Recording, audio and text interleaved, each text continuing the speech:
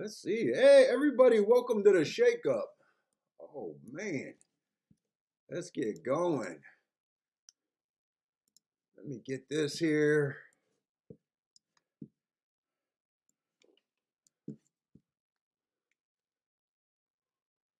Let's see. I think we're live.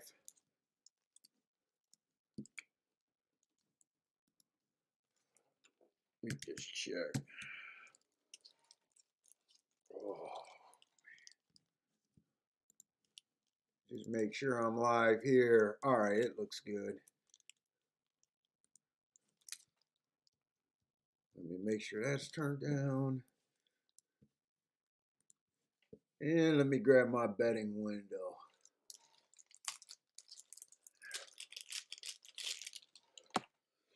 Oh my God. Let's see. Outlook. Hey, what's up, Steamboat Willie? I was just getting ready, just starting to get worried if anyone was here. I'm not confident anyone's here until I see the first chat. What's up, Steamboat?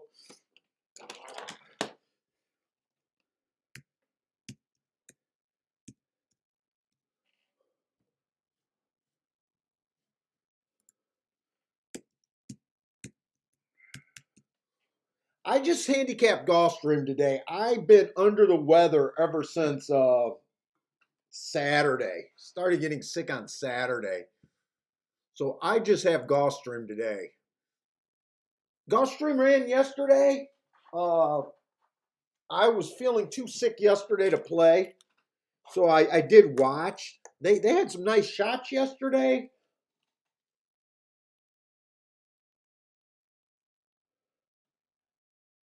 But I didn't really handicap. I kind of glossed over the form and seeing what was winning and stuff.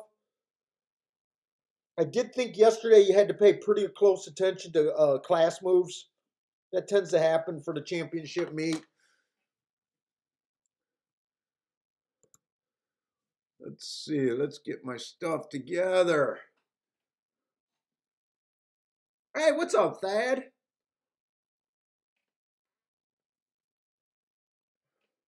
Let's see. Did they get extra scratches? Oh no, I did scratch two horses in here. For some reason, I thought I only scratched one horse.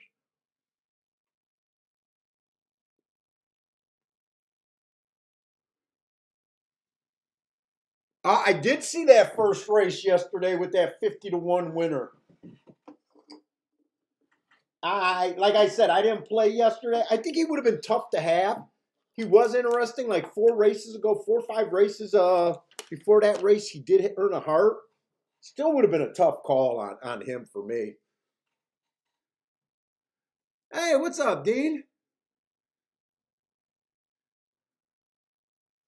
Dean's been on fire this week. Let's see. Since Saturday, you hit an 18-1, a 16-1, 11-1, 10-1, and 8-1. Dude, I hope you made your month or more. Yeah, I love playing with house money. Dude, that's some super solid handicapping right there.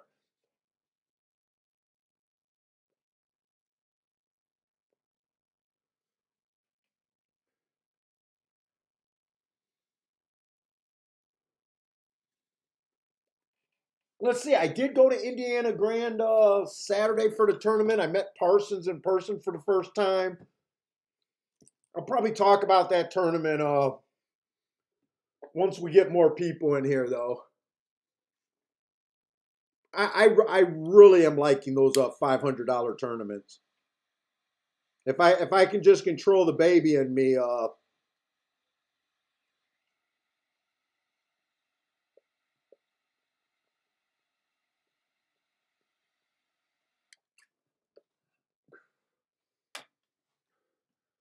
let's see. We got 25 minutes to race one. I noticed another thing about Gulfstream. Since Gulfstream came back to the championship meet, they are not capable of timing a turf race. I don't know what the hell's going on, if they're sharing timers or what, but all of a sudden they're not capable of timing turf races.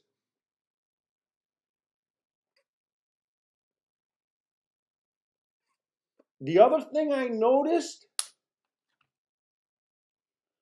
they have been running majority Tapeta races. All of a sudden, they want to be a Tapeta track. I guess they're playing with their new toy.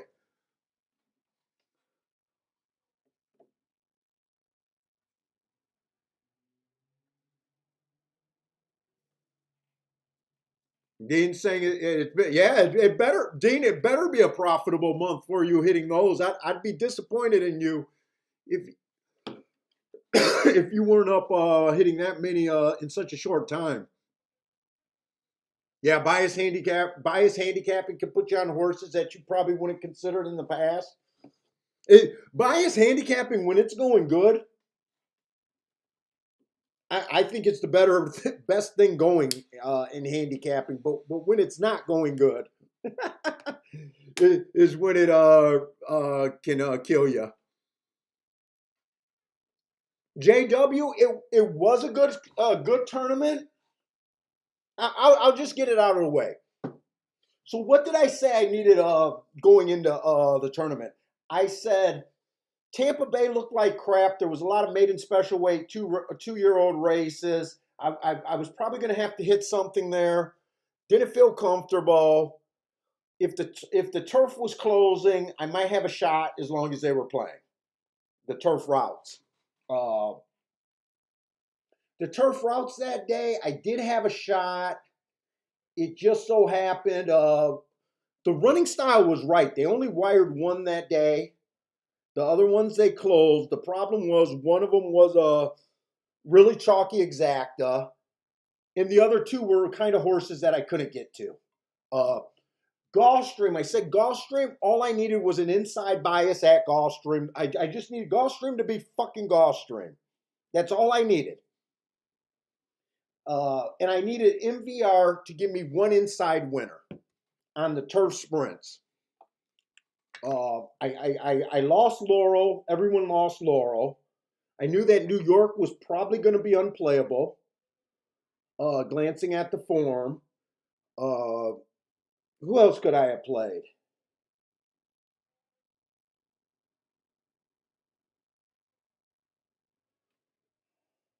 MVR. Oh, I knew Hawthorne probably wasn't going to be a good option. But anyways, guys, if you guys know what happened Saturday was after the third race. I knew that the inside of the track was not good. Uh, Instead of making the adjustment quickly, I went into my hissy fit saying, "Why every time I freaking travel, why does the track always change on the day I travel?" I was pissed. My wife was there. Parsons didn't get there delayed. Uh, so I was going into that mode. Like by the third race, I knew the track was not playing inside. And if that wasn't bad enough, we had a race at MVR. I think it was the second race. I wanted to play the 2-horse. This is our first time at Indiana Grand. We went to one of these machines. That was screen was frozen. Caused me to get shut out of a 10-1 winner. Cost me $1,000. I went into big time baby belly aching mode. Parsons got there, tried to control me. I was kind of uncontrollable. Probably for about 2 hours, I was just pissed. Anyways, make a long story short, I tried to take a couple shots at some of the other tracks. Hawthorne. I was betting good. I didn't have the winners at Hawthorne. Uh, my wife tried to calm me down and just was like, "Hey, just play fucking Gulfstream." I finally listened to her.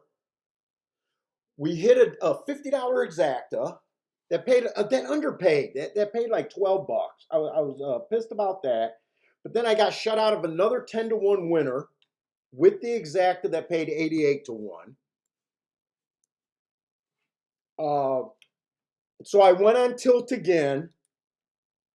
I still was not out of that contest. I was down about 700. I still had about $700-800 left. Uh,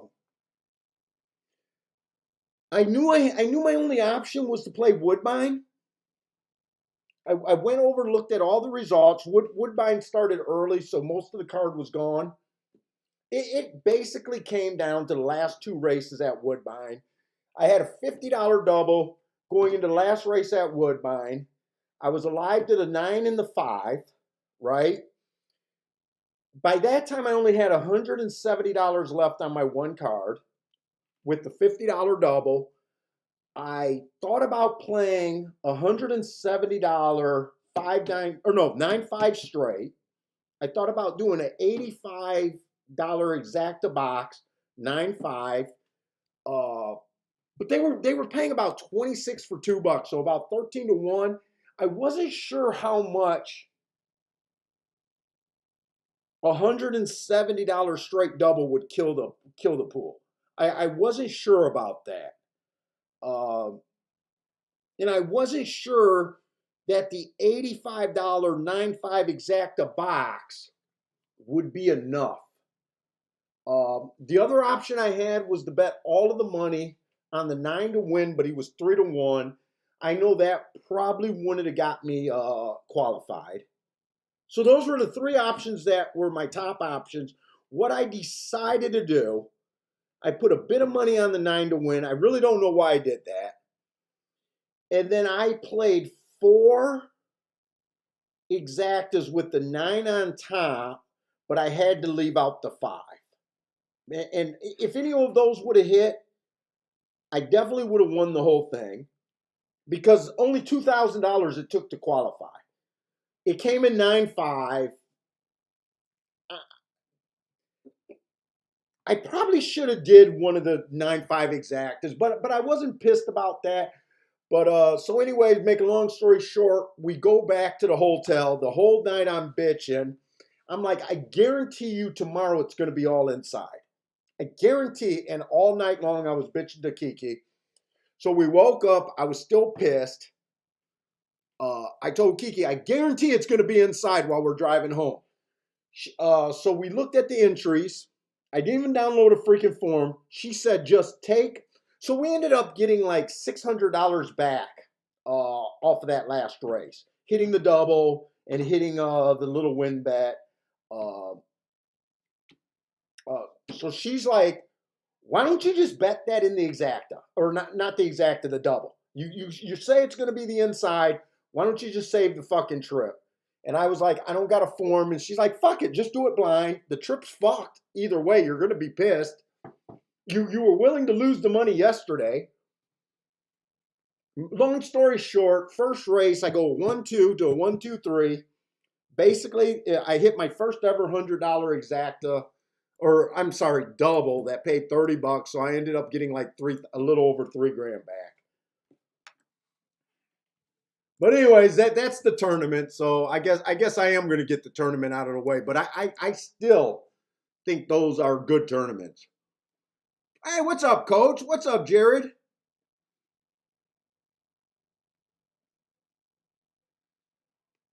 Josh, what's up, Josh? Josh is headed to the Red Mile today. Boulder's here. What's up, Boulder?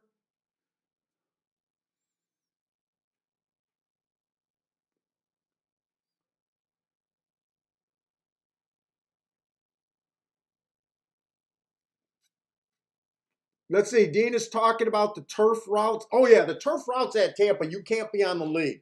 There was one horse that went wire to wire on Saturday, but that was pretty much a really weak field with a bunch of first time starters. That 4 horse did go wire to wire, but I don't consider when I think of tracks backing up and I say there's a bias. If 1 out of 4 races go the opposite way, I'm not that worried about it. The other 3 races, they were definitely closing.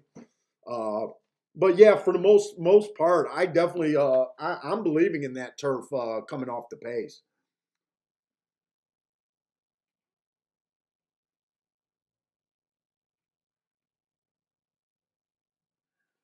And I do got some other things to go on about to be for me to be excited about. Not only about that tournament. Um, One of the things I noticed, you know how I talked about how I bet?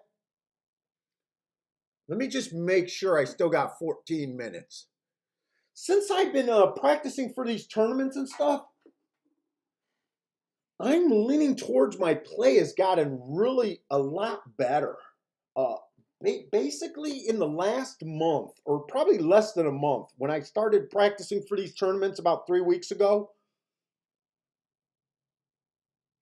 I've had five $3,000 days, which is really good, and I've had what I normally would consider really bad, $3,000 losing days. I try to have less than 10 a year.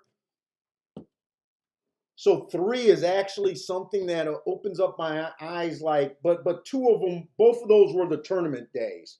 I had one on the air, and then the two tournament days were both basically minus $1,000. But when you do the math, collect 15,000, lose $3,000 roughly. I actually thinking about you know how I said get better at betting long shots. You should play with the tournament win place format in mind. You know, to get really good at finding long shots, live long shots. I'm kind of excited that thinking about how to press into $2,000-3,000 days more often and going with that in the goal is actually helping in my betting.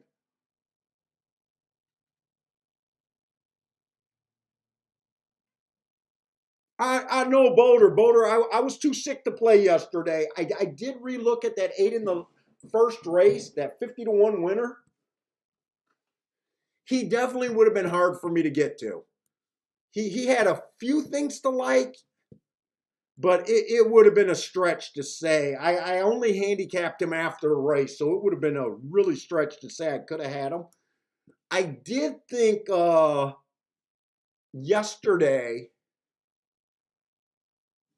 I did think that the track, the Tapeta was favoring outside off the pace though, which that was the first race of the day. It would have been easier to catch him later in the day than early in the day.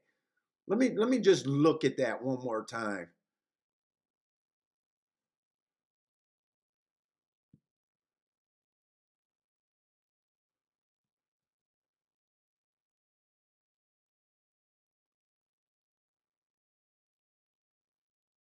Let's see, Gulfstream, it was the 8th yesterday, right?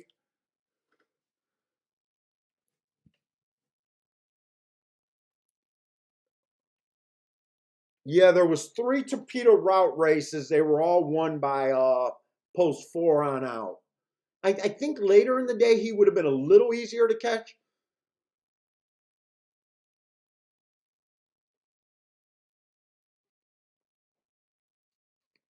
But the first race of the day, he would have been tough to. The only thing that I really thought about that race, they chalked that 2 horse, and I didn't think the 2 fit at all. He was front speed on the Tapeta.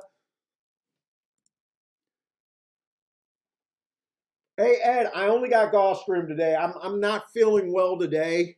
I couldn't get out of bed yesterday. I had to start marking these up yesterday, and all I was willing. I'm probably only going to do Gulfstream today and tomorrow.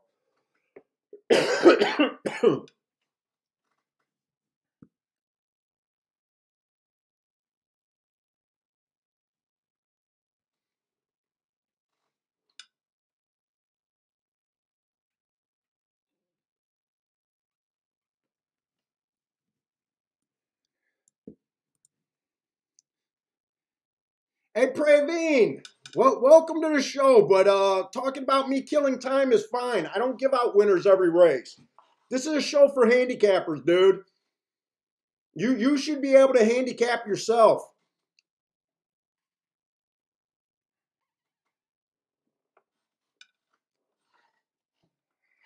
I help handicappers, but I'm not here just to give picks for you to follow. You need to do your own work.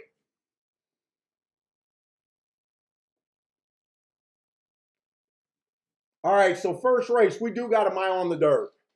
Mine on the dirt, maiden claiming 25,000 or 12.5.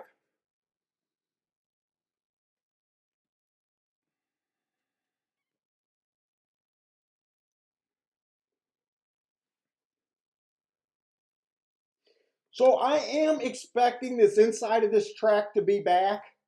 The other thing that helped in the tournament that really helped was me marking up the class moves before the race. Hey, what's up? What's up, C Money? Joshua, what's up, man? Ed L, what's up, guys? So let's get started here. We got plenty of time. Let's see, the one horse. 3 races ago, inside of the track was good. He had the inside. He went too fast to win at the first call. I actually like that race. That was at maiden claiming 50,000, so a few levels above today's race.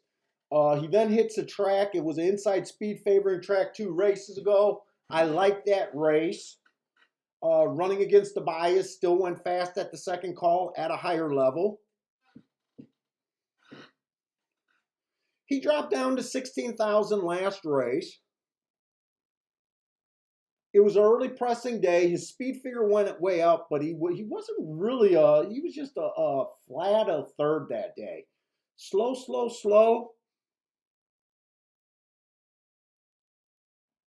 I do think the inside of the track is probably going to play well today.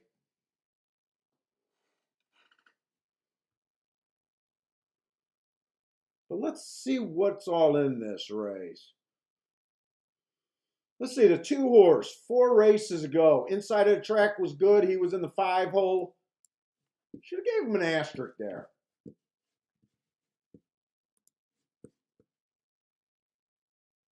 He did run against an inside bias there. 3 races ago, he did have the good inside. He still managed to be slow, slow, slow. His speed figure improved.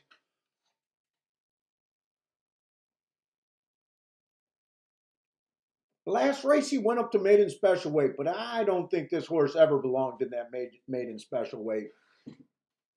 He does get the inside of the track. I still think I like the one a little bit better than him.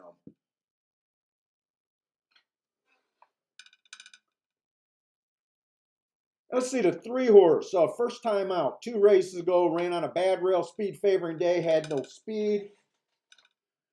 He was nowhere near that rail, but I can forgive him for that race. He was at a little bit higher of a level, but still not too crazy about him. Let's see, last race, inside the track was good. He had the outside, so I do like the asterisk there.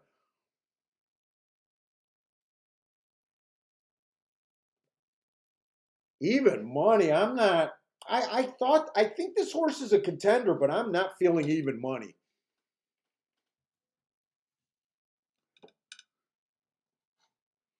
Ed, first time starter means nothing to me. Or I'm sorry, not first time starter. First time gelding means nothing to me. Uh,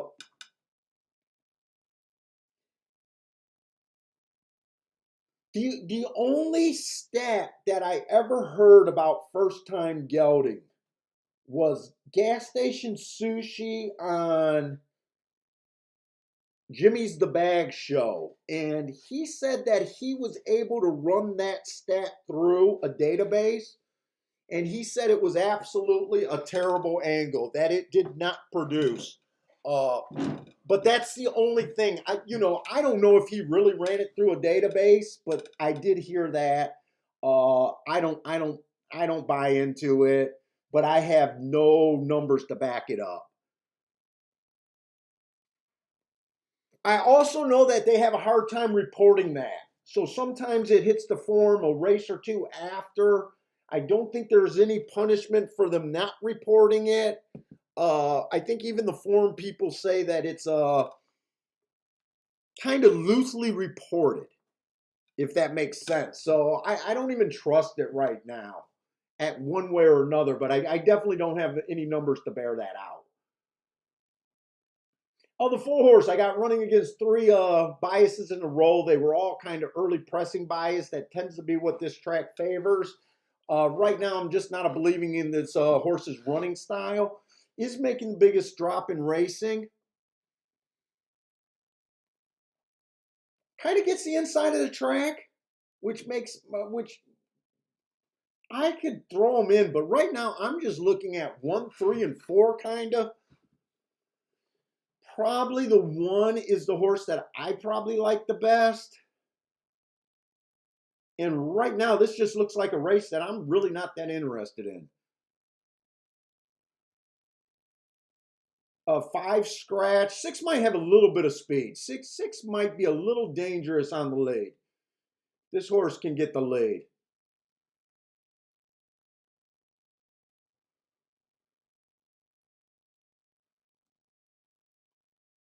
He ran against the inside bias last race while trying to get the lead. 2 races ago, he got the lead while on a stalker day. I can see the 6 doing something. I think the 6 and the 4 is interchangeable. Maybe the 6 might be well, I probably like the 1 the best.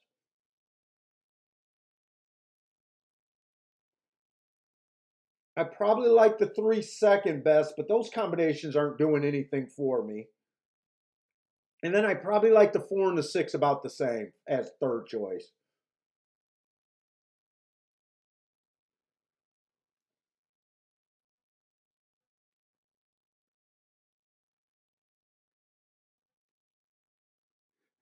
Dean says, you know who first time gelding means something to? It's the horse. Joshua, I went over the tournament. I lost control of myself. If you watch the results on Saturday, you should know that Gulfstream was not favoring the inside. I lost control as soon as I seen that and still should have won the tournament. But I ended up having a $3,000 day in 1 race on Sunday. So because of my wife just told me to go ahead.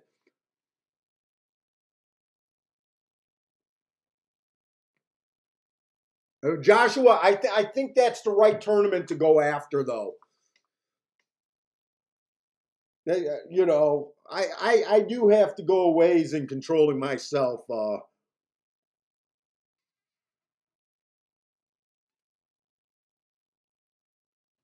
Dean the Conqueror, let's see.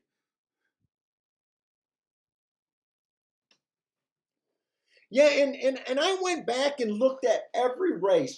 So at Aqueduct, I could not have done anything. Aqueduct, I wanted to play the turf routes. There was only 2 of them. I wanted to play the closing bias. Uh, they both closed, which means, hey, you should have been able to do something there. The problem is they were both won by first-time starters, so I didn't really have a shot at Aqueduct. I got shut out of that 1 winner at 10-1 at Mahoney Valley, and I told you guys what I thought of Mahoney Valley. And if you guys looked at Mahoney Valley yesterday, that inside for the route races was gold.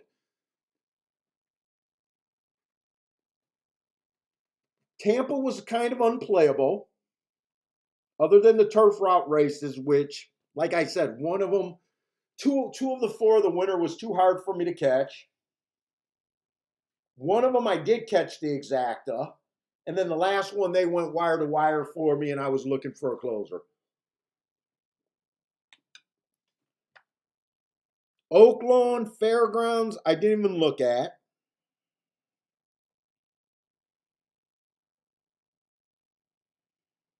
In Hawthorne, it was a big mistake to play. By the way, the other thing that was good that I saw a big improvement with the betting. So to qualify, all you needed was $2,000. Extremely low. Every bet I would have made that day basically would have got me into contention if any of them hit.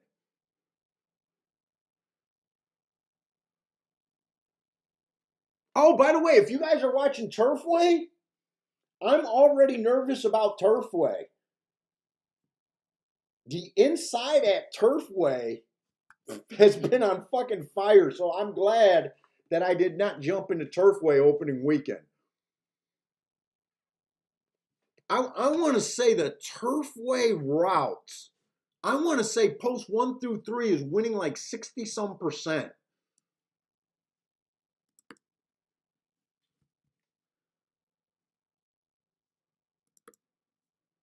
I don't know if that's going to continue.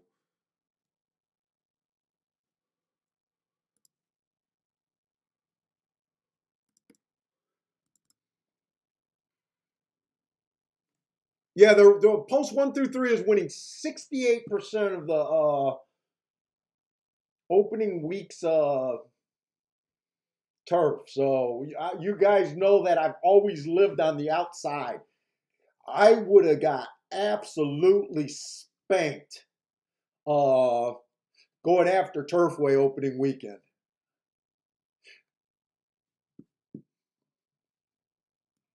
So I will be interesting to see how that pans out.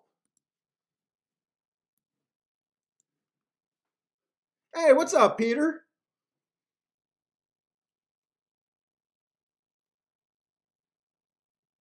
Joshua. Someone sent me that before you, and I wasn't sure who I was expecting it. I knew you were going to send it, but someone else sent it to me too.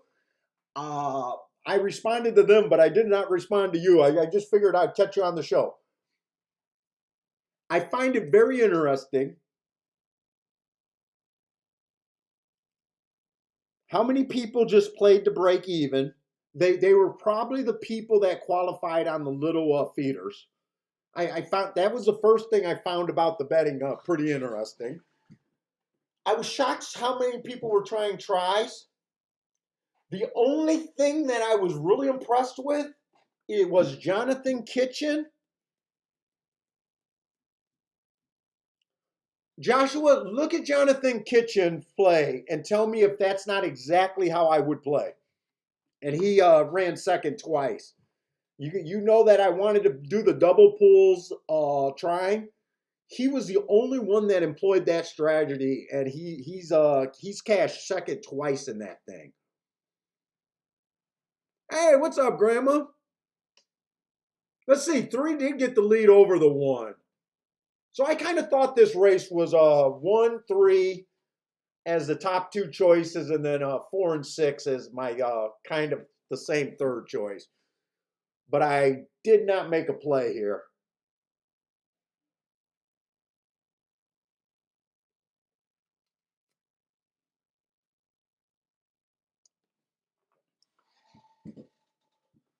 But I love Jonathan's Kitchen strategy, and that's what I thought I would employ, going after doubles.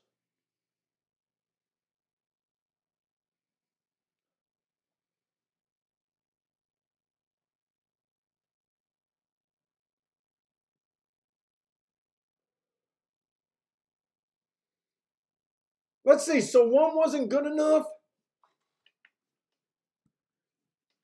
Might be able to hold on to second, but 3 dropping for maiden special weight. But I didn't wait. Was 3 dropping? Why did I thought 3 was dropping for maiden special weight?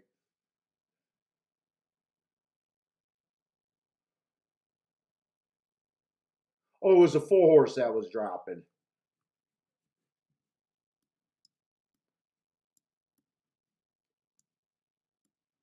Oh, the three I didn't like because of the price.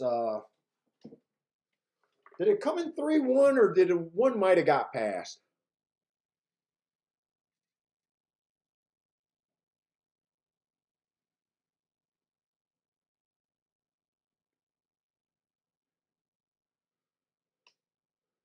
I still didn't see if the 1 held on to second there.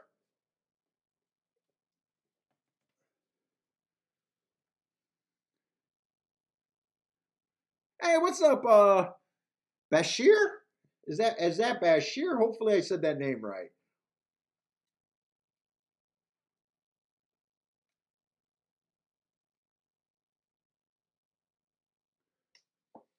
Dean is on cloud 9. We need Dean to just continue his streak. He says he's so far never hit so many double-digit horses in his life. Oh, it did come in 3-1. 3-1-7-2.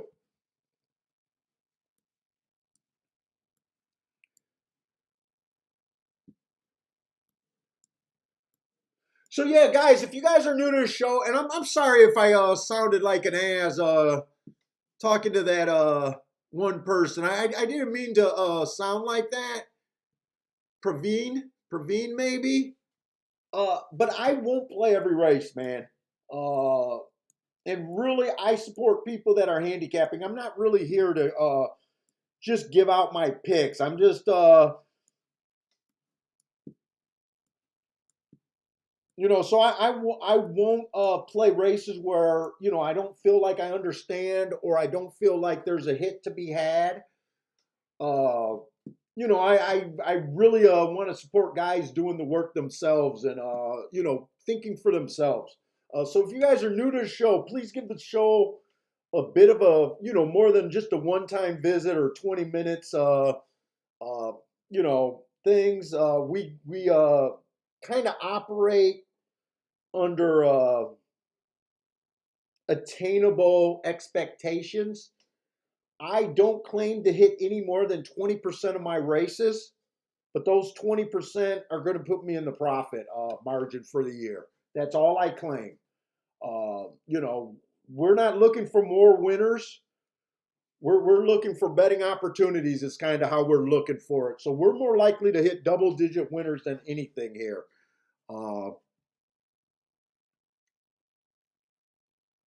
Hey, what's up, Ryan?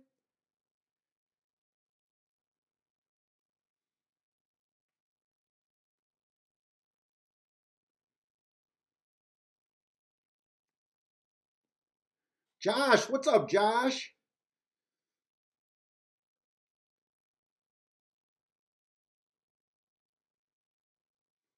And the other thing is, we're not a new show. We've been doing this for probably about 3 years now. Every pretty much every Thursday and Friday.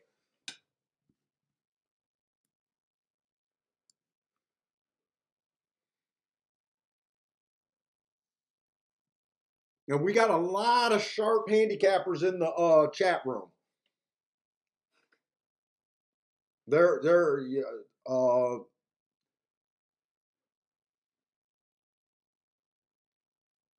what's up, Steve B?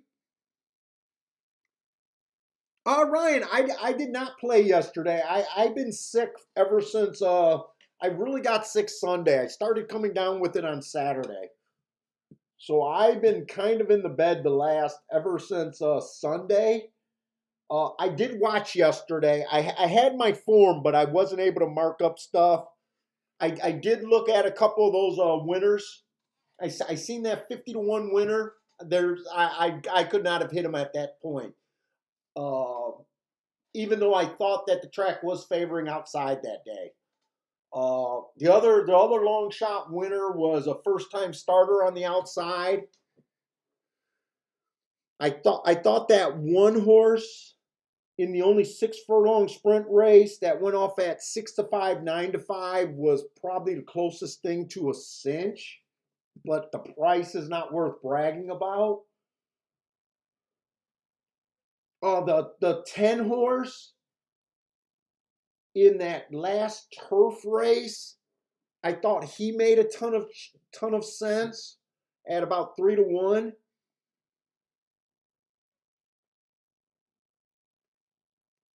But I did not play a single bet yesterday. And in fact, the only bet that I really hit was a blind bet on Sunday.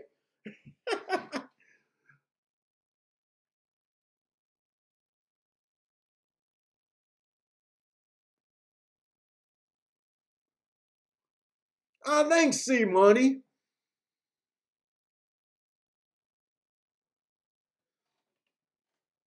And then that's what we're about. We're handicap. If you guys are new, we're handicapping together. We are not a tout show. We're about improving our handicapping, improving our ROI. Even though I don't look at it like an ROI, but trying to make smarter bets. Even though I will admit that I'm not the best ticket structure type of guy.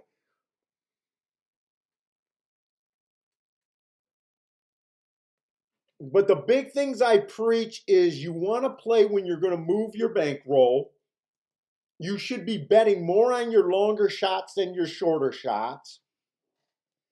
You should not be a scared to go. You can't be scared to go against the grain in this game. Most people are losers at this game, so groupthink in this game is going to kill you.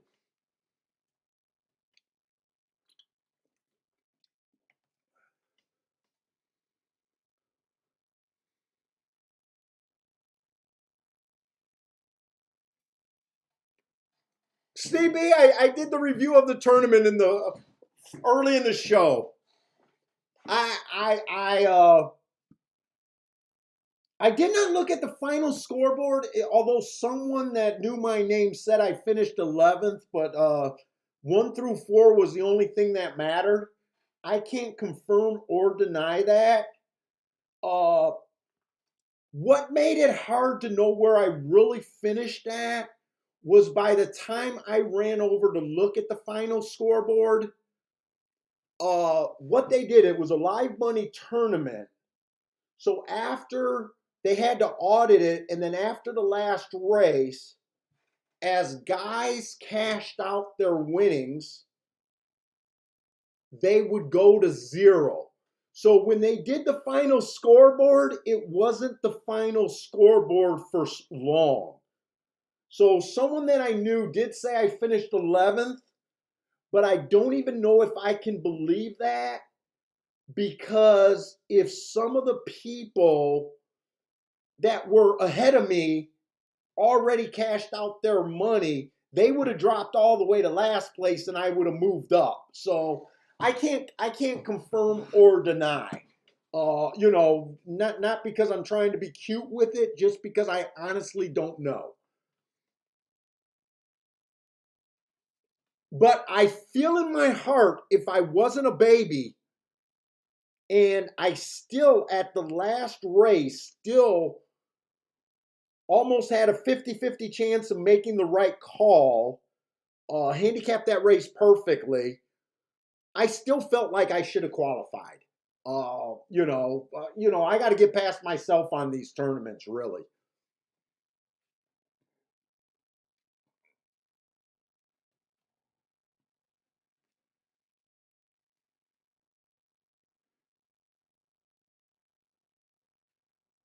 Oh, Gregory, you hit that 8 horse yesterday.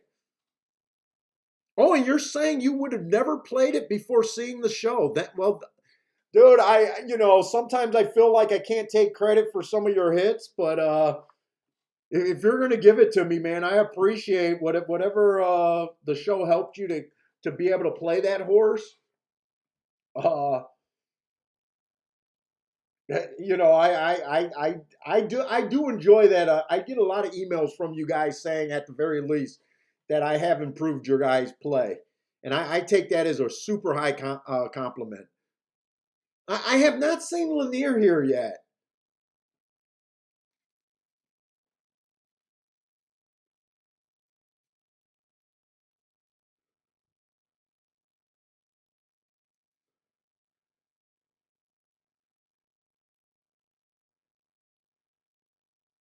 Hey, Grandma, what is Lanier's site? Is that Grandma? Help me out. Is that the site that you did for Lanier to try to get him donations? If that's what you want to post, feel free to post it. I think some people are interested in helping Lanier out,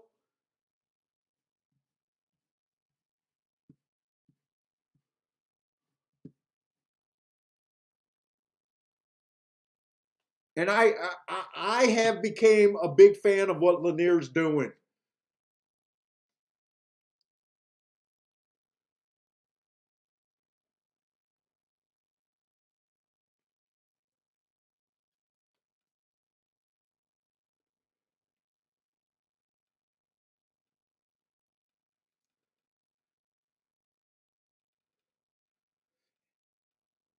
Hey, what's up, Lanier? Yeah, Lanier is here today.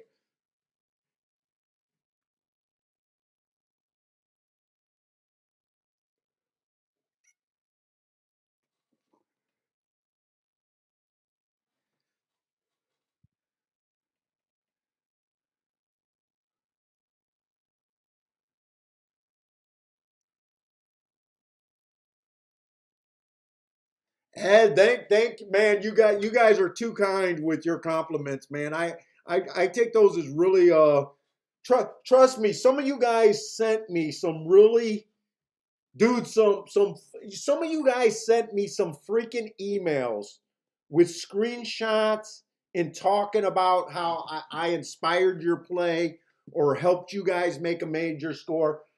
Trust me, I find that as a super high compliment. I take them, I read them to my wife. She can tell that I get really pride about seeing guys do some hit special tickets.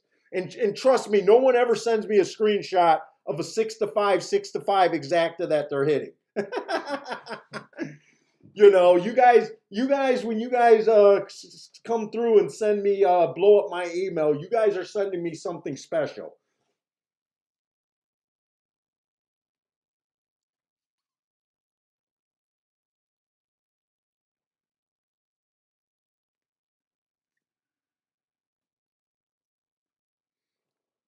And Steve B is also saying, I know a lot of people are having a whole lot of respect for what Lanier's doing. In fact, Lanier's been outshining probably everyone with his picks lately.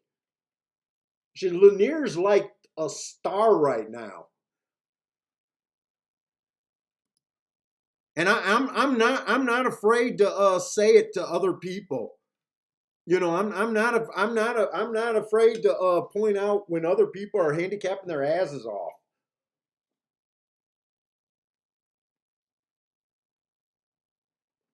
But let's get going. I got to get back to handicapping. So the inside did win the first race on the dirt. That is what we're looking for. And we got another dirt race right here. We got a 6 furlong claiming 6,000 cheap race. We prefer the cheap races. Jared is saying that Lanier got him the pick 4 at Turfway on Saturday. Nice.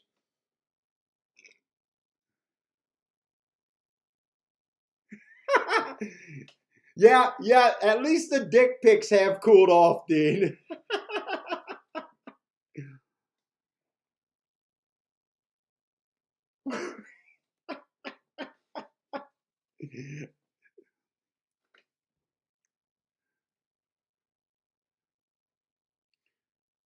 All right, let's see this one horse. 4 races ago, it was an early pressing day that day. He ran with the right running style. He was in the 6 hole.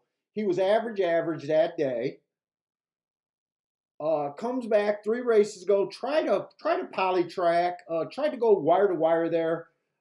Even though I didn't give him a well, no, that should have been an asterisk. That was a stalking day that day.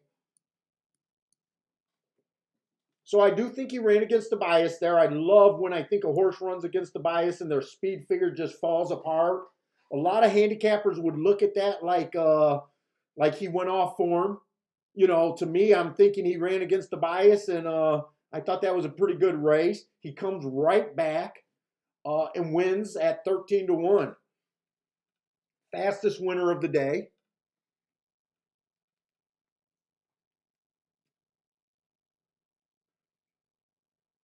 My biggest issue with him is I'm not sure. I like his speed at a mile. I'm not sure about his speed. Well, he does have some speedy 6 furlong races farther back.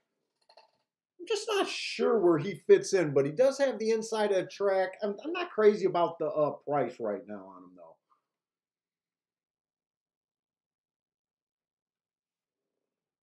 And I'm going to start trying to get in the habit because I really thought it helped during both of the tournaments of me marking. If you guys are new to the show, I do all my own marking. This yellow marking is just when a horse dropped class. So I'm just putting that as a reminder. So whenever we see the yellow, that means I think the horse recently dropped.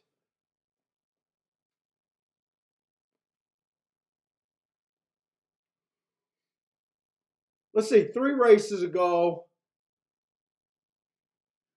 I don't really care for that race 3 races ago. He was just on the slow side of things. It was at a much higher level. It was at a much higher level, so I think he's still okay. He drops to 12.5, which is still a higher level. 2 races ago, he was average, average, slow. And then last race, when he dropped to this level, he just missed. He was 1 tick slower than the fastest winner all the way around the track. So I do like that race. I'm just not interested in the prices of these inside horses right now. But I definitely think the 1 and 2 are both kind of contenders here. 4 horse making a class drop. Ran on a bad rail last race, so I think that's a pretty good excuse. The speed figure went way down. Uh,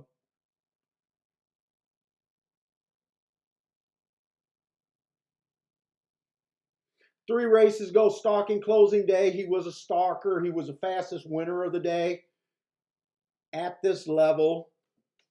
He's 6 to 1. I might try to beat some of these horses with him.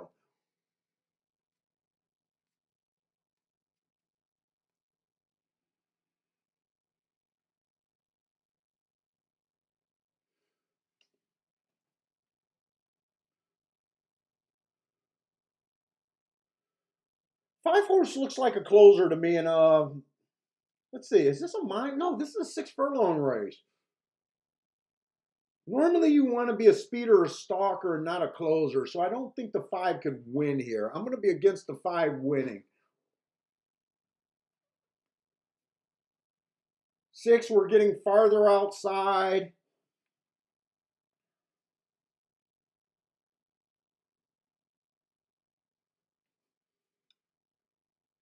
And 7's making a monster drop from his last 2 races. He when he was at Press Style, he was a $6,000 horse. His last 2 races, he was a bit over his head. That race 2 races ago, he ran okay. God, he's a little tempting at 7 to 1.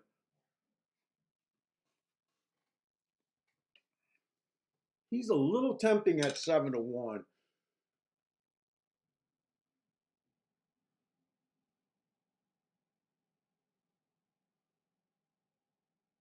I'm kind of considering the 1, the 3, the 4, and the 7 as my main contenders. I know that's quite a few horses in a 6 horse field, though.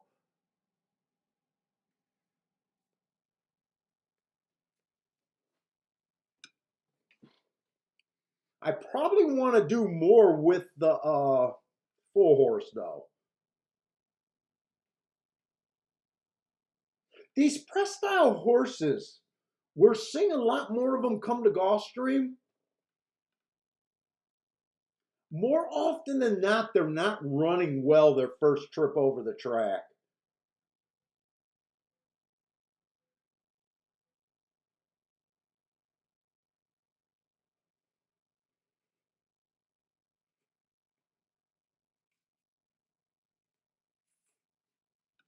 Let me look at the next race because I want to look for doubles. Let me just write down what I'm thinking here. 1, 3, 4, and 7. I don't think I'm going to play all of those. I think I'm definitely going to narrow it down. I'm probably going to use 4 the most. Let's see, a next race is going to be a Tapeta race. Like I said yesterday on the Tapeta, I did think they were coming off the pace, but I did think it was on the outside.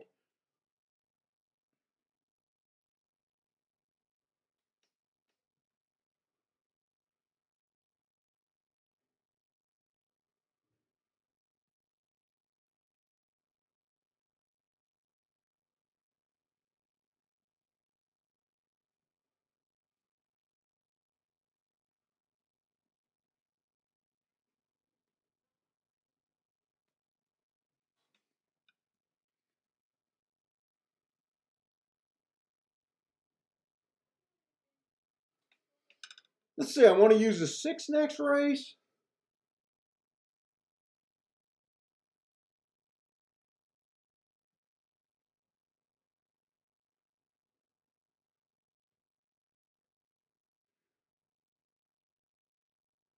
3, 4, 5, and 6. I think I'm going to start a bet. I don't want to go 4x4 though.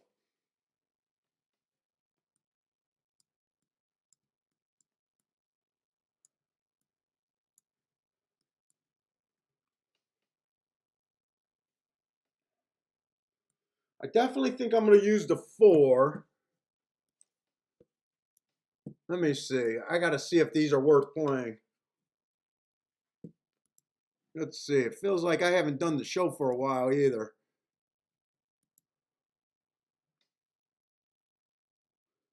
Let's see. 1 to the 3 is paying 21. 1 to the 4 is paying 18. 1 to the 5 is paying 75. 1 to the 6 is paying 81.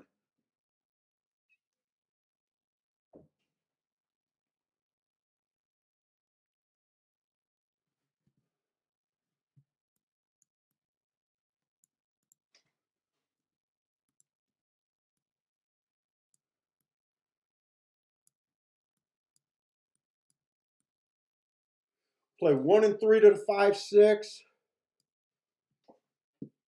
And I think I'm going to do a smaller ticket, so I am going to use all 4 horses here. I'm going to throw out some of the smaller combinations.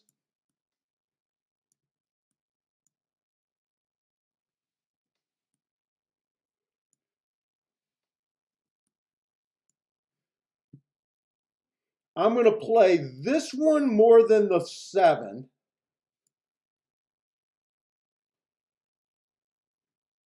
And then I'm going to play the 1 and 3 to the 5 and 6 the same amount. Hopefully I can get all of this in.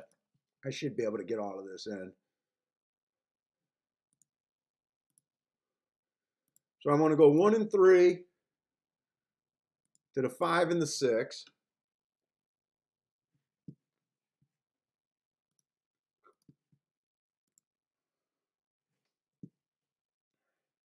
And then I'm going to go 4 to the 3, 4, 5, and 6.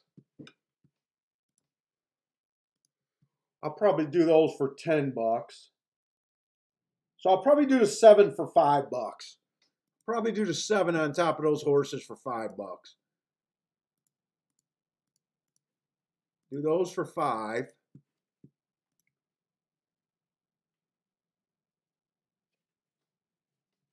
And then I did these for 10 bucks also. So let's see. How much did I invest? I invested 40, 40, and 20. So a $100 investment. I think that's good. All right, let's see what you guys got. Hey, what up, Rinus Do? Fung, what's up, Fung? Fung likes the 4-5 double. I think that's a new name. Simon Fung. Ian is in the house. Let's get some winners in. EP Phones here. What's up, man?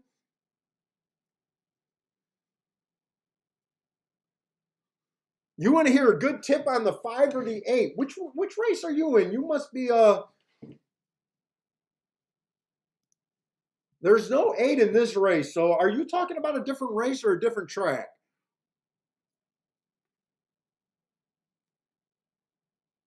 Garth B, what's up? I'm trying to make sure I haven't missed anyone here today.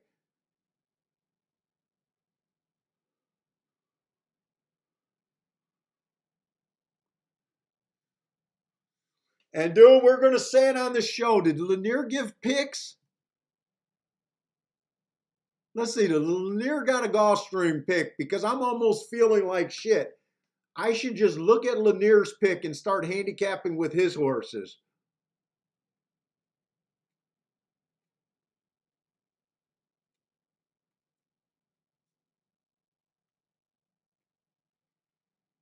And where's Marco Lou? We haven't seen Marco Lou. I see someone, Dean's talking about Marco Lou.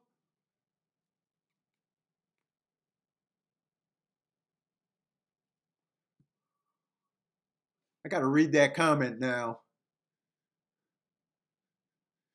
Marco Lou would disagree with your assessment of your ticket structuring ability. No, I think Marco Lou agrees with my ticket structuring as being I'm not a good ticket structure guy.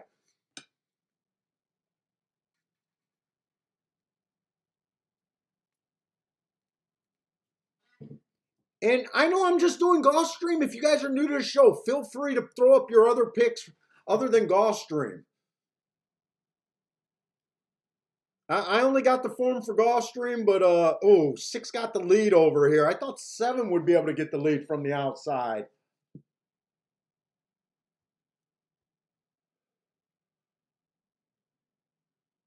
Six did have a lot of speed. How did I miss 6 having all that speed? How did I miss 6?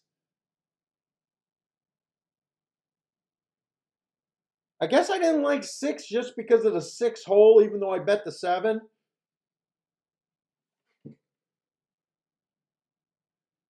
Come on, we need this 4. 4 would be a nice start here.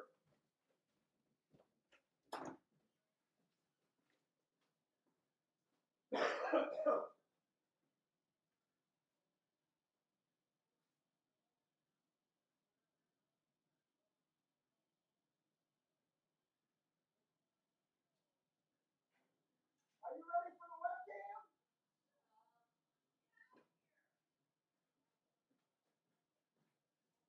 That's why I'll win this race.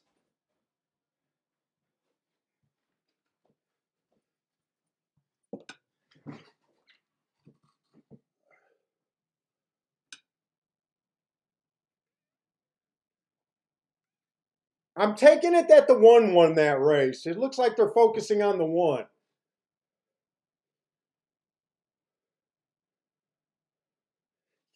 Yeah, the 1 won that race because he's definitely focusing on the 1. Maybe I should have went for exactas in that race.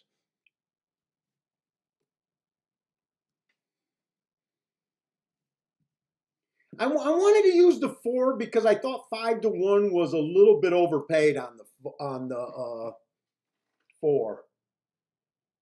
5 did 5 get second? Maybe I couldn't have played the exacta. If the 5 got second, I couldn't have had the exacta. So I do have doubles alive, but I'd rather the 4 won because the 4 was a bigger price. Plus I would have been alive to a couple more horses.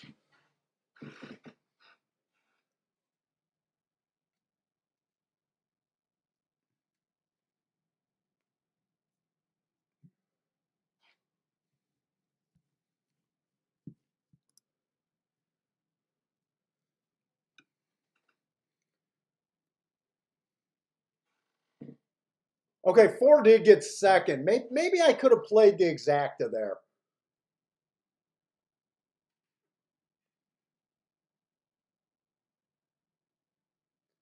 Seven wasn't good enough, but I knew I wanted to play those doubles less because the 7 was a press style horse. I said that they weren't shipping all that well. Plus, the 7 hole is kind of where they have a hard time running. But I thought I wanted to play him at 8-1 a little bit. So my real contenders were really the 1, 3, 4, and I knew I wanted to key off the 4. I probably could have played exactas.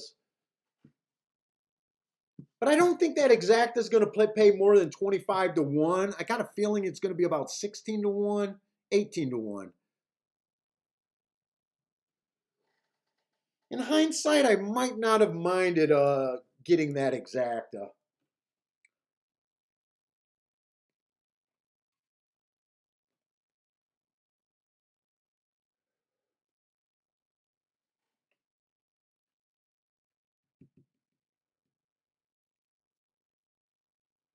So I need the 5 or the 6 to win next race, and I'll have a $10 double. Yeah, Steve. The only thing that makes me nervous about that double is I do like the 3 and the 4 also next race, and I couldn't have included them.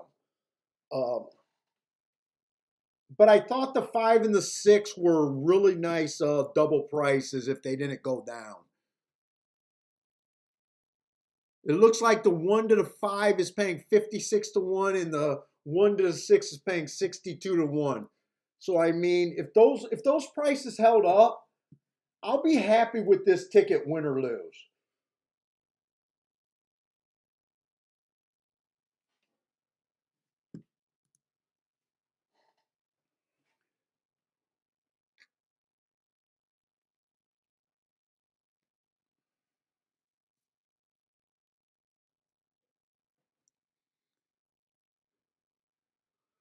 Let's see, Grandma's welcoming all the new handicappers to the show. Yeah, it'd be nice to get some new blood in here.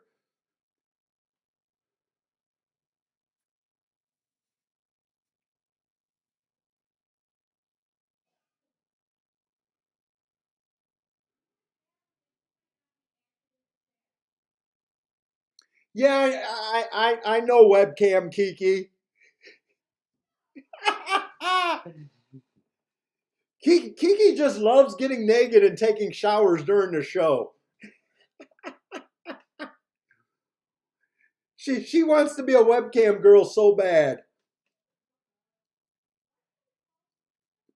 Because I think it's funny that you get embarrassed and no one even knows what you look like, but you're still embarrassed over there. That's why I think it's hilarious.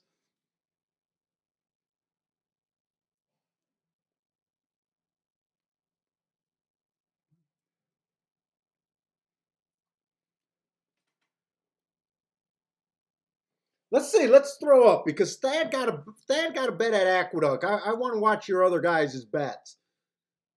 Let's throw up Aqueduct so I can keep an eye.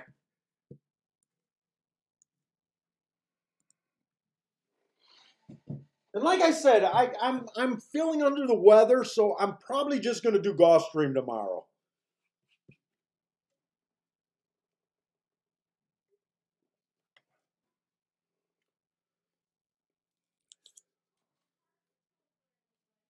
Yeah, Parsons the only guy. He's the only one that can picture you naked now.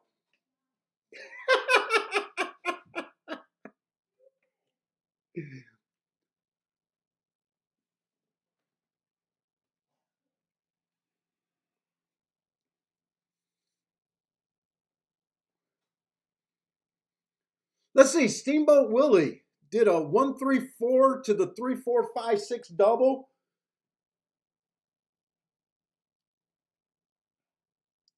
So that's kind of what I was thinking there.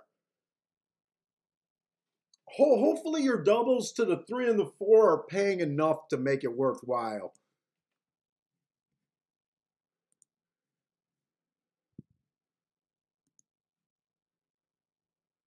Let's see. Will. Oh no, I'm at Aqueduct, so Will pays are unavailable. Okay, let's go back to Gulfstream.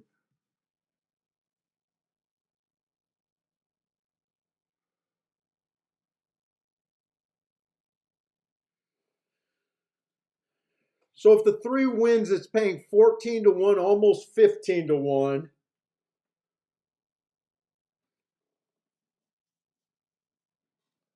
So yeah, on a $12 base punch ticket, he would still get you a profit. That's your worst outcome. If the 4 wins, that's 21.80 on a $12 punch ticket. But you really need the 5 or the 6 here. Five or 6 would make that a great ticket.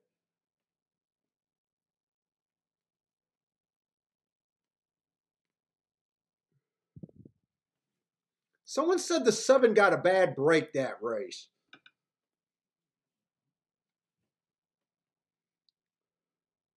Garth, no, I still have not heard from anything from Bill. I've stopped calling Bill because all I can get is a voicemail that's not even his voice.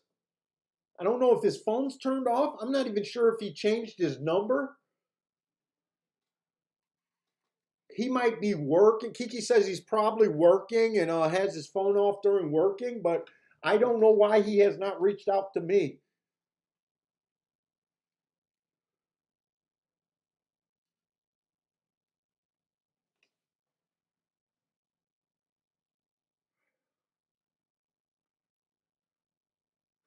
Let's see. I'm trying to figure out. Does Lanier got any picks going yet?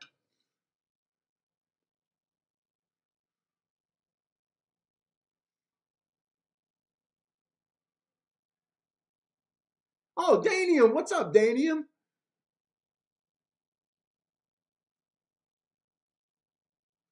Yeah, Damien. Kiki has a hard time controlling me.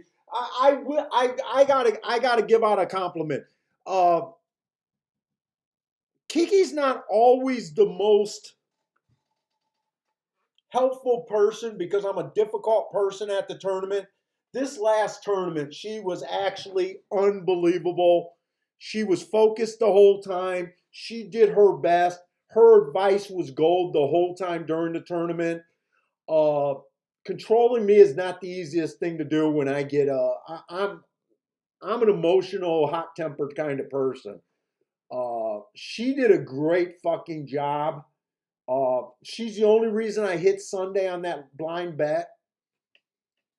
Uh, I do think that Kiki is going to make the difference in the tournament. Parsons Parsons was good help this tournament. Also, he recognized the spot that I was basically for 2 hours of the tournament. I went into angry Paul preacher mode. I went into angry Paul preacher mode, raving about how the track changed instead of just playing the outside of the freaking track. And we had that 7-10-9 try, even though I would have only played the exacta that paid $1,300 for 50 cents. We got shut out though because I insisted on watching a Hawthorne race that I lost. All I needed was 2 races at Gulfstream, really, and I would have qualified.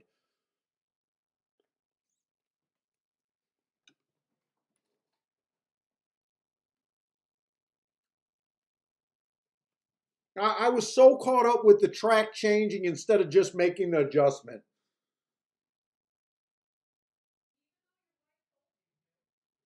No, I said you were perfect. I even complimented you that night, even though you had to be a bitch about it.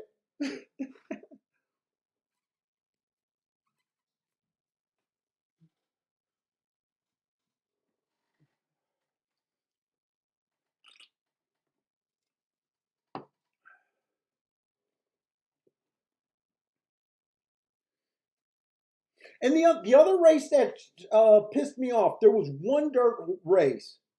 If you guys remember Saturday, there was one 9-2 winner, one horse that won. Parsons actually had him. He got passed and looked dead. He looked completely dead. And then the horse that passed him went to the rail. The jockey on the one did a hard angle out from the rail. God, I wish I knew how to. Is there a way I can see Saturday's replay?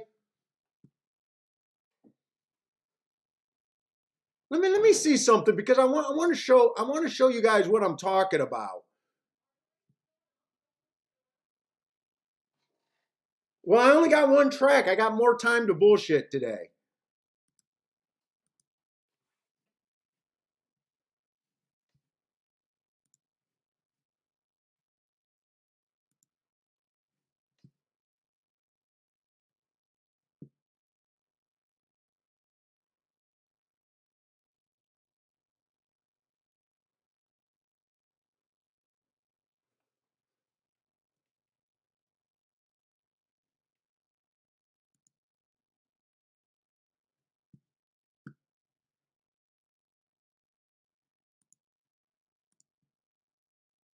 It was this race.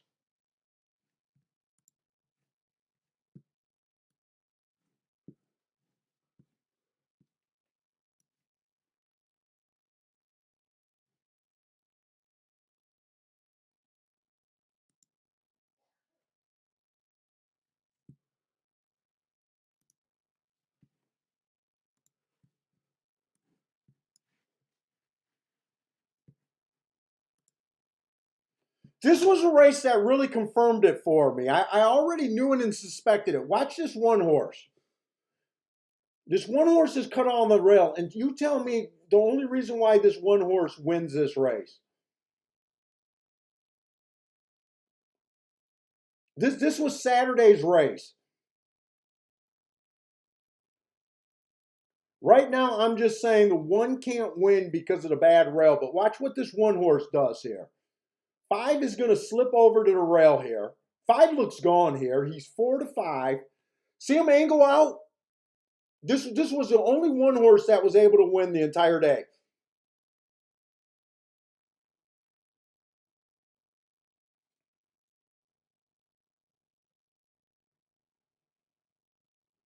The rest of the results were like 10-8, all outside.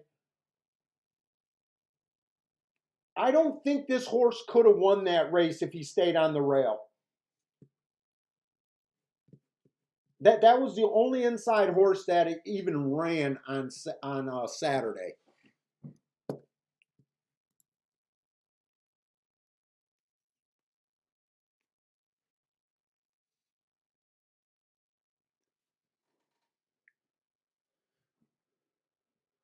Let's see, and I definitely want to keep playing. So let's see. We're going in the third race. So this is going to be our first Tapeta race of the day.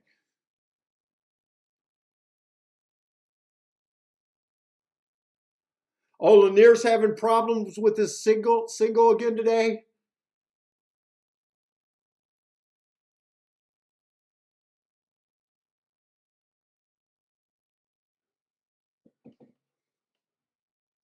Let's see. Lanier does have a play at Aqueduct in the second race. 10-3. Oh, 10-3, 12-5. I thought that was 10-3, 1-2-5. No, 10-3, 12-5.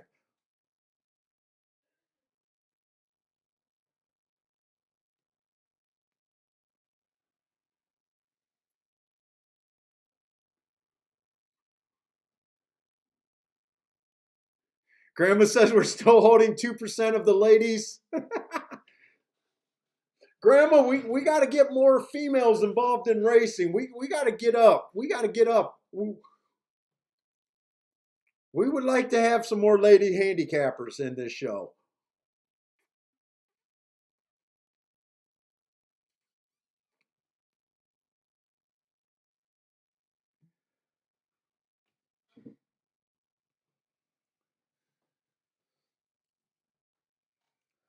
Let me erase that so I don't think that's anything.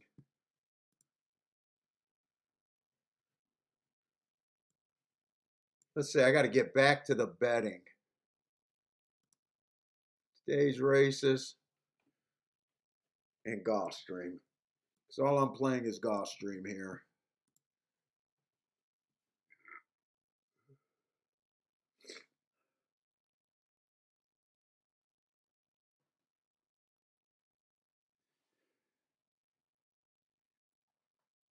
ABD, I completely agree with you, man. Why would anyone rely on someone else's pick? Makes no sense at all.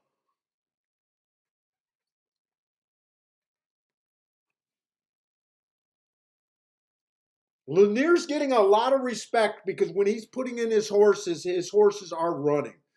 It's good to look at people's places, but you really want to make your own decisions.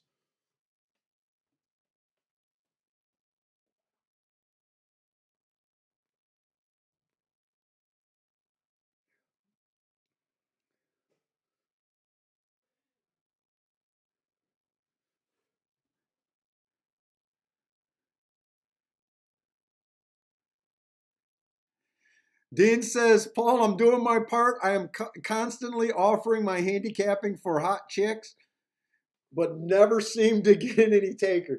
You know what? When I was single, half my I probably took at least half of the dates that I've ever took to the racetrack when we had live racing in Michigan.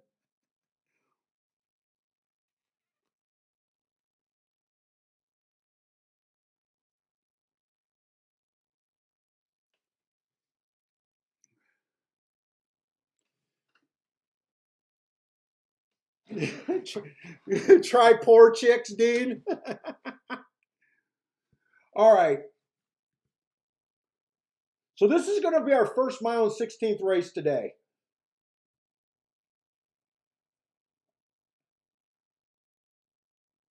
Wait a minute. Do I got this tic-tac-toe board right? Yes. 3 won the first race. One won the second race, and he came off the pace a little bit.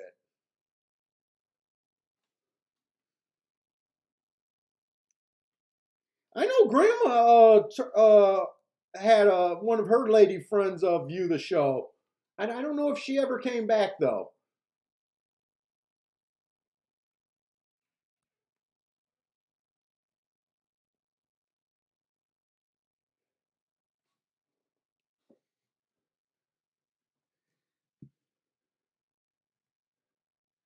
Oh, Steamboat Willie, bring back DRC. Oh my God, I love DRC.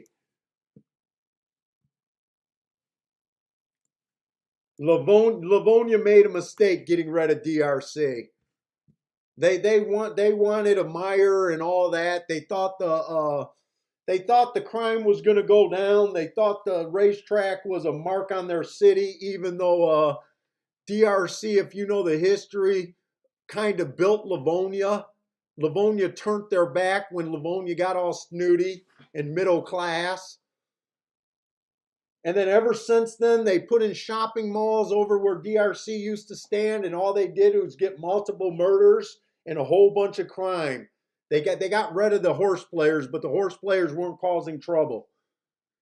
They had like a triple murder on that property since they got rid of that track. Logan Steakhouse, I want to say.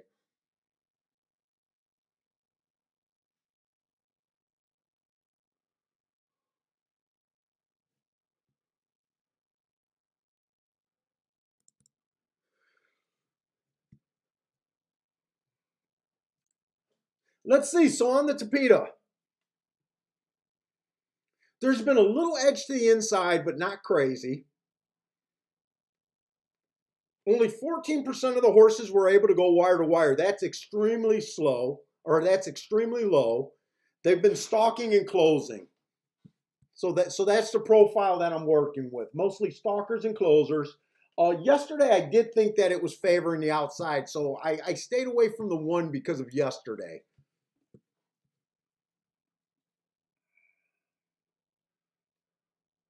One does fit, so I might have been a little aggressive, but I thought he'd take money, which he is.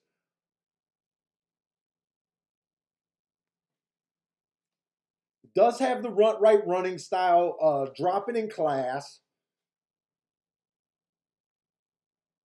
Do I want to do anything else with her or him? The two horse I'm against just because I think this horse is going to the lead, stepping up against winners for the first time. But the real reason is I think the horse is going to the lead. The horse has great marks. Fastest winner of the day last race. 3 races ago, he went too fast to win. I just think if he goes to the lead and it's a fast pace, he can't win. That's my guess. I was hoping to try to use this 3 horse. I think the 3 horse also fits coming off the pace, but I don't have him in the doubles because they were paying low.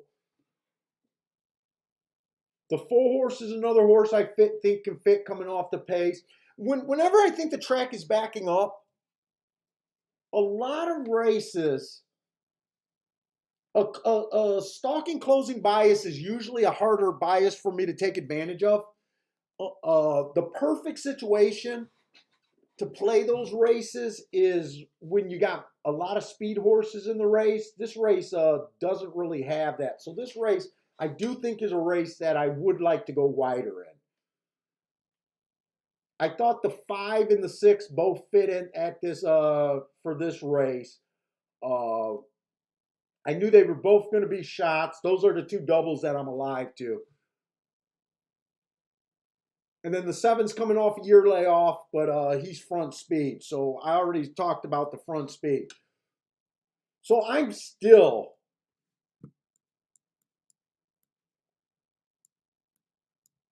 think there's basically 5 closers or off the pace horses that can win this race.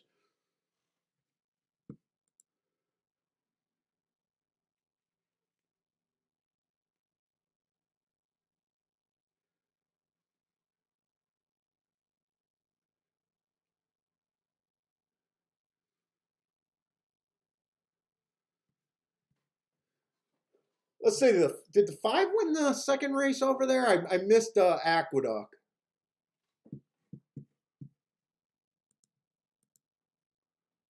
Oh shit! And my video froze. I thought I had 15 minutes for this race.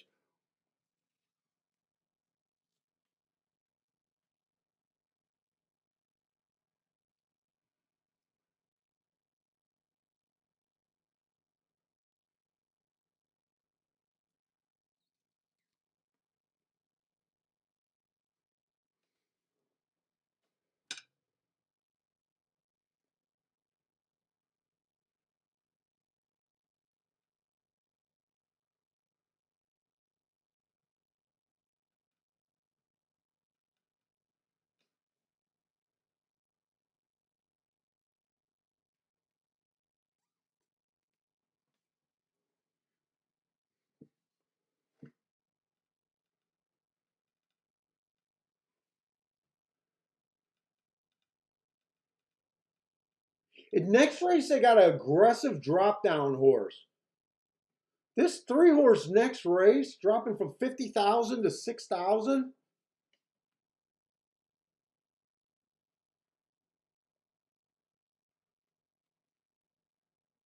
Do I got enough time? 4's gonna be a big favorite next race.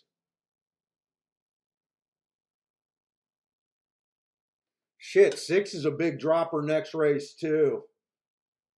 God, that's kind of a dangerous race.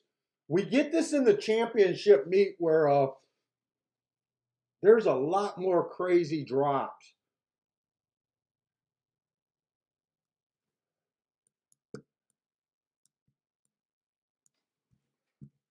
I try to beat that 4-horse myself. Let me see if there's something that I can do here. I thought I had a lot more time though.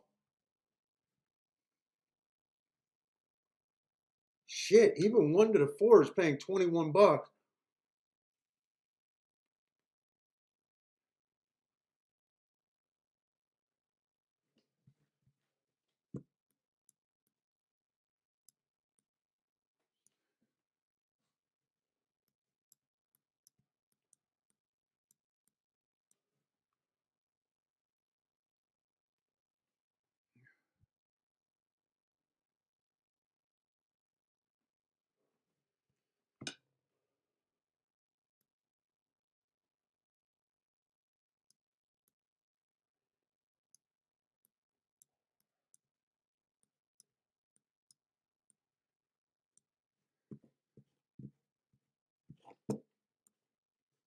Fuck, I'm not sure if I'm going to get those doubles in.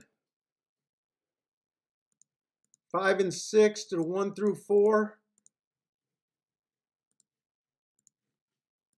I'll get that one in. 1, 3, and 4 just to the 1 and the 2. Can I get that one in? I got that in.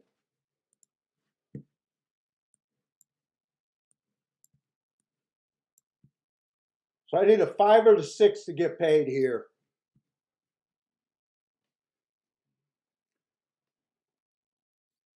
Let's see. Gregory likes the 7 over here at Gulfstream. I think 7's the front speed horse.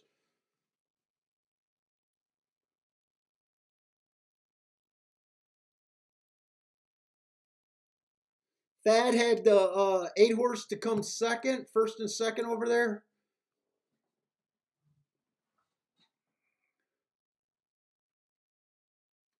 Let's see. Lanier has a 3-8-1 over here at Gulfstream. Wait a minute. Am I right about the 7 being the speed? Now I'm thinking 8's that speed horse.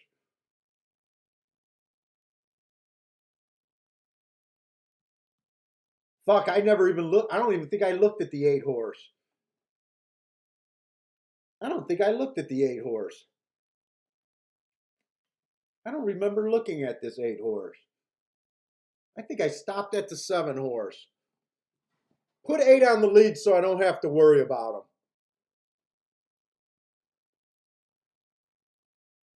Let's see. Gulfstream is finally off.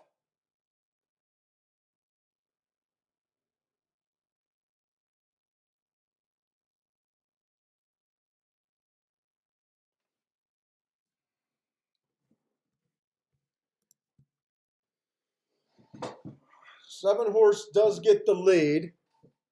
24-3 first call. Hopefully that's enough to bury him.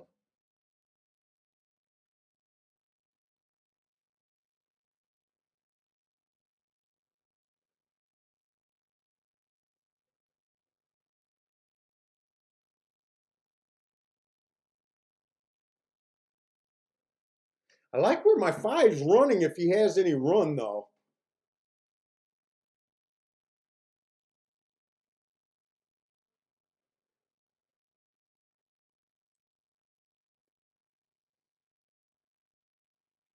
I gotta walk. I need this 5. 5 would be a nice hit.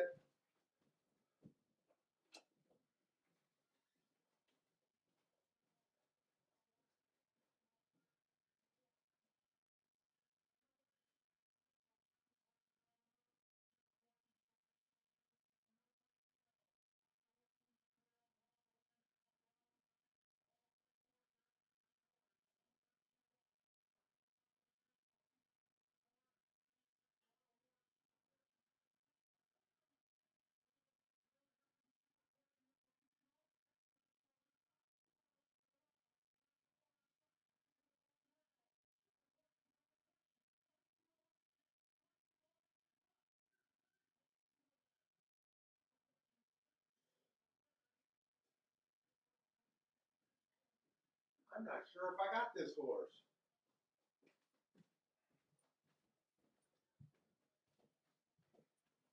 6 waited too long. I'm not sure if I got the 4 horse.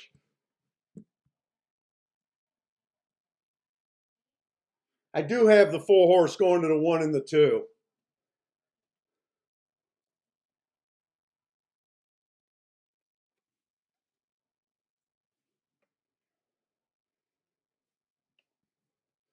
I think he came in 4-3-1-6.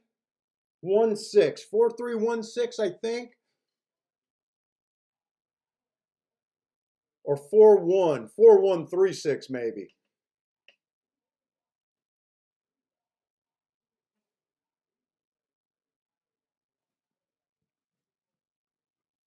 They're not going wire to wire there.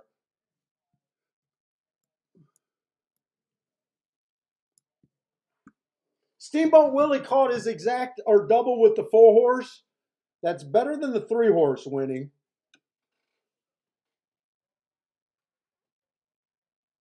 I think he's looking at about a 21-1 double.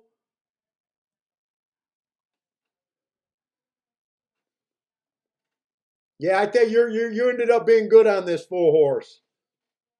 Like I said, I wanted to use the 4 and the 3, but I had to leave out the cheaper doubles. So I really needed that 4 horse to win instead of run second the race before.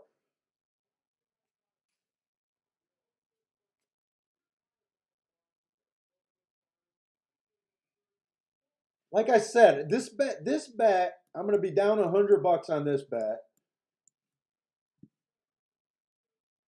but I'm okay. I'm okay with that. So far, the biases are playing exactly what I wanted. Other than not having the winner. So I need the 1 or 2 to win next race. If 1 or 2 wins next race, I think I'm on a decent hit still. That hit the exact at golf. Nice job.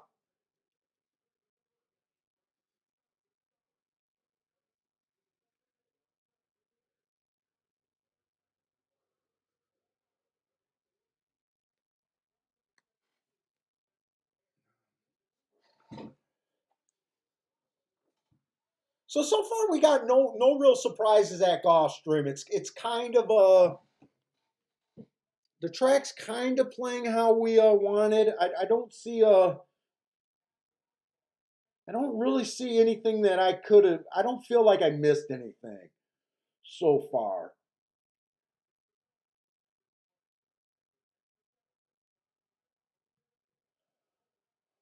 But I'd like to close this next ticket out.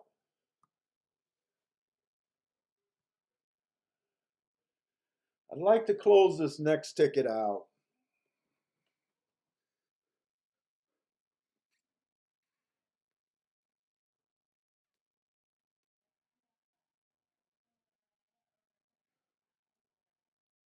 Yeah, it has been kind of a chalk fest, right? 6-5 in the first leg, 6-5 over first, 6-5 in the first race.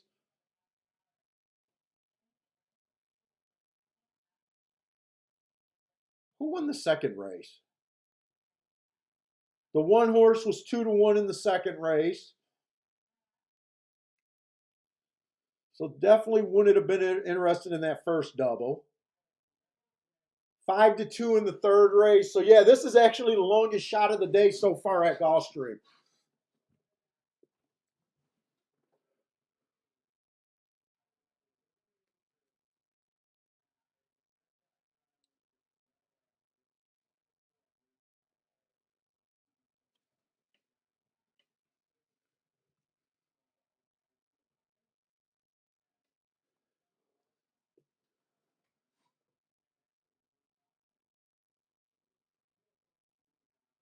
Oh, your double went down a little bit from 8 to 18-1, huh?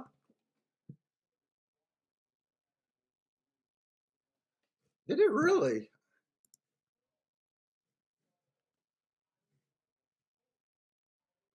I thought it was paying 20-1.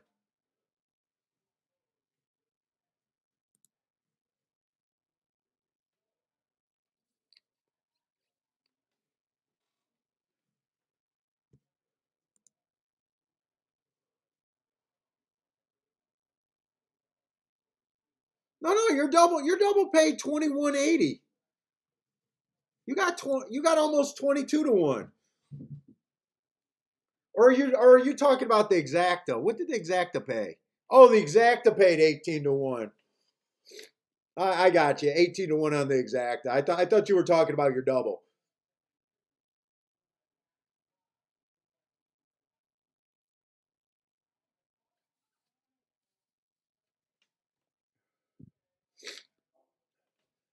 Oh, I gotta blow my nose. Let me go get some tissue.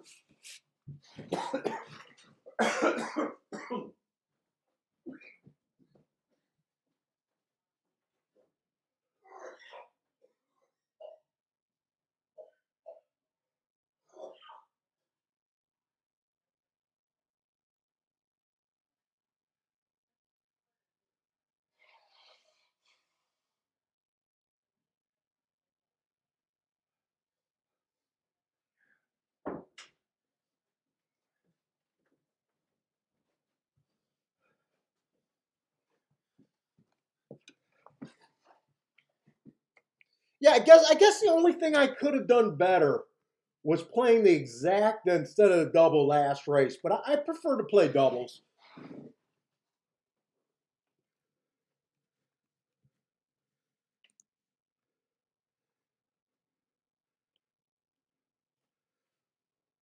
Yeah, Steamboat, you don't want to get less. You don't want to get less.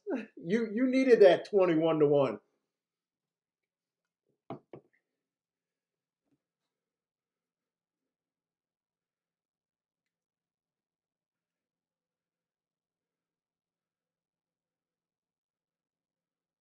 Right now, just after the first three races, I know it's been pretty chalky, but I am kind of happy that the track's playing exactly how I think it's playing.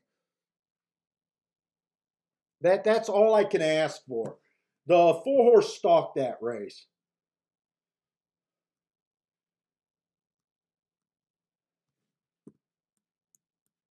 So kind of middle of the track, stalking.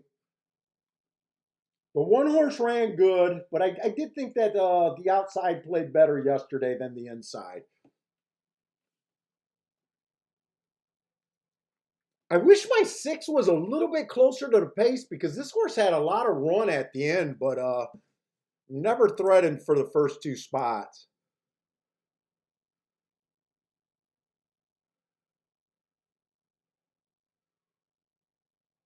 And they went 24 and 3, 49 and 1, and the speed just melted.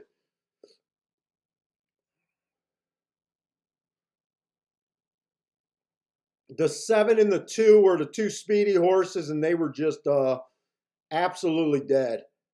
6 had a lot of run, but six was too far out of position early. I would have liked to see if he got a little bit more of a hustling ride early.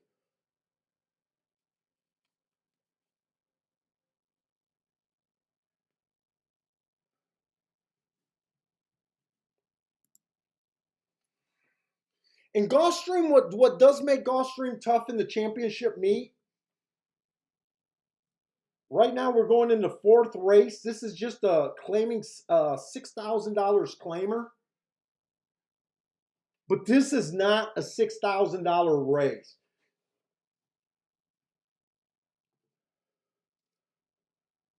I mean, look at all the solid class droppers. The 1 is dropping.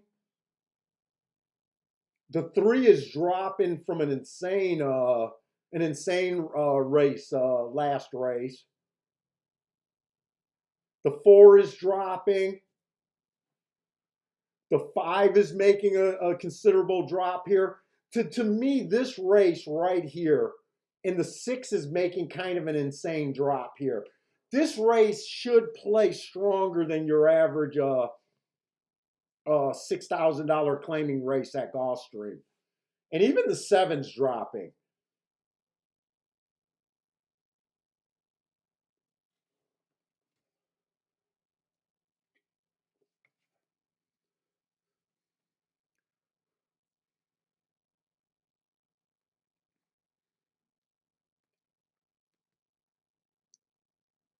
Let's see, Thad got exact over there at Aqueduct. 5.8 over to 1.358.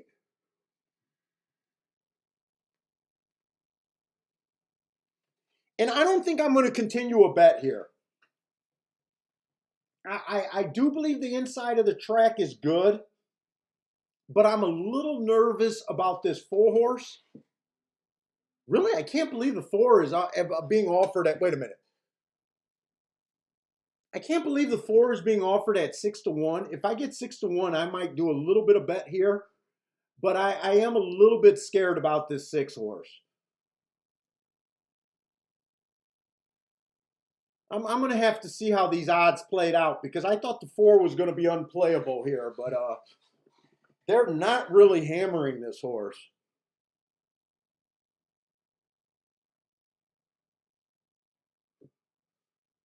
And I'm still a little nervous about this 3 horse. So I might play in this race. My first thought was just to let this exacta or this double see if I hit this thing, but we'll have to see.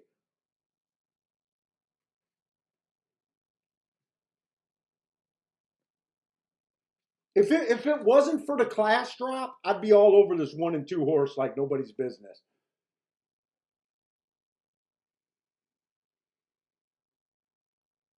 Especially the 1 horse. I like the 1 more than the 2 because the 2 really doesn't have any speed.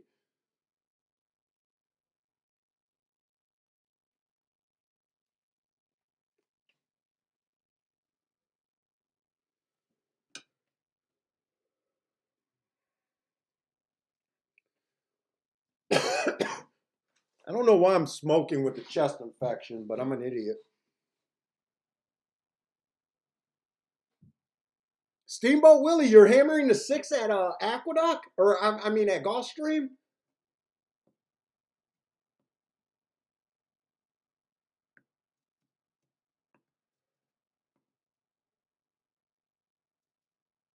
3-5 makes me nervous on him. I can't hammer a 3-5 enough.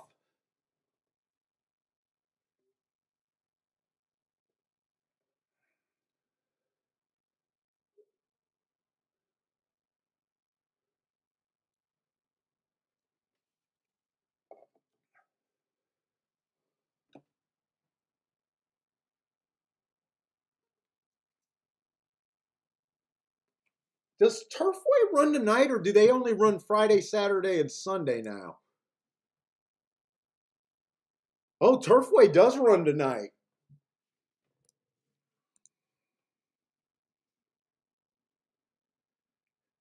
Gregory always smoke when he's sick. Dude, I didn't get a cigar for the last few days, and I just had to have one today on the show.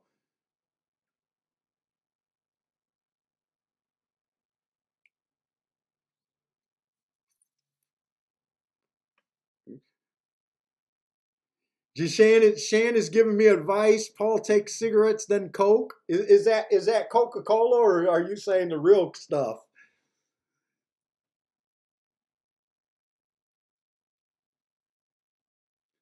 Oh, Steamboat Willie. I think Steamboat Willie's just saying that they're hammering the six, not that he's going to hammer the six. Does the six make sense to me here?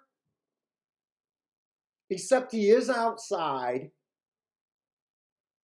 And you guys know that I'm going to play to where I think the advantage on the track is.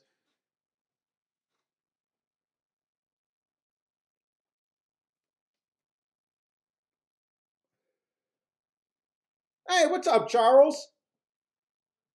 Charles is on the nine at Aqueduct. Let's see, Lanier, 8513 over there at Aqueduct. Who else got Aqueduct play? Gregory. Gregory likes the four. Win, place, and show on the four at Aqueduct. Let's see, I already did Thad's bet. It kind of looks like you guys are all over the place over there at Aqueduct. Hey, what's up, Elliot? Elliot got a lone speed play over there at the fairgrounds. He likes the three at 2-1 at fairgrounds, lone speed.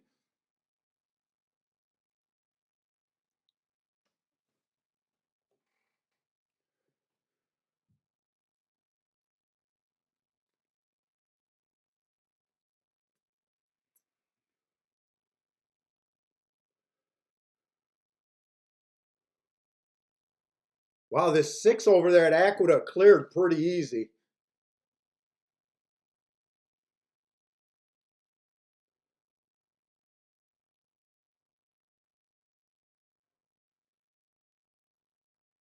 And he wasn't popular from the people that are playing Aqueduct.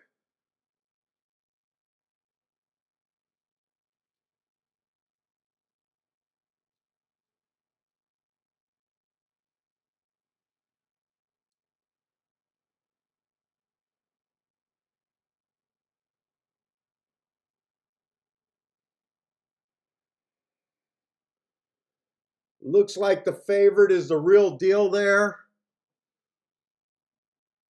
Let's see, I think only Thad has a shot here, but we need to get past this we need to get past this six horse here. We're running out of time. And the one wouldn't have helped him.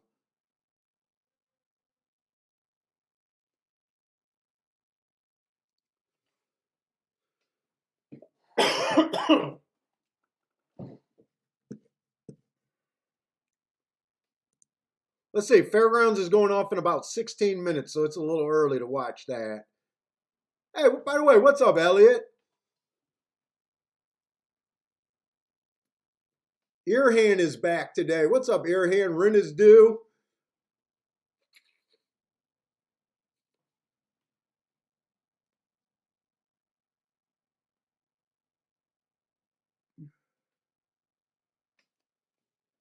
Let me see if I can throw up the Fairgrounds. I do want to watch the Fairgrounds.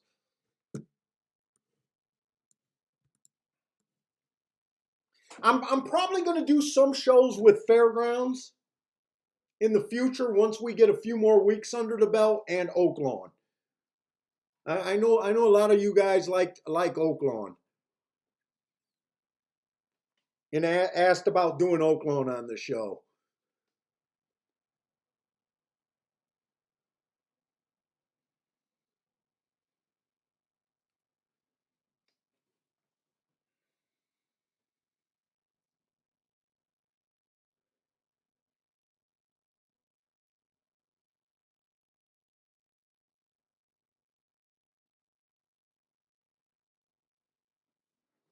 We got about 4 minutes for Gulfstream, and I'm not sure what I want to do. My first thought was to sit out. My second thought is if I get a 6 and 7 to 1 on the 4 and the 3, I might put a win bet on them. I don't want to go too much, and I haven't even seen what my doubles are paying here.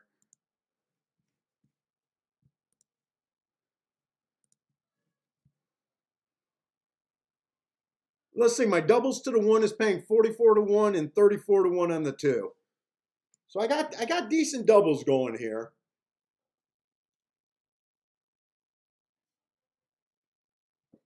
If either of them win, let's see, I'm in for about 200 today, right? I bet 100 in the first race and I bet 100 in the second race. Or my first 2 plays. I only made 2 plays today. So I got everything for 10 bucks. So even if the 2 wins, I'll be up 140 if I don't do anything. Let's see, the 3's going to 4 to 1. I'm getting less tempted at betting the 3, but the 4 I'm still a little tempted to bet. And I don't think I'll do anything other than kind of like a $20 saver. I'm not even sure if it's worth it. I'm probably just going to sit and just see how this race goes.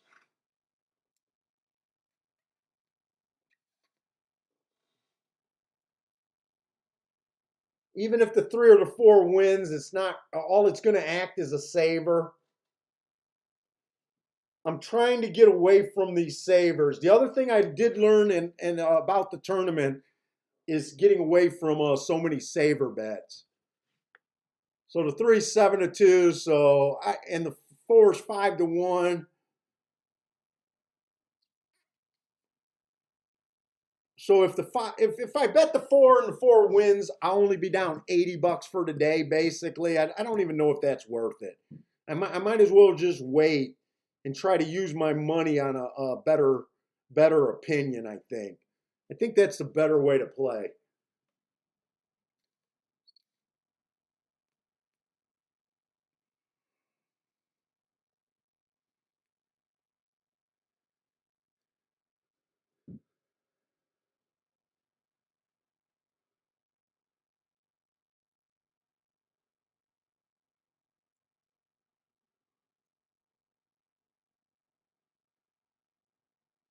Let's see. Gregory says the 3 is his best bet for Gulfstream today. 4 to 1 underlay. Put it this way. If I was not alive in this double and I have not done very much, and this was kind of the first or second bet of the day, I would probably not use the 2 and the 1 here like I did. I would probably use the 3 and the 4.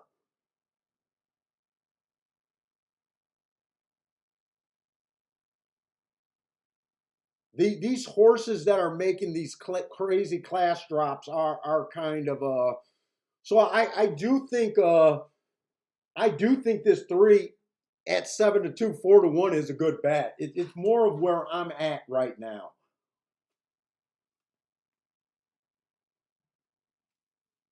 I'm almost looking at his last race where he dropped to this level was just a race off a layoff and he needed a race under his belt.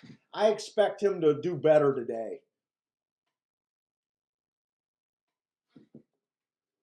But if I bet the 2 horses that I kind of like a little bit better right now, all I'm going to do is weaken my bet. So I think I'm just going to ride with the 1 and the 2 horse.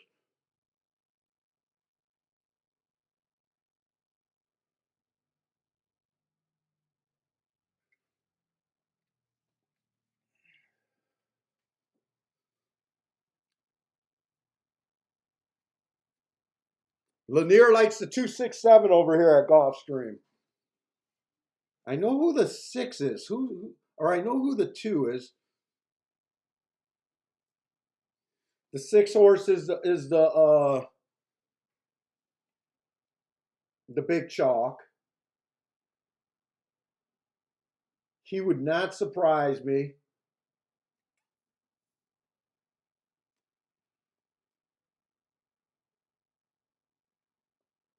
I'm just sitting on my hands and hoping to get through on this double.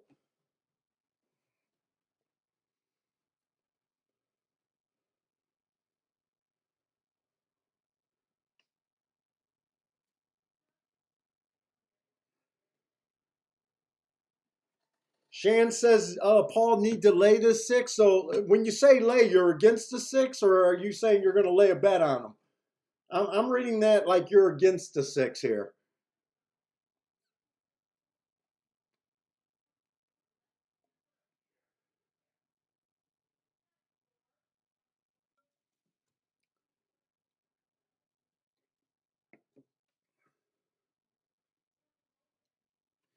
And by the way, this does not feel like a championship meet card today, does it?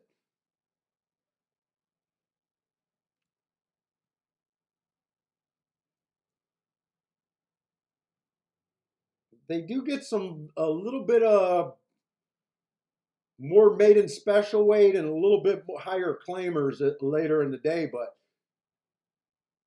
still this is just an average card. This is a lower than average card for championship meet. This is a card that I'm supposed to like actually.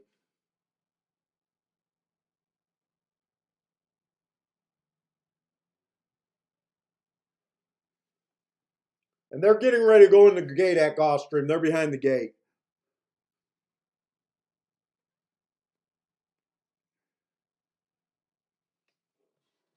My best case scenario is if the one has the speed that I think he can show. I'm a little nervous that he didn't show speed on the Tapeta last race, but I do like his race 2 races back. If he runs that race, I think he protects the rail, and I think he's a real threat to go wire to wire, especially if the inside's better than the outside today.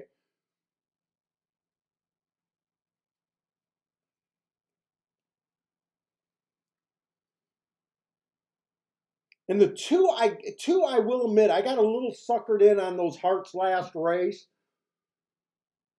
I think that's the weaker part of my bet. I would have rather not used the 2 here and used the 3 or the 4 instead, but I didn't. He's the only horse in this race that's been at this level for a while.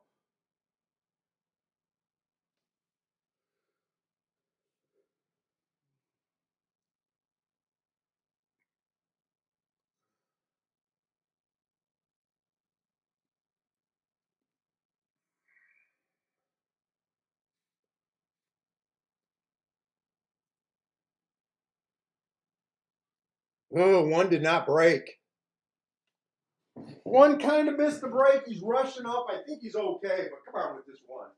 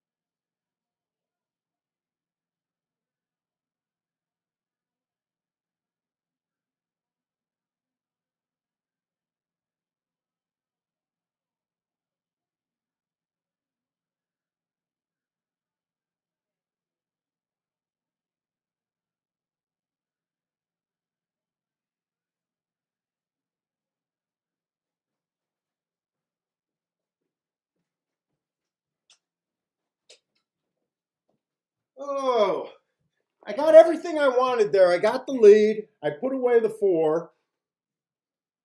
I knew 6 was the danger.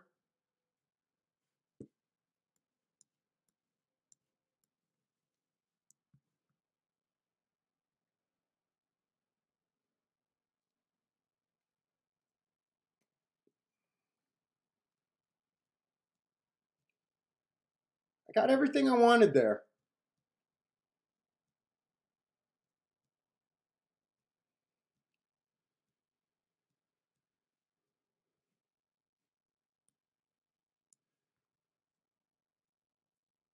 I got everything I wanted.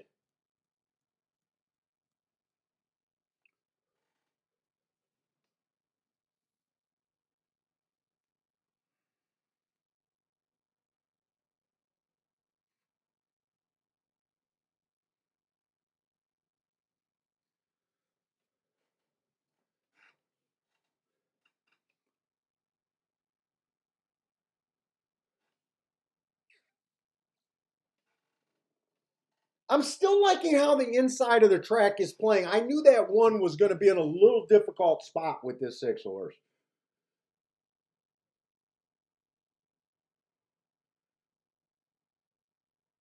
And I'm always going to play towards the bigger hit. So I'm glad I didn't do any more betting in that race. I thought one could be the speed of the speed on the inside.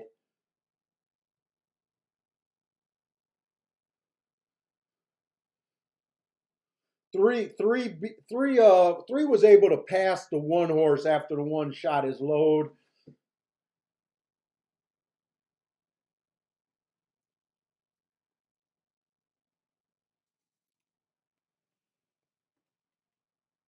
So I don't think there's anything else I could have done with that race.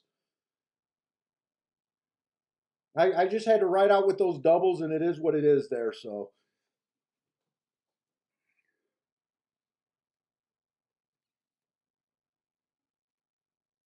hey, Gregory, did you think the three was going to? I kind of thought the three. Let's see, did I read the three wrong? Oh no, he does come off the pace. For some reason, I thought the three would probably go to the lead. Why did I think that?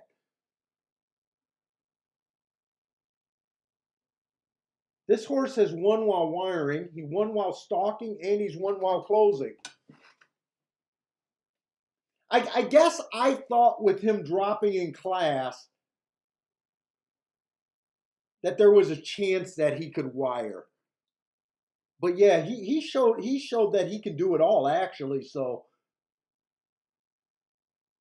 I had no right to really expect for him to be the speed of the speed. Really, that was probably sloppy on my part, thinking that his best shot was to go wire to wire. It wasn't. He was capable of stalking and closing.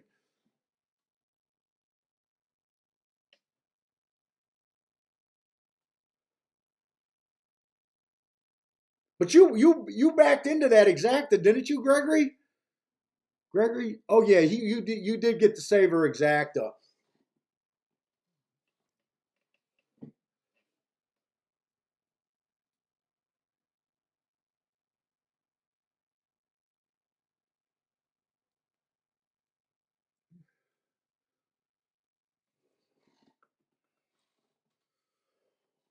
Ooh, I'm at all the tar on the cigar.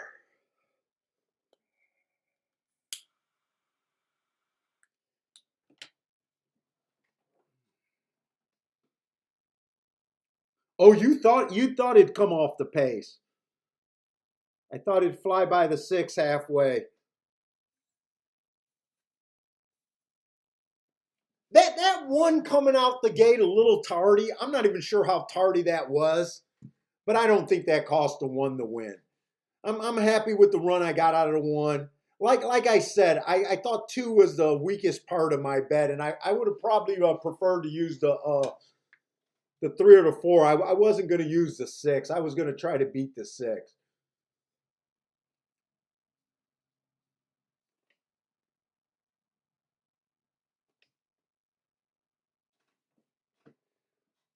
Uh, I'm not sure where that 3 came from, Ed. That 3 was either a stalker or a closer. So if the 3 would have won,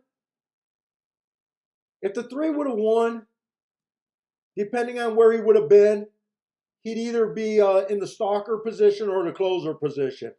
Uh, my definitions are when a horse is 5 lengths back or farther, I would stick him in the closing position. To be honest, when the race started and the one horse got the lead, I ran in the other room. So I really didn't see where the 3 was at the first 2 calls. Right now, I'm guessing he came from 5 lengths off or farther. Oh wait, that's the first race. That's not this race.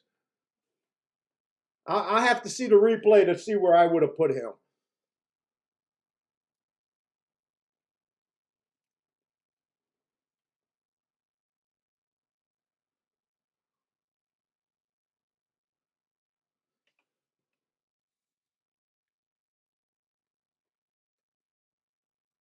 So Gulfstream through 4 races have been on the chalky side today.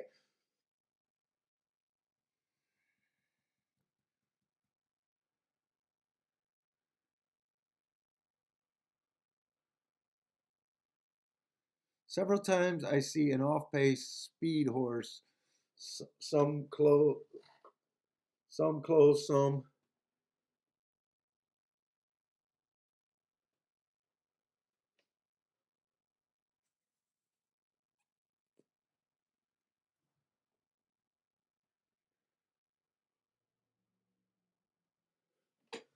Let's see, here they're coming down the stretch, but the 3 is within 4 lengths there. I got a feeling the 3 I'd have as a closing running style that race.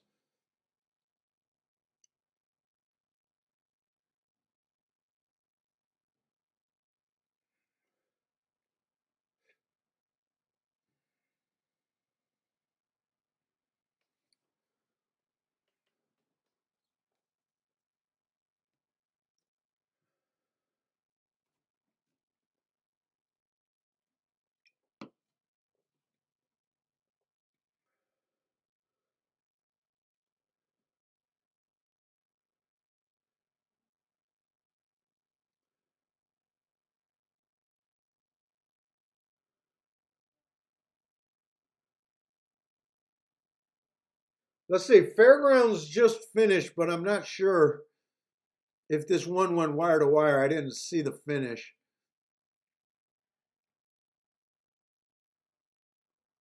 I think if you bet the 1 horse, you didn't have to worry. The 1 horse ran first and second, and I think the 1 went wire to wire there.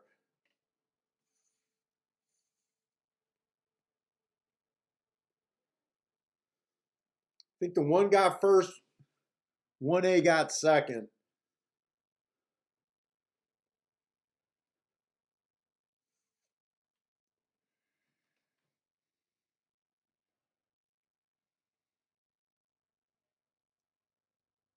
Yeah, you know what, Ed? I think you're talking about the 6 horse. Wait a minute, or the 3 horse.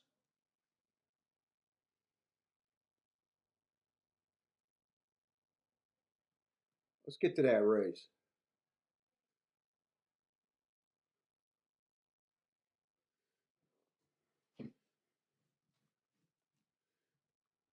When you come across a horse like this 3, I think you're talking about the 3 horse, Ed.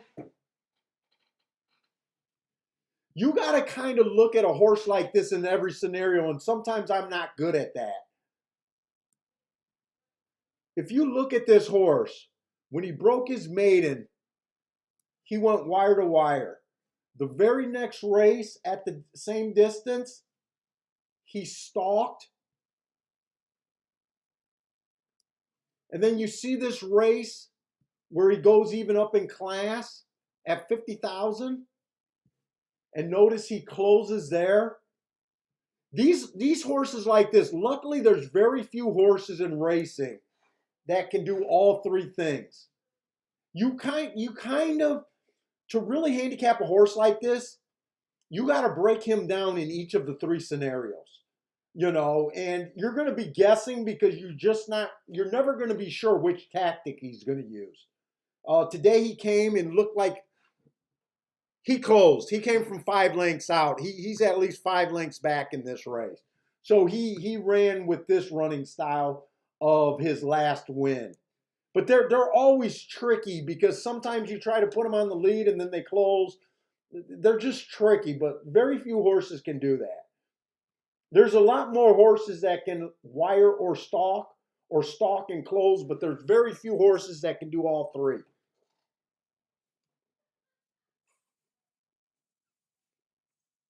And I was kind of just looking at the scenario where I thought he was going to the lead. I didn't even think that, for some reason, I missed the scenario where he could come off the pace like he did.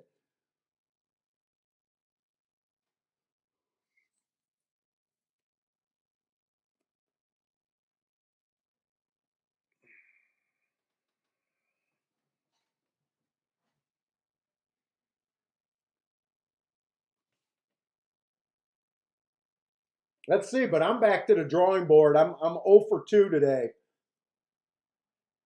I got a live and 2 doubles, but failed to close on both of them. So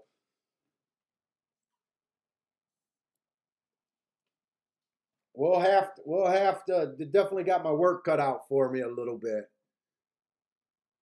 Let's see, we got about 15 minutes for that race, so I'm going to watch Aqueduct here.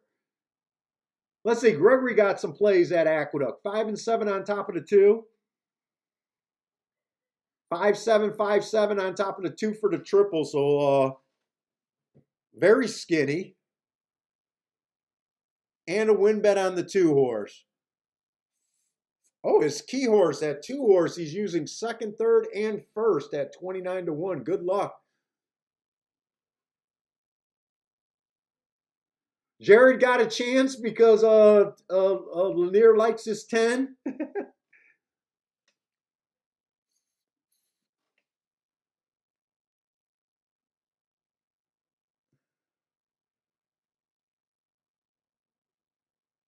Let's say Thad likes the 8 to win in place over there at Aqueduct. Another nice price, 10 to 1 on the 8.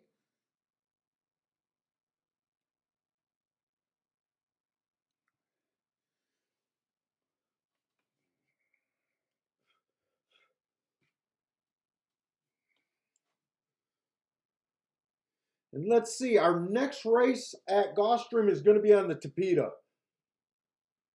2-year-old maiden race.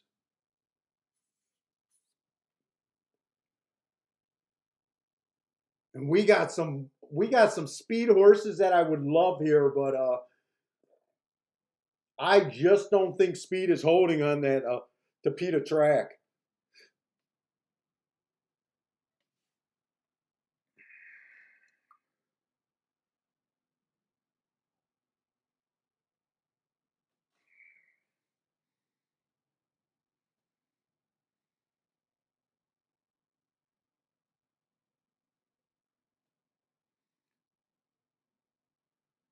Let's see, Ed. I think Ed's still talking about. Hey, what's up, Bender? Oh, Bender. Yesterday, I did get your email. I was bedridden yesterday. I watched Gulfstream. I was too sick to play. I thought about getting up to the computer and shooting you an email, and I just couldn't do it. I just could not sit at the computer yesterday.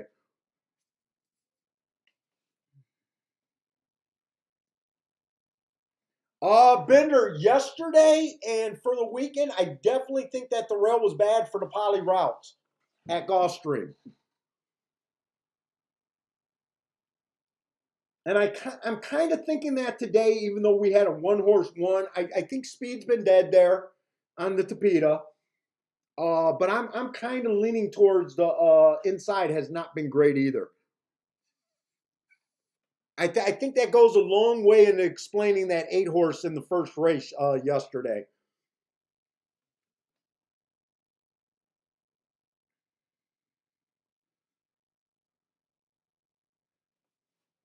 And Gulfstream already is letting me down. They're already carding more Tapeta races than turf. I'm wondering if they're not carding the turf races right now because if you guys been looking at the charts, they have not been able to time these turf races at Gulfstream the last few days. Ever since the championship meet been running, they have not been able to time the turf routes. Hey, what's up, Jose?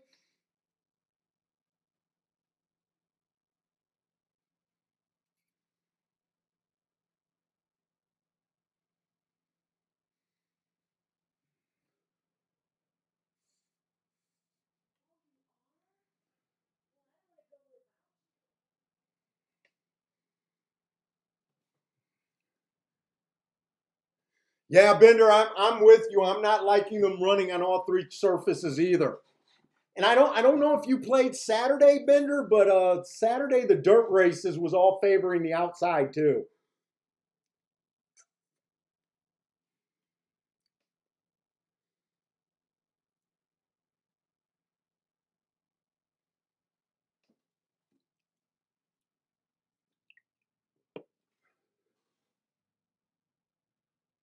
And Aqueduct's starting to load right now.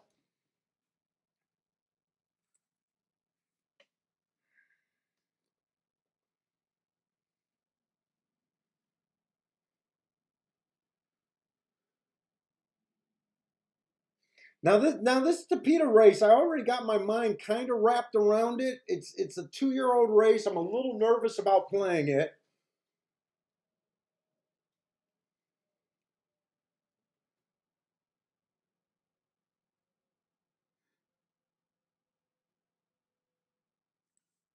Oh, nice, Bender. So Bender, that tournament was Saturday. I don't know if you were in earlier. So all day Saturday, I was bitching about how bad the rail was. So Sunday, I knew I couldn't play, and all night I was preaching to my wife about why every time I travel, the bias got to change. So my wife goes, when I told her the first two races were on the dirt, she was like, "Why don't you play all the money that you got back in?" So I hit $100 double that paid $30. It was a one. I want to say it was a 1-2 double or a 1-3 double. So I hit a blind bet for more than I should have because of my wife. Because I think the racing gods hates me when I go to tournaments. I'm trying to think of the 1-1 double. Oh, did you hit that first time starter race where that one won at 9-1? There was a first time starter race where everyone was a first time starter except for that one horse, and he went wire to wire at 9-1. I think that was a fourth race. I bet that's the double you hit.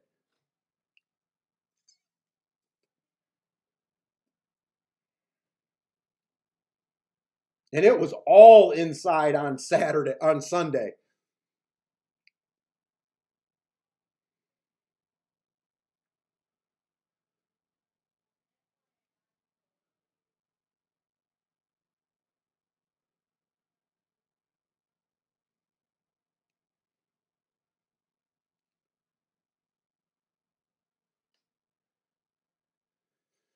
Let's see, Aqueduct's going to be 5-1-10.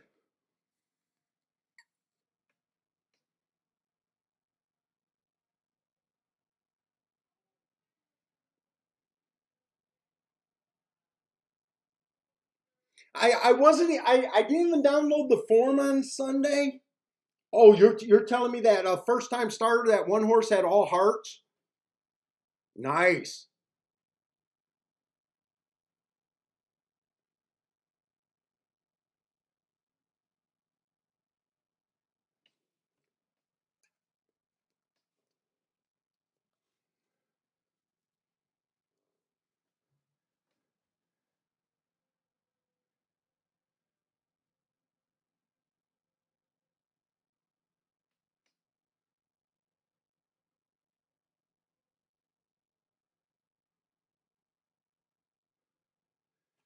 All right, so like I said, this Tapeta race is a little bit tricky. I'm not feeling speed.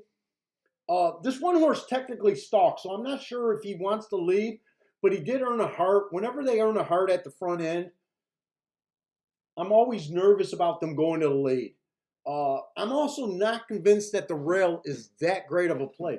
7-1 almost is tempting for me to take that heart though. If he stalks and the rail's not as bad as what I think it could be on the Tapeta, the two's a first time starter. You guys know that I don't do anything with first timers. 3, I think his only chance is coming from behind. I think the 4 horse is probably going to go to lead. I love that last race, except if this horse goes to lead, I don't think he'll win. The 5's kind of a mystery. So I already know this is a dangerous race for me. 6 is going to be a mystery, but I do like the running style on the 7 and the 8 on the outside.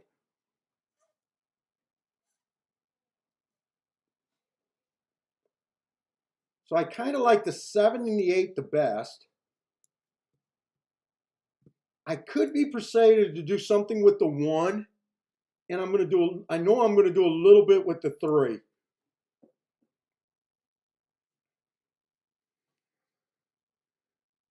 7 is 9-5. I think I want to do doubles here though. Fuck, it's Tapeta to Tapeta.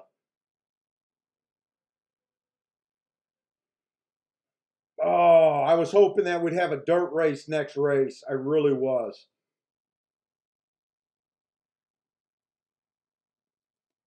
And the 6 is 7-5 next race. I think the 6 fits perfectly.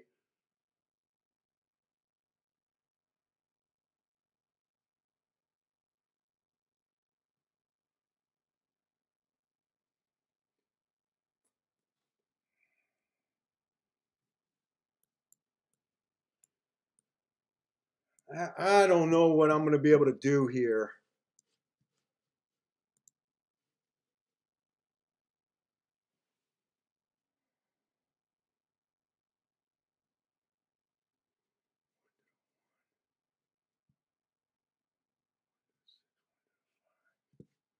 Those are paying good.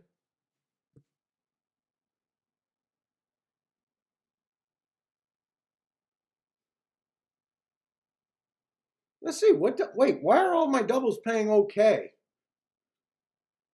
Because they're hammering the 7-2 double for $5.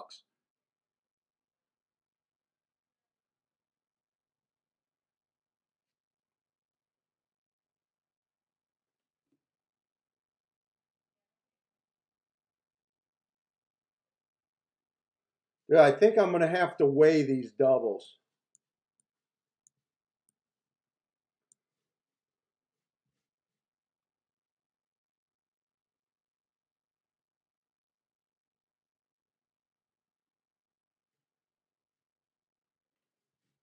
If I weigh them, I can actually play all of them. Who's this two they're betting next race, though?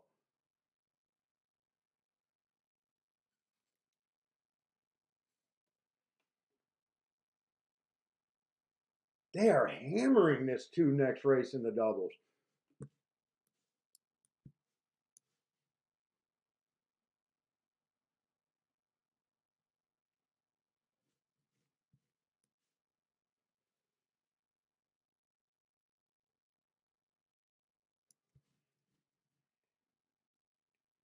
I think I'm going after this.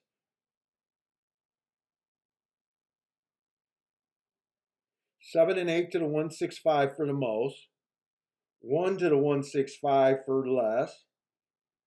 And 3 to the 165 for even less, but that would still be the best hit.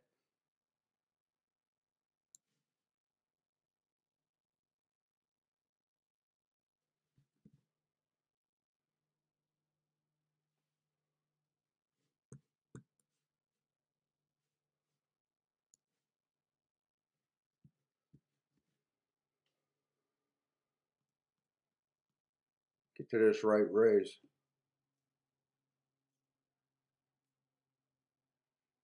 It's kind of a dangerous race for me.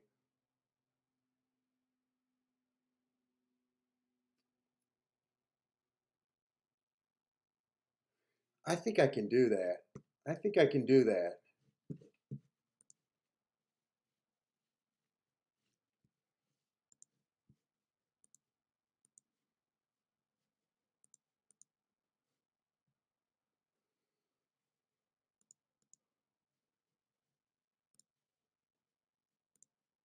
I think I'm going after this race too.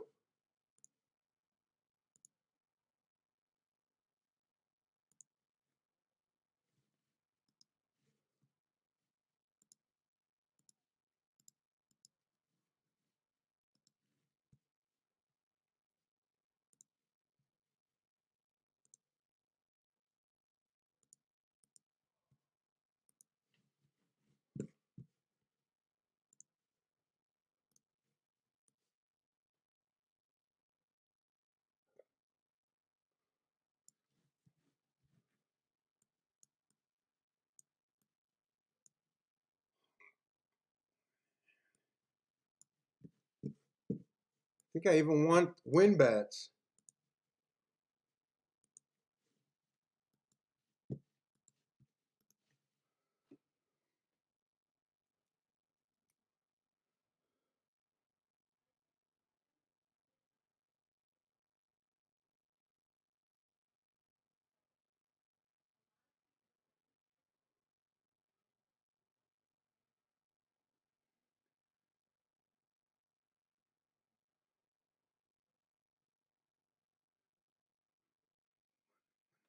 Man, I can't say this guy's name.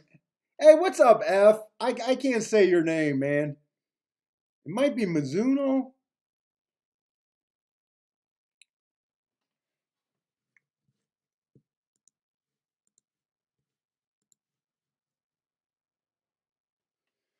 This is a dangerous race for me to be as aggressive as I am in this race.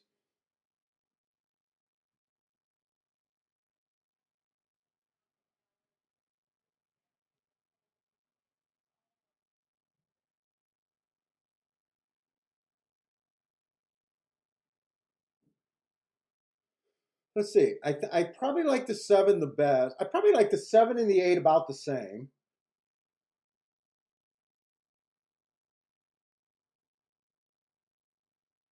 I then probably like the one and the three. So I kind of played this race exactly how I think I should. That's a dangerous race.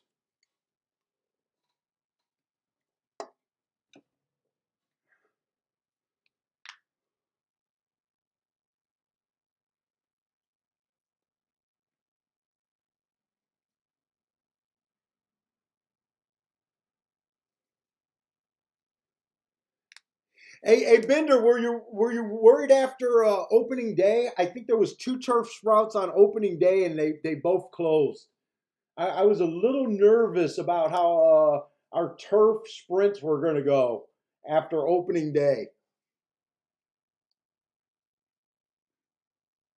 I'm glad that speed came back. That 10 horse in the last race yesterday, I thought was extremely playable, even though I didn't do anything with them.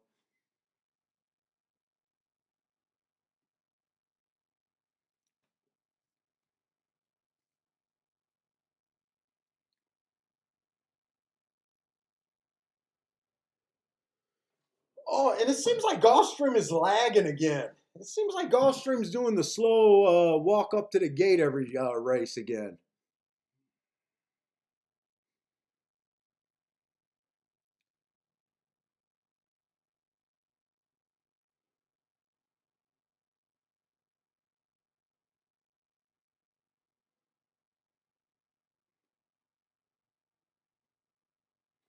Gregory had that 8 horse yesterday.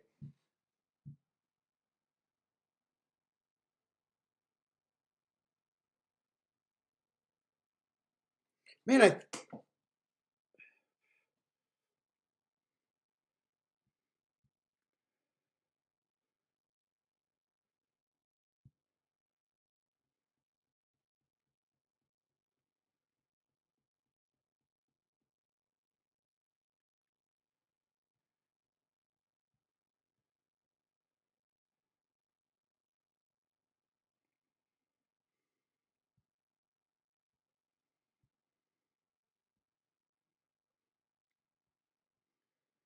I'm sending that form over. This is. Oh wait, they're ready to go.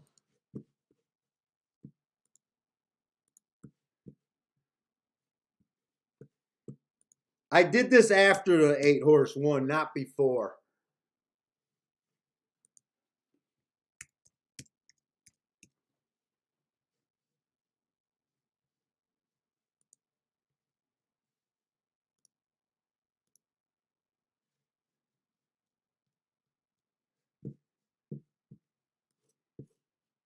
I did that after the 8 horse won, not before. I his running lines look absolutely horrendous, and he was stepping up in class. But he did earn a heart. I thought it was 3 races back. He earned a heart 2 races ago on a bad rail stalking closing day. I think he would have been easy to hit late in the day, especially when once I thought that the track was favoring outside. But for the first race, it would I probably would have had a hard time pulling that trigger. All right, let's be right about this track backing up right here. I need to be right about this race. This race was super dangerous for me, and I don't know why I made a big bet in this race. I really like the payoffs of the doubles if I'm right, but I guess I balanced the risk. One did get the lead, so I don't think the one can win this race, even though I got to root for him.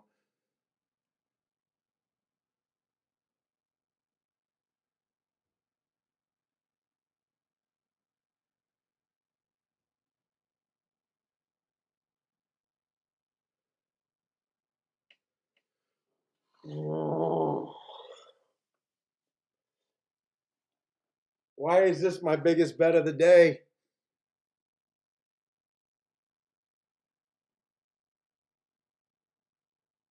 I need my 8 over my 7 horse, even though 7 looks like. Come on, 8. I need 8 to get going. I don't think I got anything here. 8's too far back. In fact, every horse I bet is too far back. Come on, 7 or 8. Come on, 8. Get into them. Get into them. They can't go wire to wire. They can't go wire to wire. Come on. Come on, 8. Come on, 8. One more time. One more time. Oh, I don't think he won it. I got the 7 and the 8. I think the 7's probably got his head down. I don't think the video guy knows, even though he's focusing on the 7. The video guy looks like he's focusing on the 7 here. Anyway, this 8 horse could have got up.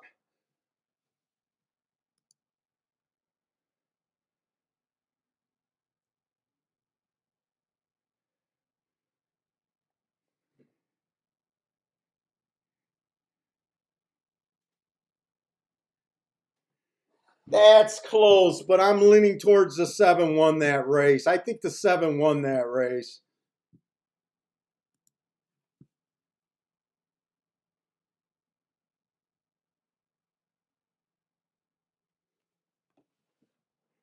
I'm trying to squint to make it be an 8-7, but I think it's 7-8.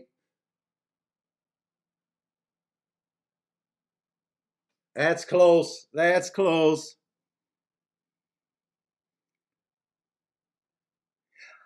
I think I'd rather it not be a dead heat. I don't want, even though I got both of those combinations the most, well, I got nothing if I don't hit the double. I got nothing if I don't hit the double. But I think when you get both, I think you get 3/4 of what you generally thought you would have got, because I think the math kind of hurts you.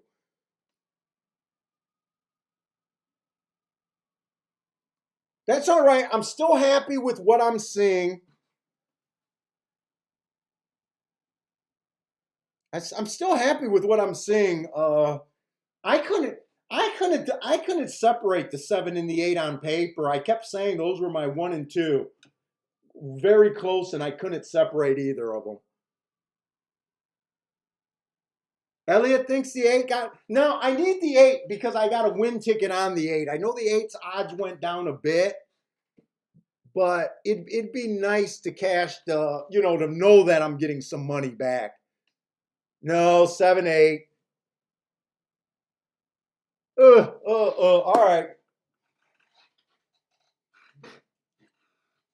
Well, I need to close out a double. This is going to be the 3rd double I'm going to be alive to, but so far I haven't cashed one yet.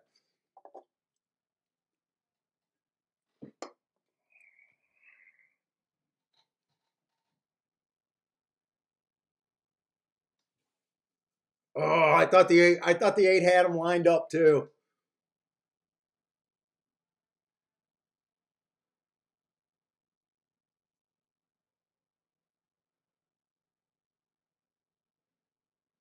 Maybe should have did the exacta, but I don't know.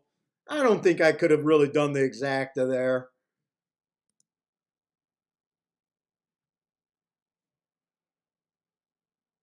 7/8's paying $16. The only way I could have done the exacta if I just boxed those two, but that wouldn't even been that big of a hit. I think it's paying $16 or $18. $8. So if you box them, you're only getting 8-1.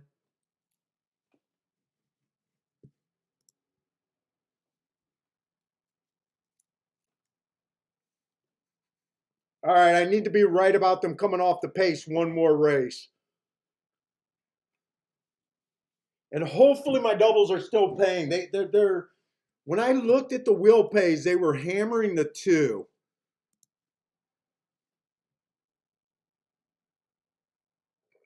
And I don't have the 2 on the ticket, so we'll see.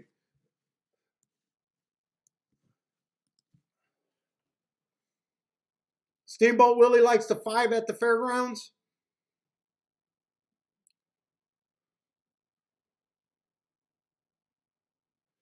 Gregory got his second ice code exacta today. My win percentage is worse than my ice code exactas.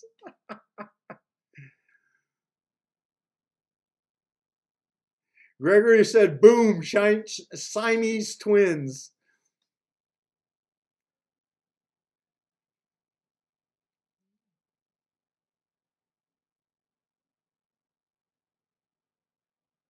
Boy, isn't that pretty aggressive that they're not waiting for the photo there? That seems pretty aggressive, but I did think the 7 won that race. It just feels a little aggressive. Why don't you wait for the photo?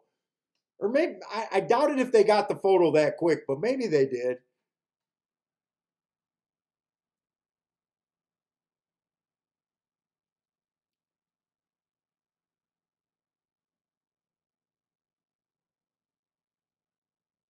My 3 didn't run at all. The 1 horse went to the lead. I thought I had to play the 1 at that price, but I did weigh those doubles, so I wanted to use him a little bit. But as soon as he went to the lead, I knew that he probably wasn't going to be around.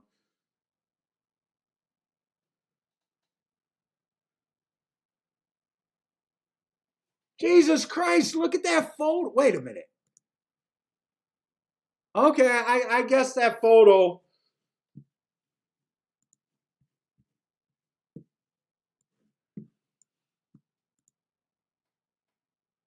Yeah, the 7 got it. The 7 got it.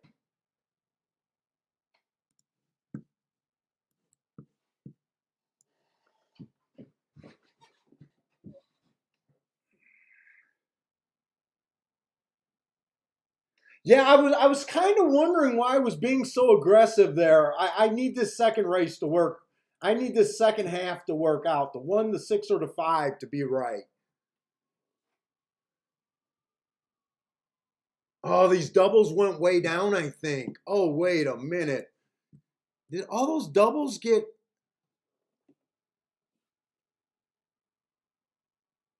Oh, fuck.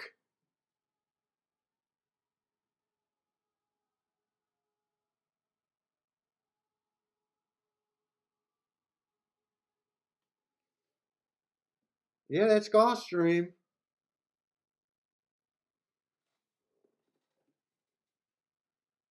Dude, I checked those doubles real close. Remember when I kept saying that the 7-2 double was paying 5 to 1? That went up to $19. So to my 5 and the 6, they both dropped terrible. 13 and 12 bucks. This is not the hit that oh man. My double to the 1 is still paying $114. If I could get a miracle on the 1 horse, but because that 2 was they got off of that 2. Somehow they got off that 2 with less than a minute to go. That 7-2 was paying $5 the whole time I was looking at it, and now it's 19.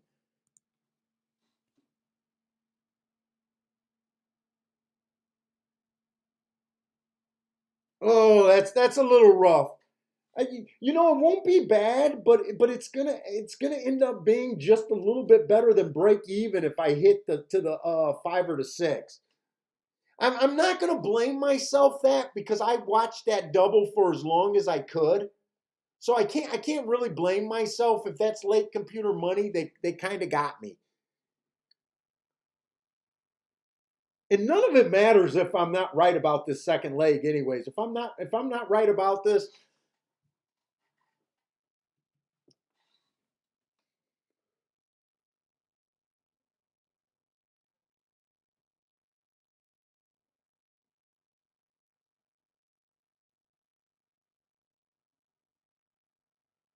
But I can't complain about how the track's running today. The track's running exactly how I think it is.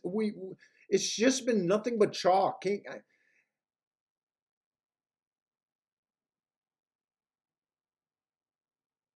That if that 8 would have won at 9-2, that would have been the longest shot of the day.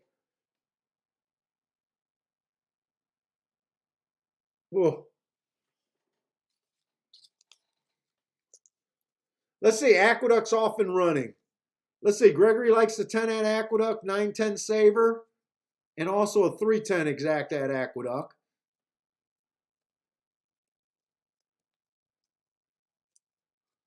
Let's see, Lanier, 9-6-1-4 at Aqueduct. So I noticed that Aqueduct, Lanier tends to have more horses in his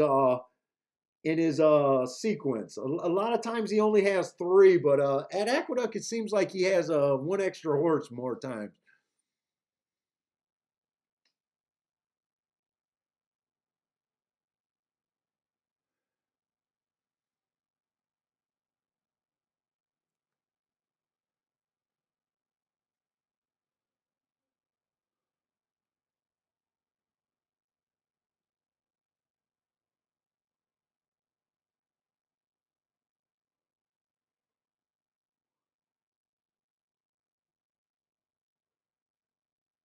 Let's see, the one horse looks gone at Aqueduct. It looks like 1-11-13.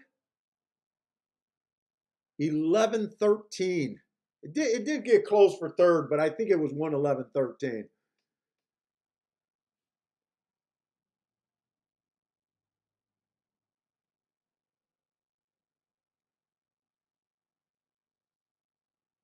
Oh, and Steamboat Willie liked the 5 over there at Fairgrounds, and it looks like the 5 won over there at about 5-2.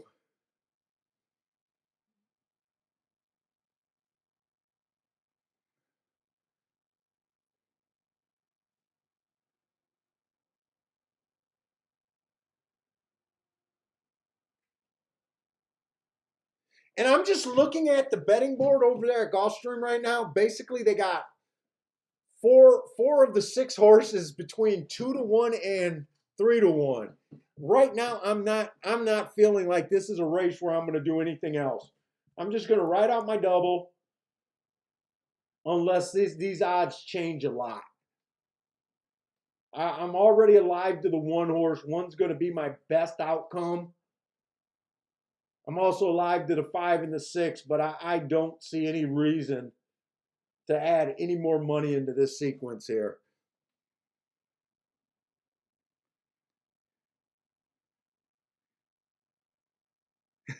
Right? Rather a late photo than a late girlfriend. Ryan is not a fan of pregnancy scares. Ryan does not want to live in that I'm late with his girlfriend. What's up, Iran? Iran likes the 1-11-13. Oh, that might have just been the result. I don't think that was a bet. I think he's helping us with the results. 1-11-13. Oh boy, that Aqueduct race was a super nice race. 10-1 over 8-1 over 45-1 over 34-1.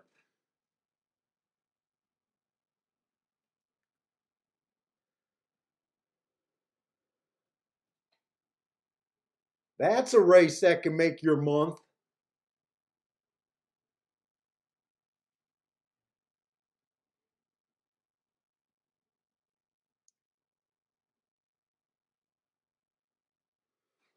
Oh, my back is stiffening up.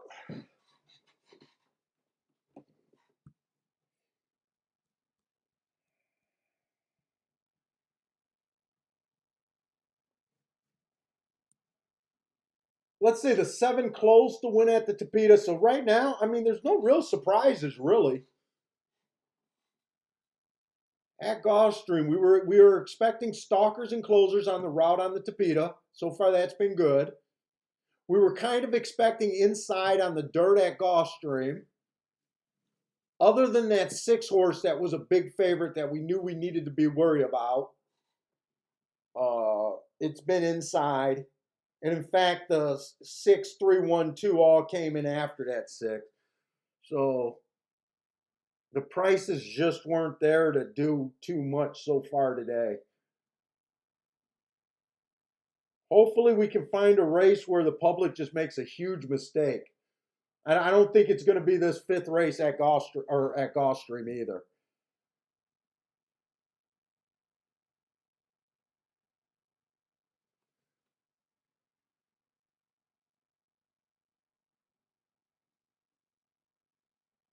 Steamboat Willie got his win on the 5-horse over there.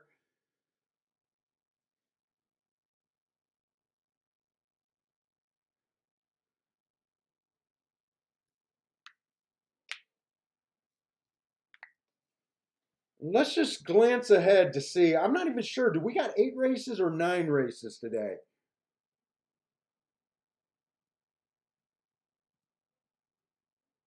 Oh, we got 10 races today.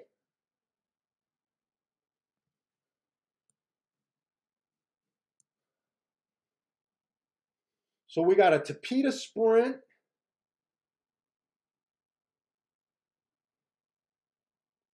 Maiden claiming 16th. That race might not be that bad. Oh, we got a turf sprint today. Turf sprint today. You guys know that turf sprints are usually kind of a mandatory play for us. We've been loving the turf sprints.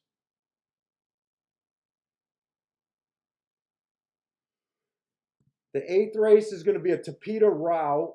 So we'll be looking for off the pace there. That's a little nervous.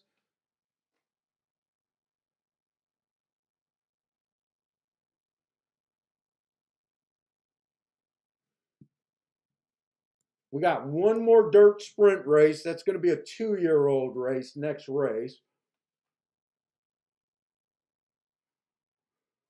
That race could be a little tricky because the 7-horse is making a monster drop.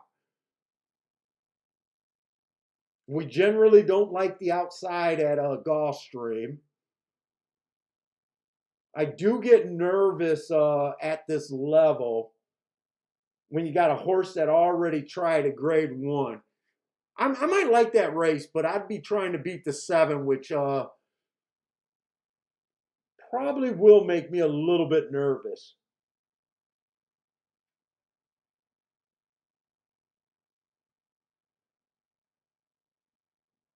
And then this race, I don't think there's anything else I want to do in this race. I just want to see if I'm getting paid or not.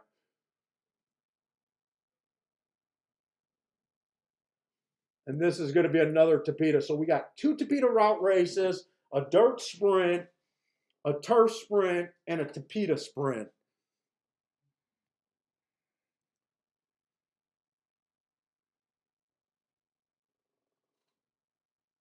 Shan, is that this race right here?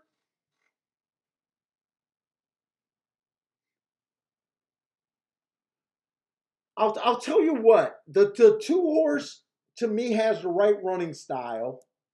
He's stepping up against winners for the first time. You're asking about this 2-horse? I think his running style is right, but he's stepping up. Am I in the right race? He's stepping up against winners for the first time. He has the right running style. Uh, he was being bet heavy in that double. They did get off of him. I thought he was a fade because they bet him so heavy in the double, but they did get off of him. I think at about 6-1 or higher, I wouldn't be against playing him.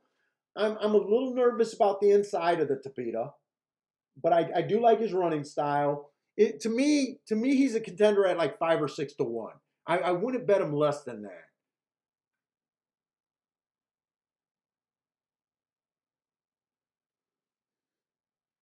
And I think the other horse you're talking about is the 4-horse. 4's also stepping up against winners, so is that a knock? I mean, you might consider that a knock. Sometimes we do, sometimes we don't. I see he has 3 running lines, but really only 2. If he tries to go wire to wire like he did for his last win, I don't see anything that makes me think that they're going to go wire to wire on the Tapeta. That first race out, that was a sprint race. He still came out 6x4. I'm kind of just looking at him like he's a speed horse. He may not be, he's lightly raced, but I'm kind of looking at that 5 furlong sprint like maybe at a mile he wants the lead. He finally won getting the lead. So that's the main reason why I'm against him. If he comes off the pace, all bets are off, but I got to go by what I feel and think on the paper. Hey, Parsons, what's up, man? I told everyone that I met Parsons in person for the first time at Indiana. he got to see this train wreck that I am during tournaments. I told everyone you did a good job, you and my wife, trying to get me back in the game.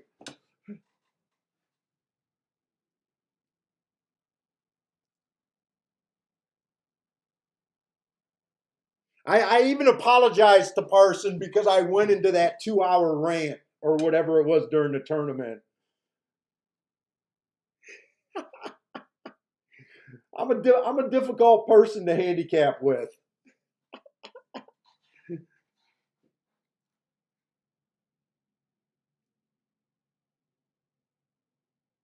Oh, C Money, did you guys see that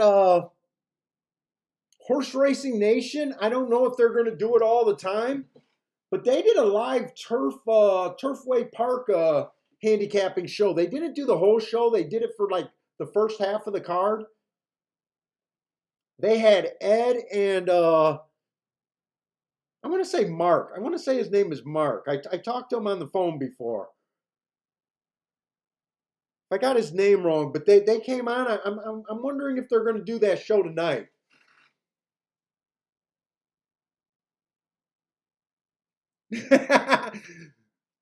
Parsons says I'm a train wreck or a dumpster fire. Both are appropriate adjectives for me. Dude, it's all about my self-control on those live tournaments. And still we had a chance to win. Still we had a 50-50 chance to win. I kept talking about doing the right thing. Parsons, I got a double closing out. I don't want to start another double here.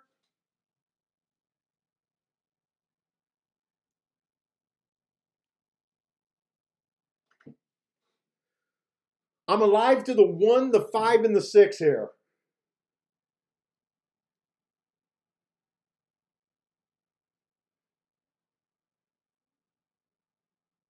Dude, I even think Parsons, I even think there was a point in the tournament, Parsons go, shut up, Paul, you can still win this fucking tournament. and then I get shut out of that 7 horse that won at 10-1. Oh, and then right after that, if you guys were watching Woodbine, Parsons told me who he liked at Woodbine, and I go, all I see is this 98-1 horse, this 8 horse at Woodbine, and I sat there. I freaking sat there, and he runs second by a cunt hair to the 3-5 favorite, and paid 41 to come in second.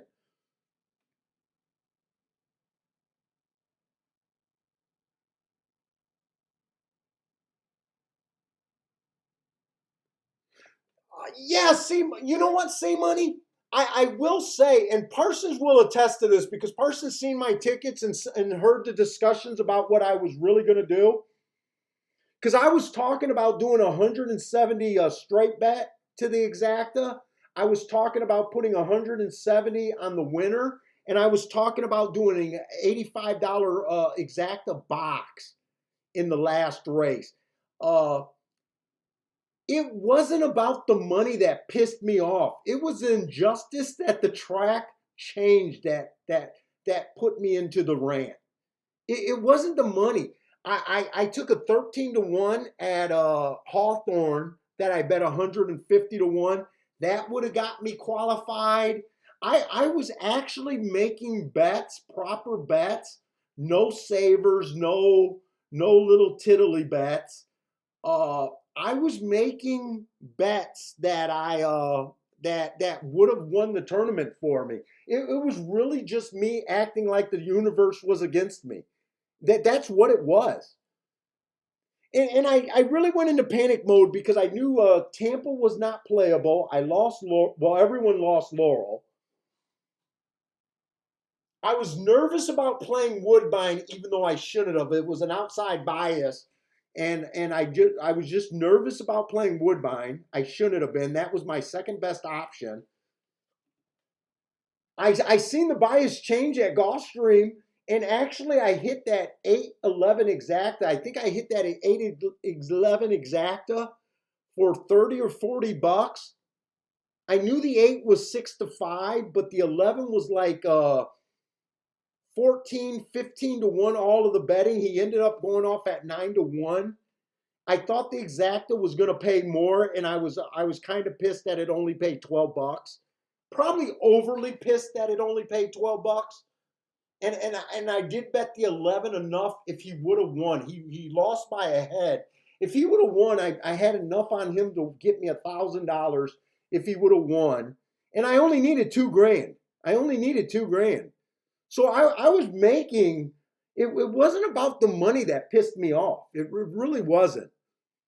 I thought it'd be the money that pissed me off. And the other thing that I kept crying about, I know that if I bet the same way I did last week, the week before, I would have already qualified. That week I had 7 winners at 5 to 1 or higher, and I just bet poorly. So there was a big improvement the second week.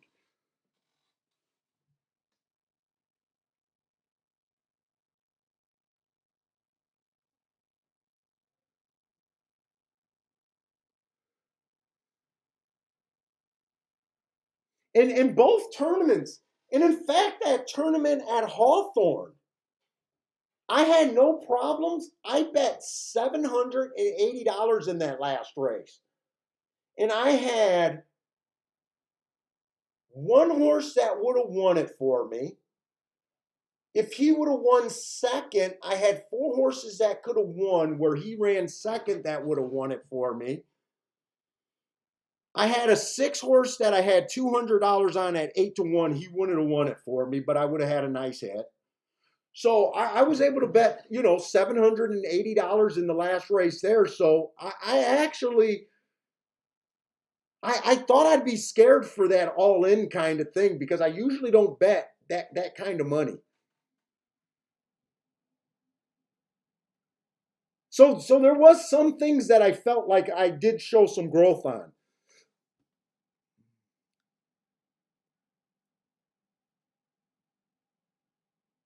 Let's see, Ryan Howard, Handicapping on YouTube. Who's Got the Action podcast? I think had him.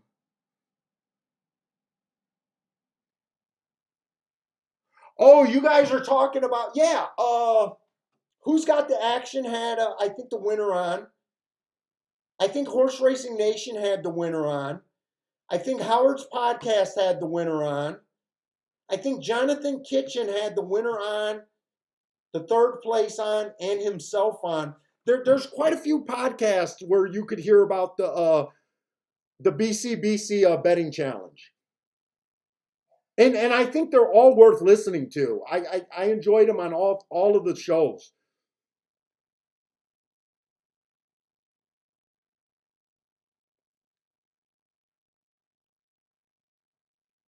Yeah, Howard definitely had the winner on. And Jonathan Kitchen or Horse Racing Nation had them on. And I think Andrew had them on. Oh, no, come on. Don't let this 5 go wire to wire. I just can't close out a double today.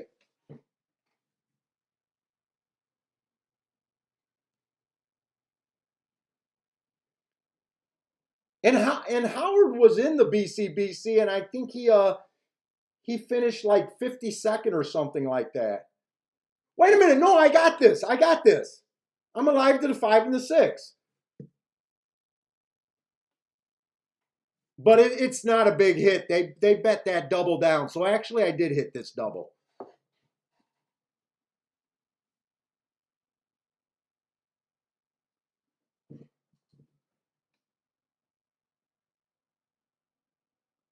Yeah, Ryan. That's why I got no problems, dude. I try to support everyone on the show. I don't act like I'm the only one doing this YouTube stuff. Check these guys out.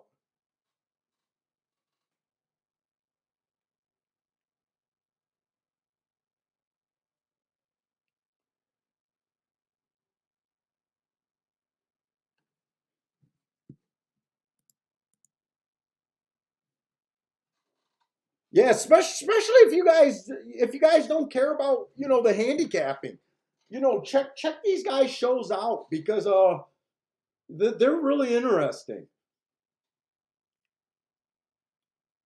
How Howard I usually tune in, but he's usually handicapping a card 2 or 3 days at advance. On the wrong lead does the same thing, where I don't get into listening to shows for betting advice 2 or 3 days in advance because I know people change their minds. But dude, I think they say enough interesting things where every once in a while you might hear something that can help you out.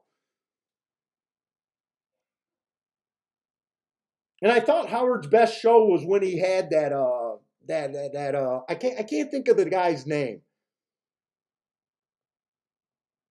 that won the BCBC, but that's definitely worth listening to.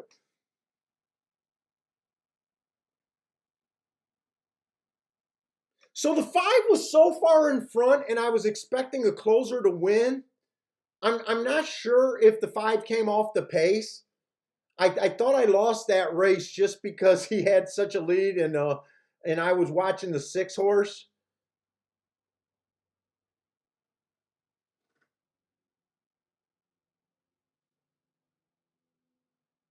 But I'm even gonna search the web tonight to see if Horse Racing Nation is doing another Turfway Park broadcast tonight. I don't think I'm gonna play Turfway Park tonight. In fact, I know I'm not. I'm a little nervous about how inside the track was.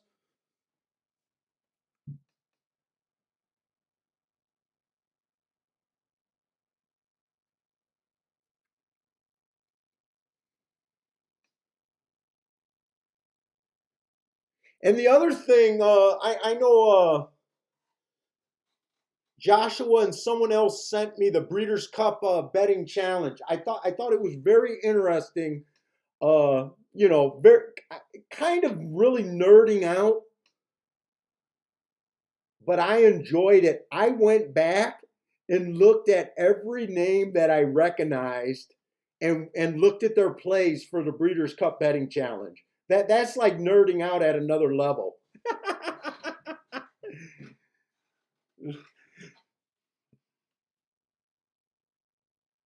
But I did think I learned something from there. And I know some of you guys are going to hate to say it, but I respected what Jonathan Kitchen did. Kind of because his bets kind of played into the philosophy that I've been trying to play these tournaments with.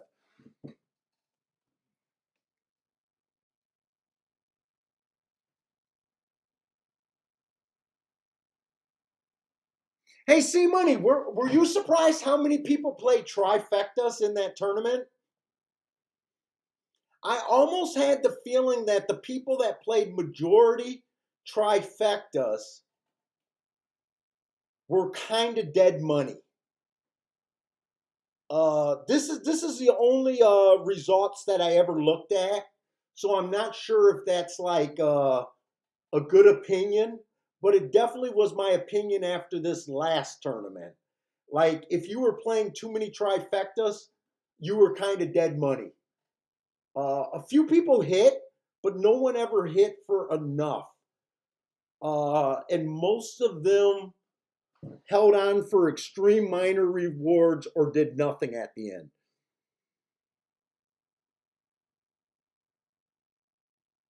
Oh, C Money, I'm not taking a shot at Howard either. Don't interpret it because now C Money is just telling me that Howard was one of the guys that was betting tries at the BCBC. That was not a sneaky shot at Howard, by the way. I like how C Money comes right back up with that. I'm not taking sneaky shots there.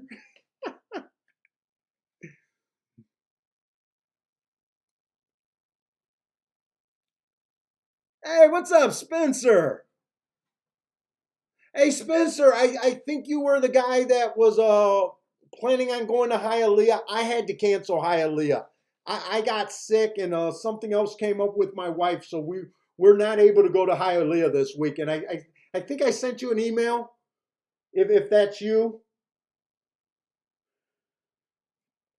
but I'm not going to be able to make it out to Hialeah this week.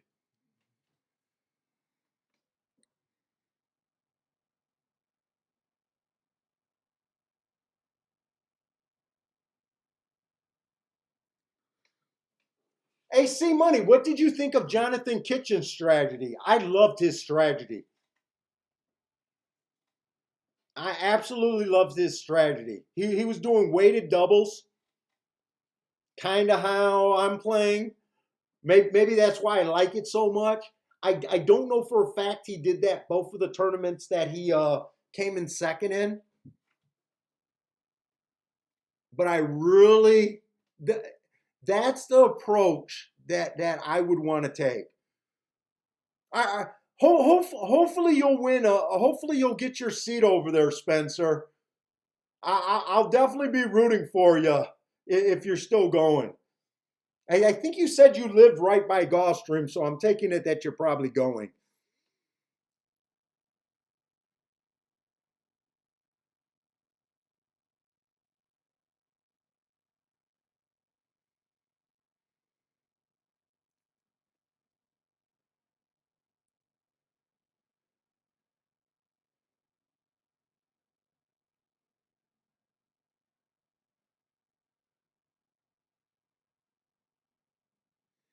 And I'd say the other thing that I thought was strange. I don't know if I think it's strange because it's kind of what I thought I would do.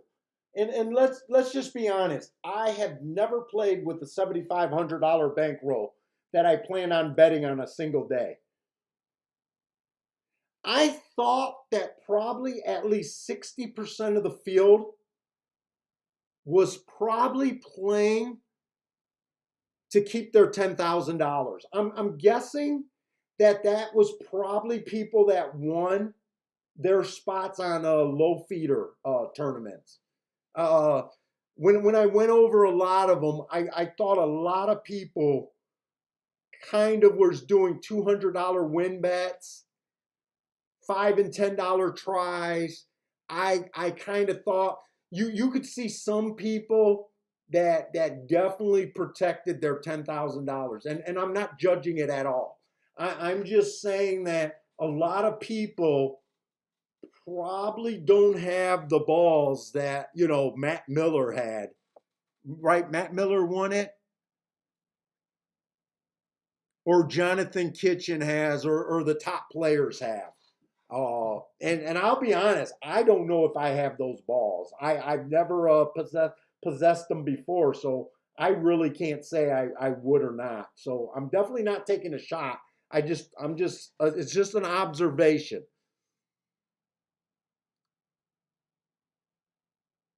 that I thought over half the field was just playing to keep their 10 grand. And in a way, Howard did that, but Howard did work his bankroll up to 20 some $1,000 before that, and I think he did take a $7,000 or $10,000 shot in the last race. And just listening to Howard, I know that $10,000 is a lot to him too, just like it would be a lot for me. So I'm not even disrespecting anyone, but he managed on doubling his bankroll at one time.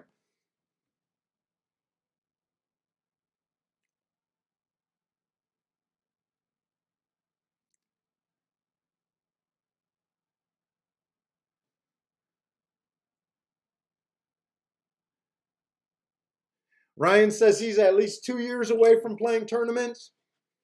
They do add a different level of stress. Tournaments do add a different level of stress. I'm not gonna lie. If I could have kept my cool like I do on the show, for the most part, it would have been a lot better. But for some reason on those tournaments, you put so much effort into trying to be there. You put your heart and soul into performing well, and when it doesn't, when every little thing seems to fall apart, it's really hard to keep emotionally balanced.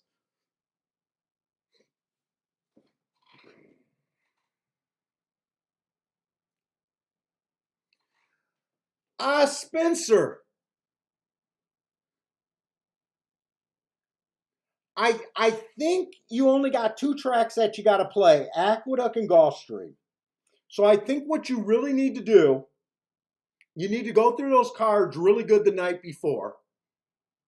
Hopefully you have two or three horses that you love, that you have to make a win bet on. You know, you're able to Dutch in that tournament, but no matter, if you got a solid price horse, my guess is there's going to be a lot of people that are going to start off with taking their maximum bankroll, the $300, and trying to win some show bets and build it up, going for the last race of the day or the last race of a horse that they like. Maybe not the last race, but the last few races of a horse that they're like. My guess is a lot of people are going to try to build it up. I've never done a win play show tournament like that. I've read a little bit about them. I got a feeling people are going to try to preserve and build their bankroll early. The more aggressive people are going to be willing to go all in on show bets, hoping to double up a little bit, And then I think the goal is going to be to go all in later in the day. Now, you might be able to do that with win bets. Let's just say you love a race where you got a 5-1 and two 10-1s and you hate the favorite.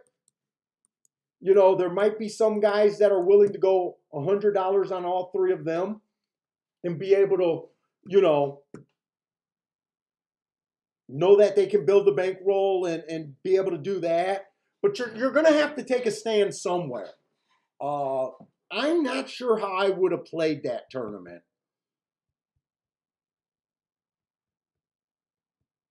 On those live money tournaments that I was in, I think I overestimated. I tried to divide it up into 10 or 15 plays.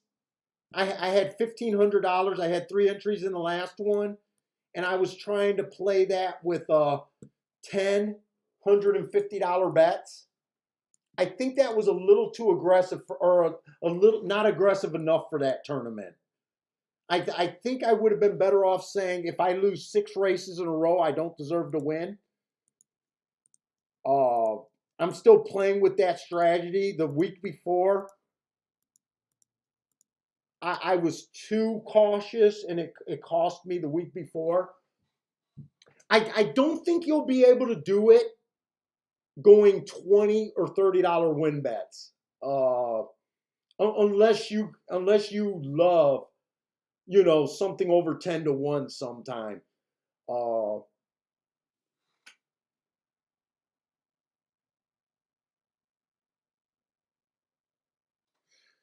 See, a buddy of yours suggested on 10 win bets. So I think that basically gives you 30. If you play them all the same, unless you're on fire, I don't think you'll be able to win with that unless you know.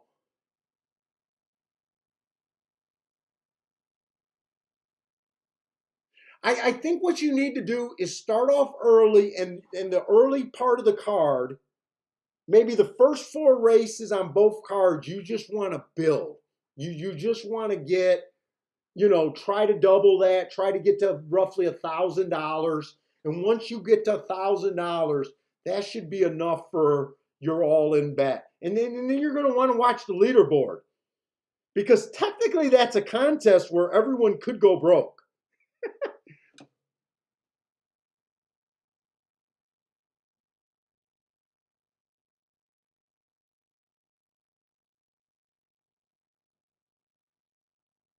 The guys that I believe would probably have the biggest edge in a tournament like that, Spencer, are guys that normally bet $200 or $300, and when they get to their horse, they're willing to put it all in.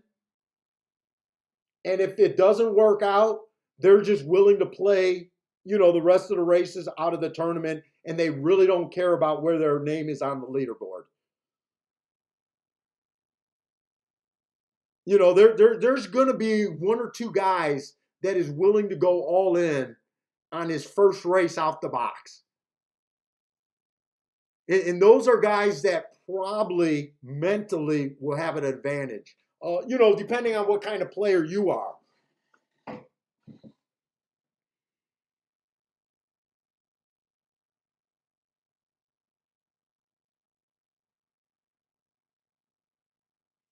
Yeah, I think going Dutch is a good thing to do. I think going Dutch early is probably a good thing to do. That I don't think so. I was planning on doing more of the Dutch thing than I was doing the show bet thing. Show bet is kind of against my religion.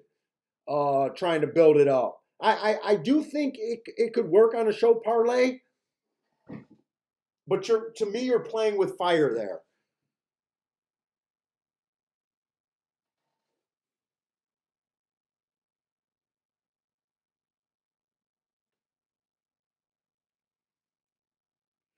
And hopefully you'll be on next Thursday or Friday to let us know how you did, and let me know, even if it's just an email. Tell me if you felt like the stress was different because you're in a tournament opposed to when you're regularly at a track.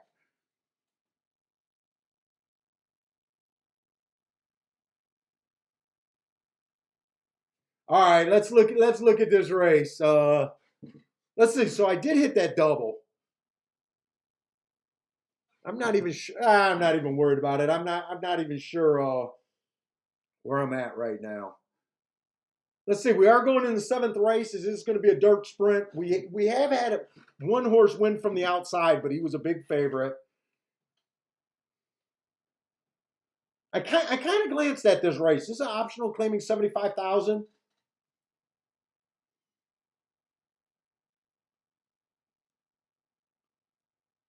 And the seven horse was the horse that makes me extremely nervous on what to do here. He's in that post position where it's really hard to win at Gulfstream, but at the same time, this horse has at least been in stakes in a Grade 1 race. He's basically running against a bunch of horses that just broke their maidens. Now, technically, a maiden could go up to a stakes race or even a Grade 1 race if they're special. I just don't know where I'm at here. He's the only horse that I know for a fact he's at least been able to run against some of the better horses. That race, second race off a layoff in that $200,000 stakes, there's nothing wrong with him getting second there. But he makes me nervous. My first thought is to play against him.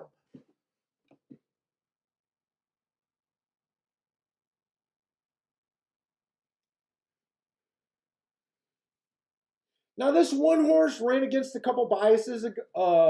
First race out, he tried 50,000. I thought the track was inside speed that day. He did have speed, but he was in the six hole. I think that's a really good race. He won his very next race after that. Uh, he did win on what I thought was a bad rail. So to me, I got him being the fastest winner of the day, running against a bias. I mean, that might be a special horse.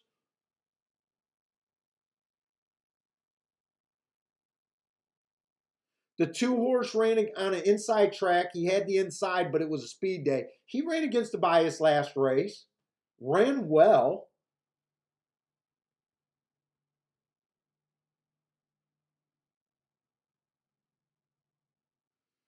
The 3 horse kind of just looks common to me. I think he's just a common horse that broke his maiden special weight. I'd be more shocked to see him do something.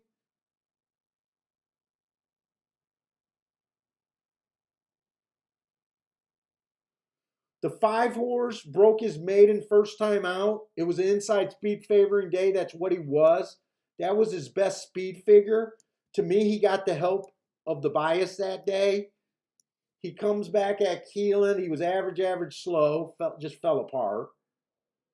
Last race, he did go too fast to win at a low level. Allowance non-winners of 2 lifetime. I'm not sure this horse is actually could be special.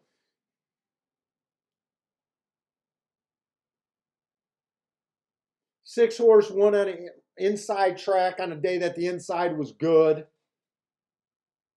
Hasn't done nothing wrong. I'm just not sure he was special. I guess if I was going to try to beat this 7 horse, I'd be mostly interested in the 1 horse and the possibly the 2, but mostly the 1.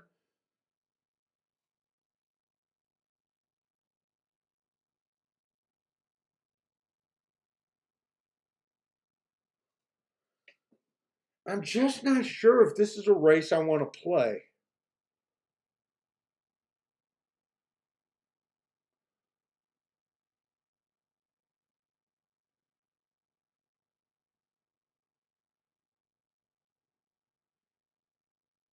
Let's see, the next race is a little tricky to Peter race.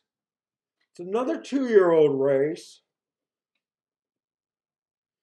I do think that the outside of the track has been running well on the Tapeta.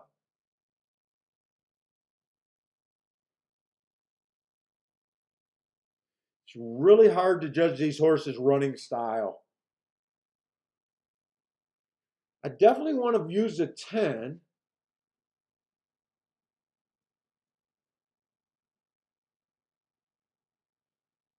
I got a feeling that race is kind of unplayable. I'd probably want to use a 10 in the 2 in the next race. Maybe even the 3 a little bit, but man, that's a dangerous race for me.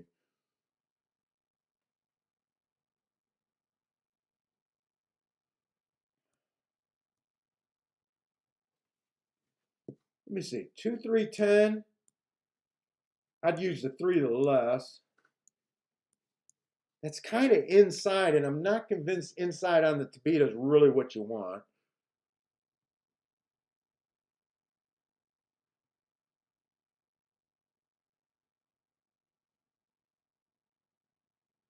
That's a dangerous race. I think I got 2 dangerous races.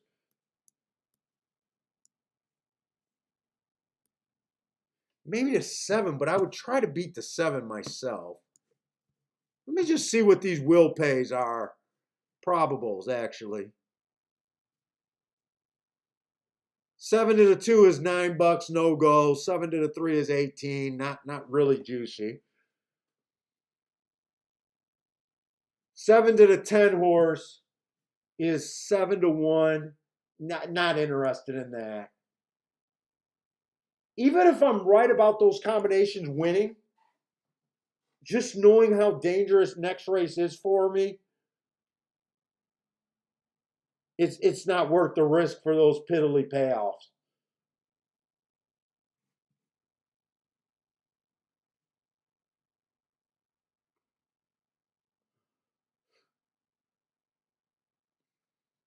And really, I could play the 1 to those 3 horses, but they're all paying like 20 to 1. Not great. Right now, I'm borderlining if this is even worth the risk. I'm not sure if this sequence is really worth the risk for me.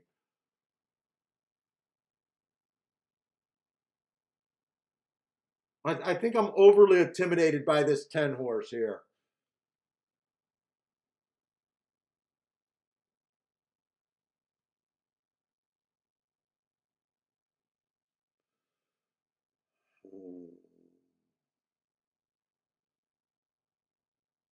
Although I know that if this was last week in the tournament and this was the last sequence, I would play the 1-2 to the 2-2-3-10.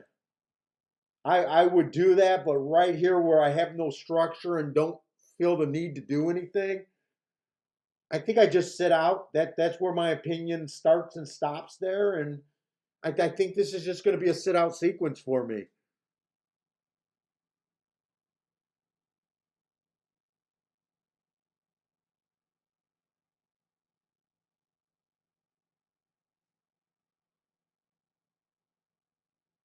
Let's see, Spencer's saying it's going to be it's going to be terrible where your head's going to be at.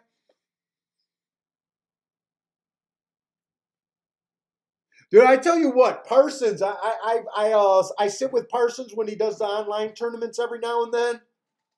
I could tell the stress factor in Parsons. Parsons loved to watch those leaderboards before he hits anything.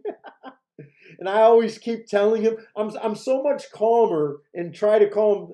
I'm like what I should be when I'm in my own tournament. But everyone I know about these tournaments, they just get it so in their head that they stress themselves out. Let's say Thad likes the 5 to win in place over here at Gulfstream. So Gulfstream's in the game. I'm not doing anything. Uh, I think the 7's going to be tough. The only 2 horses I would try to beat him with is the 1 and the 2. I'm just sitting out. Hopefully I'll find a better opportunity.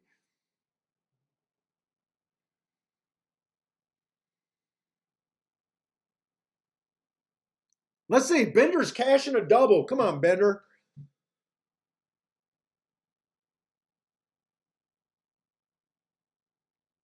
Boy, 6 got an easy lead. We don't like seeing this right now.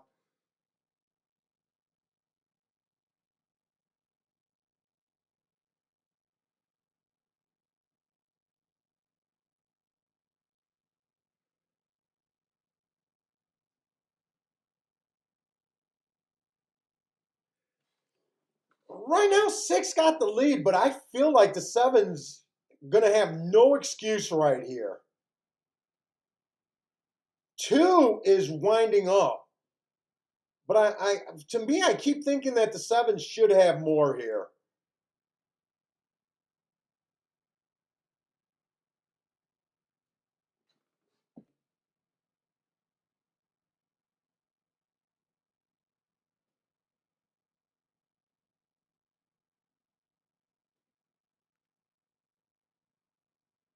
Boy, 6 fought on extremely well. 6-7-2.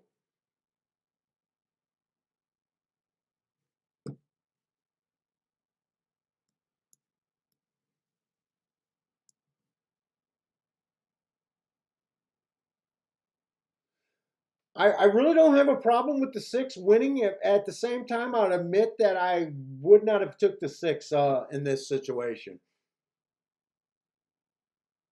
I kind of held it against the 6 that he won his race and made him claiming 50,000, even though he won it easily. I thought he had the good part of the track and maybe he got help there. That's definitely a good no play for me. I'm glad the doubles were paying like 20 to 1 that I was considering. I didn't think 20 to 1 was worth firing the bullet for myself.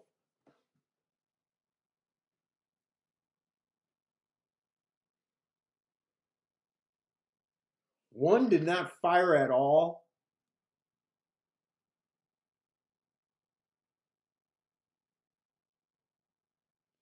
By the way, another one of my goals next year. I'm already making goals next year. I'm planning on sitting out more of these super lightly raced, especially the 2-year-old races, but the super mystery races to me. They're going to be a lot of the maiden races with a lot of first time starters, which I tend to sit out of a lot. But races like this are part of my goal next year for sitting out more races.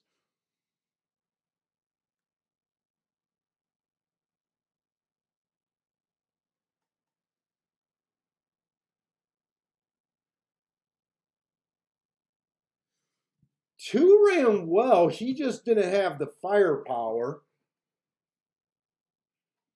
That's our second outside horse that went wire to wire, so maybe the inside's not as good as I thought it was.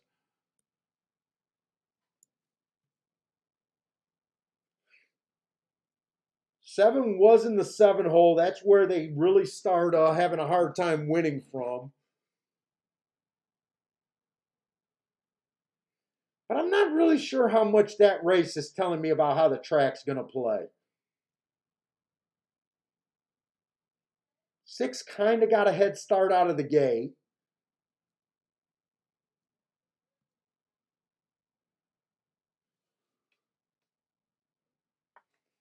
Seven wasn't necessarily a front speed horse. He's ran on sprinting twice and he stalked both races. He stalked again today.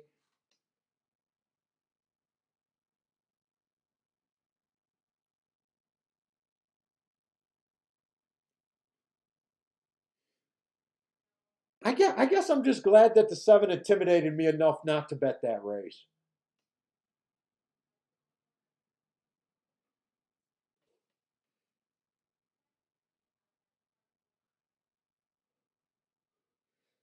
Six had Zayas and decent workouts.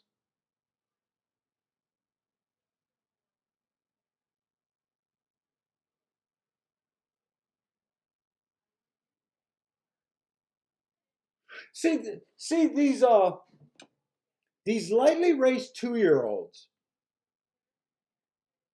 whether they're maiden special weight or they're just stepping up the ladder,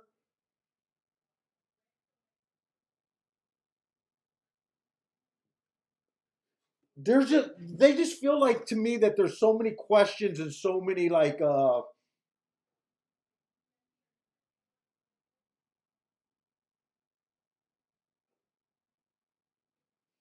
and you don't have enough races to really know where the horses fit in. Like I held it against the 6 horse. Look, it wasn't the 6's horse's fault that they debuted him in a $50,000 race when he wins by 4 lengths. It's not his fault, but I use that as he's off the inside and maybe.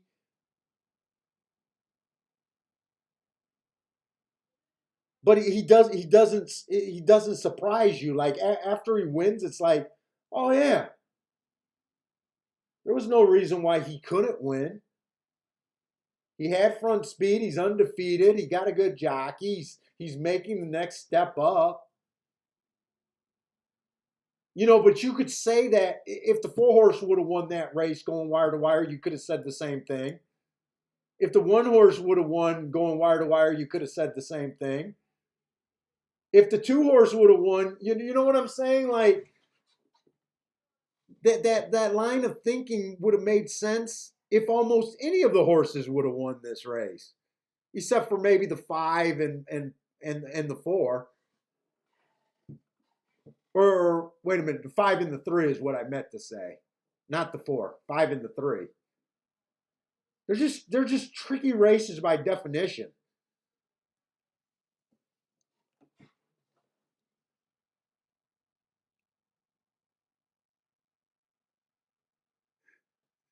It says he 100% agrees. And those were the races. So that card on a Saturday at Tampa. If you guys played Tampa on Saturday, if you looked at all the early dirt sprints at Tampa, they were all either maiden special weight races or they were horses that just broke their maiden and was running in races like this. And I did a good job avoiding them.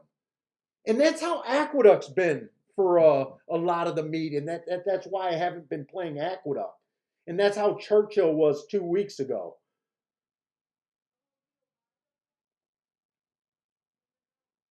Like you don't want to look at the race that's over and be like, oh yeah, I could have said, oh yeah, I could see him. It's better if you played races where you firmly kind of understood where you're at. After this race, it's just, oh yeah, I could see it. It's not a problem. I could see it, you know. And it's not a good position to be in race after race just saying that. You need to have those throwout horses.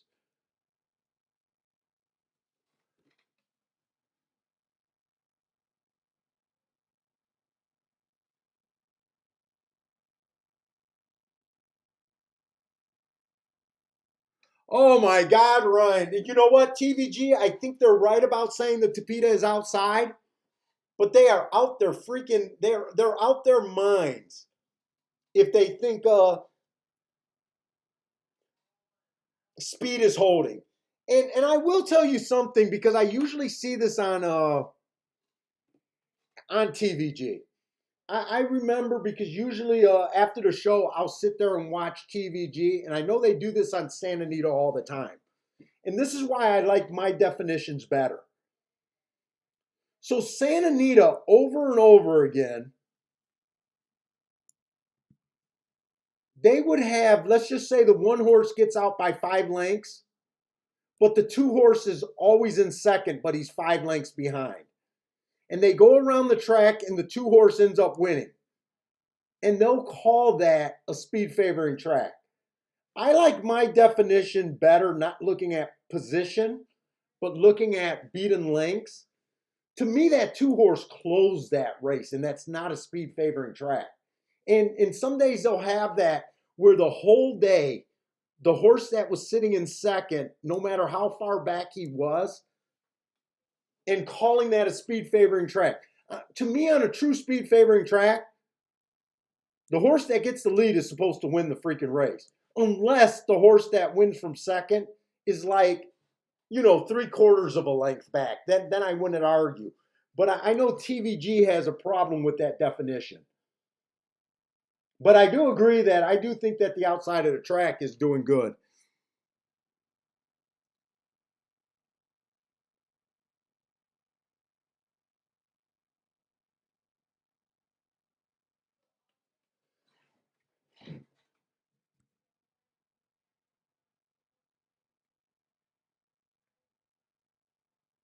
Because sometimes we have that scenario where the horse that was in second race win or second position wins every race, but when he's 5 lengths back, when I label that track, I call that a closing day. Not a stalking day, not a speed day, a closing day. And I'd like to say that I'm right more than TVG is about labeling a track.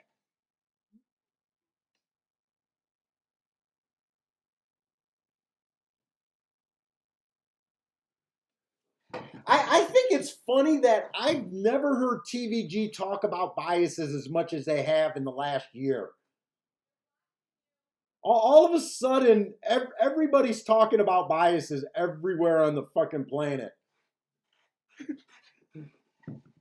Even though I go to these tournaments and whenever I go to a racetrack, I see very few people with enough notes to make me think that they're true bias handicappers. I don't know how you could be a bias handicapper without having a laptop or 5 folders filled with your notes.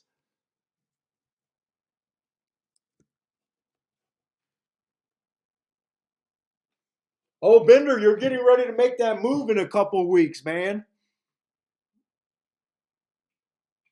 Hopefully that works out extremely well for you, man. I know you said you're not going to be able to play as much. Hopefully we'll still catch you or meet you on the weekend or something.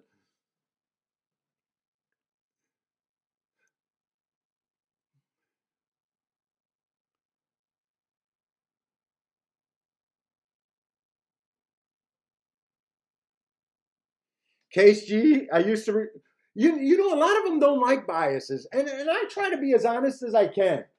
When I'm wrong about the biases, they will fuck up your game. I just know in the long run that they put me on bigger scores than I normally would have with traditional handicapping. And that's where I think the difference is. I do think that day in and day out, I'm probably a little too bias heavy. And I bet that's probably why I don't get even more viewers because that's all I talk about. But I will say I never had a major score on traditional handicapping. Not once.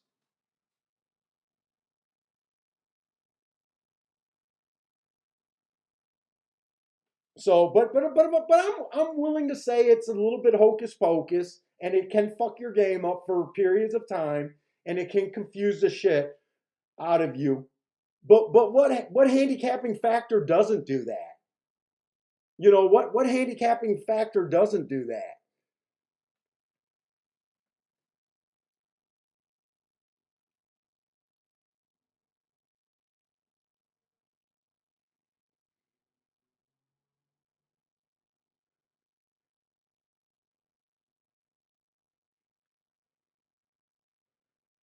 Oh shit! I was against Nick's go.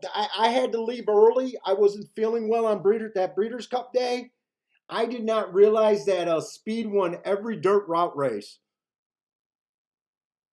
I did not worry. I did not notice that until I did the chart, and I was pissed at. I think I came back on the next show and apologized to you guys, saying that I was against Nick's go.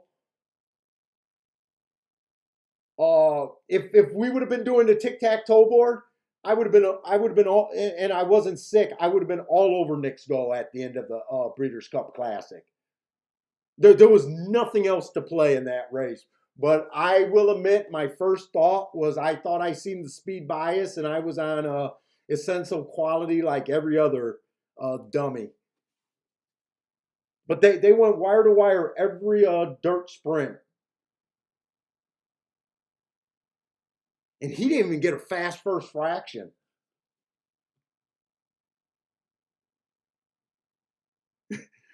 How many wives is Bender looking to get over there in Utah?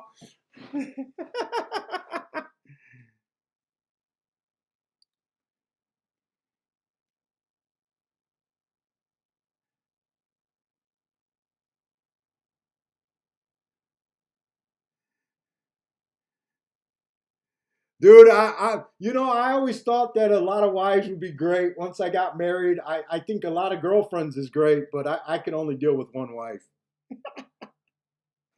Although every time my wife says I need to do more around the house, I tell her I'm willing to get more help for her.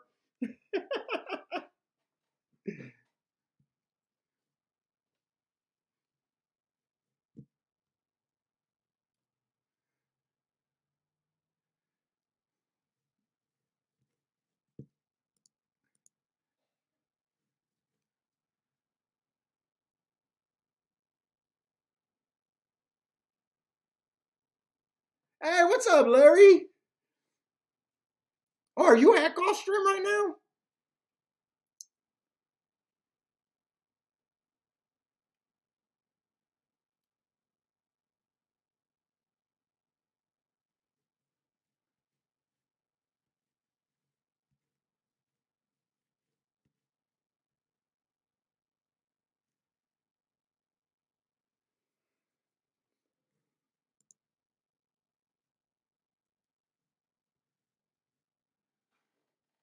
All right, so I didn't want to play the part of the reason why I didn't want to play the double. I was intimidated by that 7 horse, which worked out okay.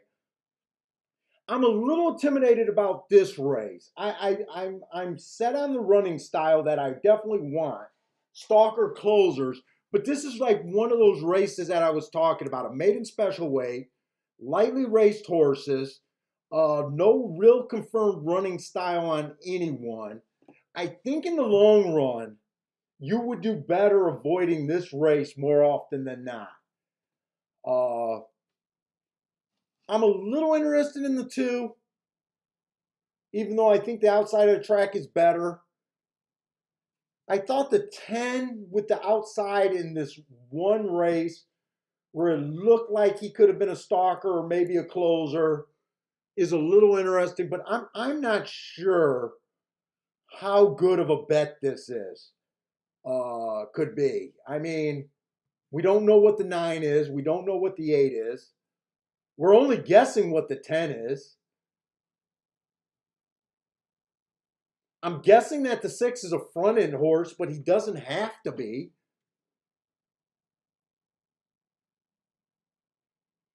The 3 had the 5 horse had one race where he went to the lead. If he goes to the lead here, I don't like him. If he comes off the pace, I think he got a shot. I mean, one race he was on the lead, the other race he was off the lead. I'm guessing the 3 horse goes to the lead, but he only ran one race. Who knows if that's really what he wants to do? So to me, these are just dangerous races, and part of my goal next year is to avoid these races more often than not. Next race is a 5 furlong sprint that I definitely think I want to do something with.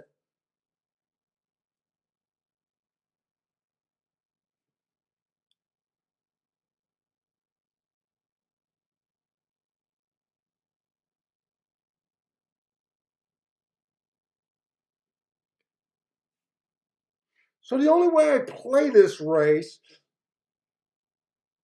I would never play this race on its own. The only race I play this race is if I think I can get value in the doubles, even though I won't be able to bitch. Because I definitely want to do something next race.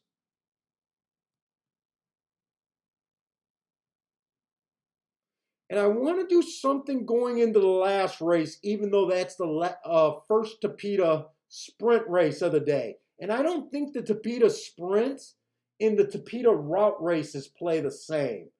You're able to wire a bit more on the Tapeta sprints.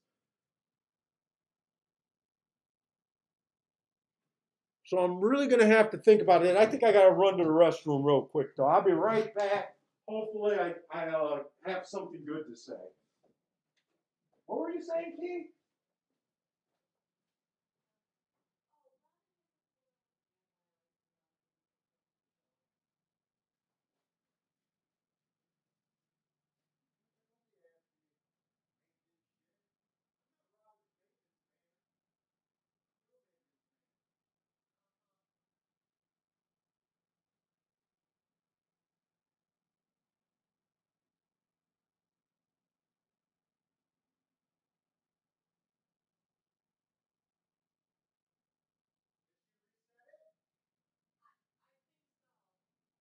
What's that?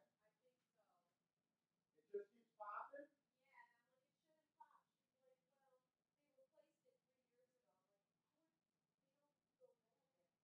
Sometimes they do go bad, but yeah, generally.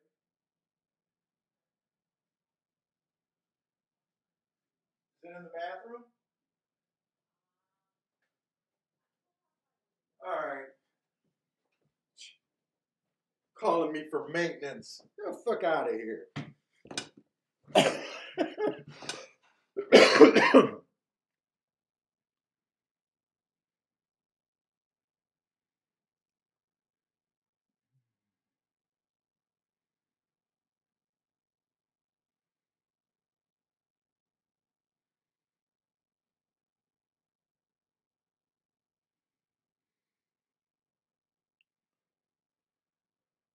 Oh shit, I'm jealous. Is Ryan and Bender talking about going to Vegas? You guys are driving distance from Vegas? Ooh, I'm jealous. Although I will admit that Vegas is no longer the horse playing heaven for me.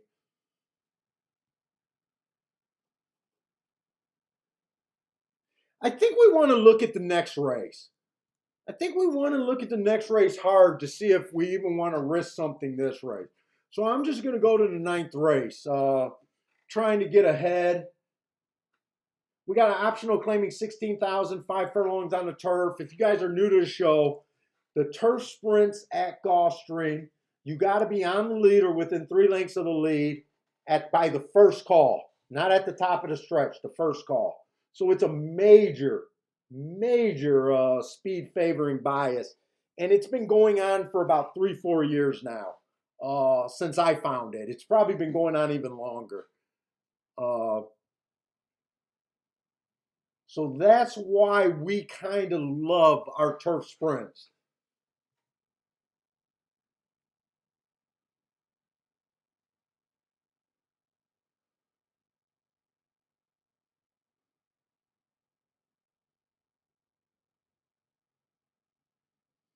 So right now, I actually want to. I don't have enough time, but when I get back to this race, I want to look up some of these races on this one. The one horse, the best he could do is just be off the pace.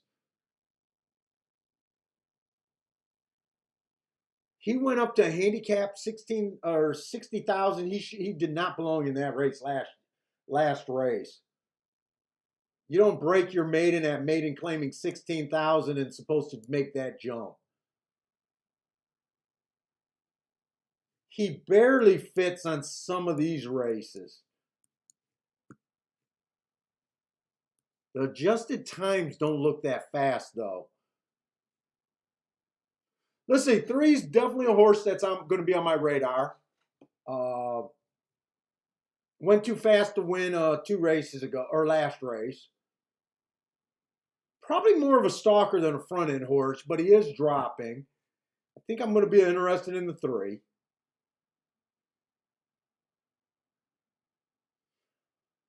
Probably going to be interested in the 4 for the exact same reason.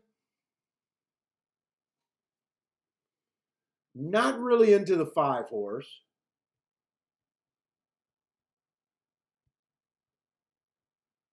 God, 6 kind of fits.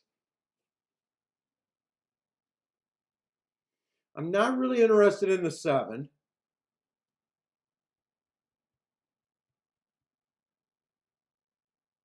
And I'm definitely interested in the 8.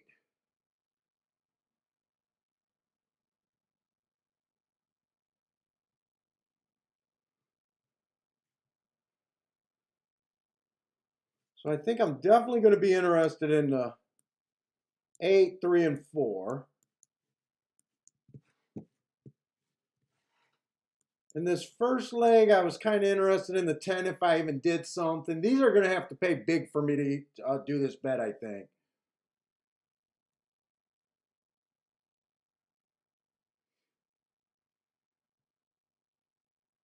Dude, I said I was trying to get alive to the 3. I think I dropped the 3. 3's going to lead in this race, right?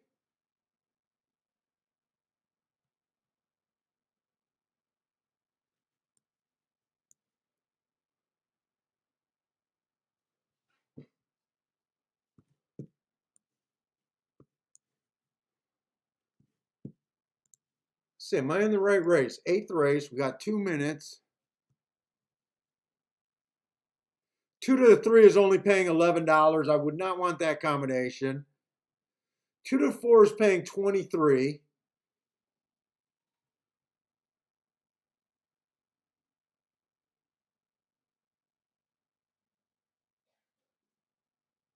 What the fuck is that?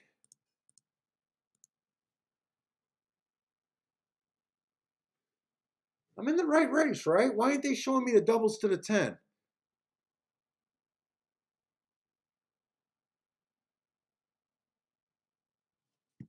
Oh, wait a minute. There's not 10 horses next race. I'm looking at it backwards.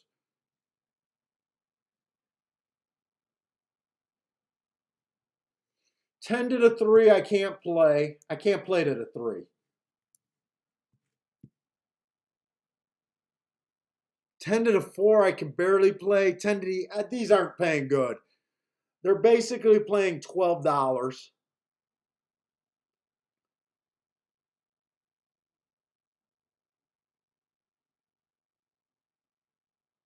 The 2's not paying much better. There's a good chance I don't even have the winner in this race.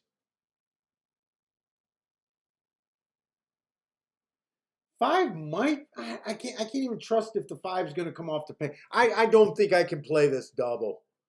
I think I'll be looking at the last 2 races. I really don't think I can play this right here. Hey, what's up, Frankie Tubbs?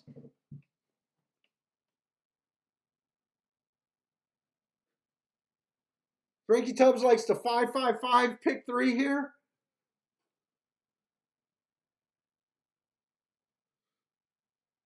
Lanier likes the 3-5-2.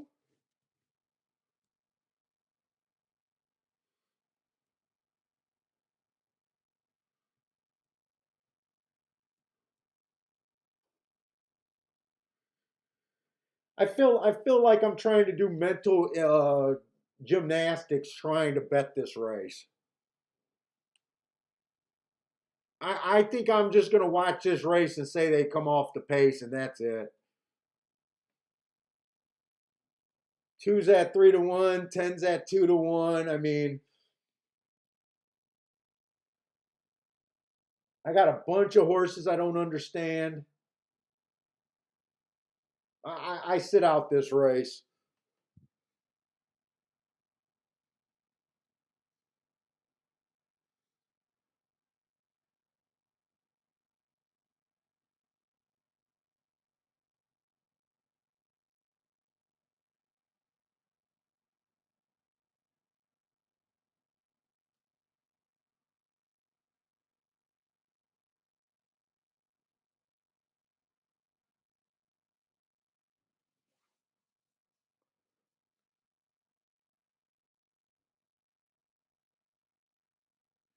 Okay. Oh yeah, Medina Spirit's death. I'm not getting into that.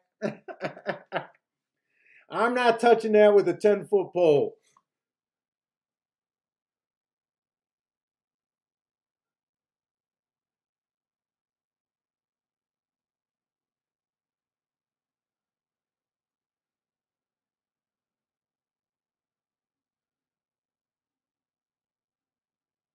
Oh, Elliott's making a little bit of a play here. Looks like Elliott. I don't know if that's a pick 3 or a trifecta. Oh, that might be a super. No, that can't be a pick 3. Looks like Elliott's on a super there.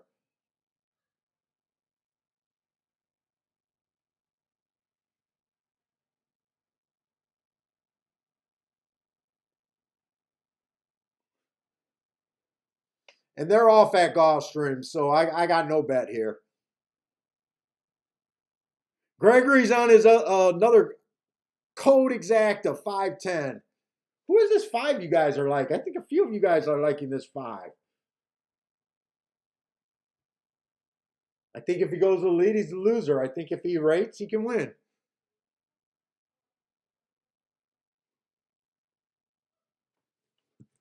And he's rating today, so I think he can win.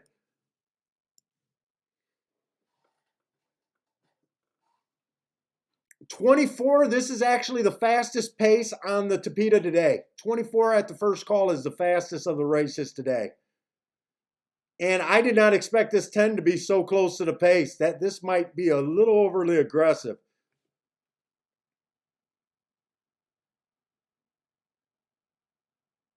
48-3, that's definitely the fastest pace. 10's riding this race like he thinks he got a winner, but I got a feeling that he could be making a big mistake being too close to this pace.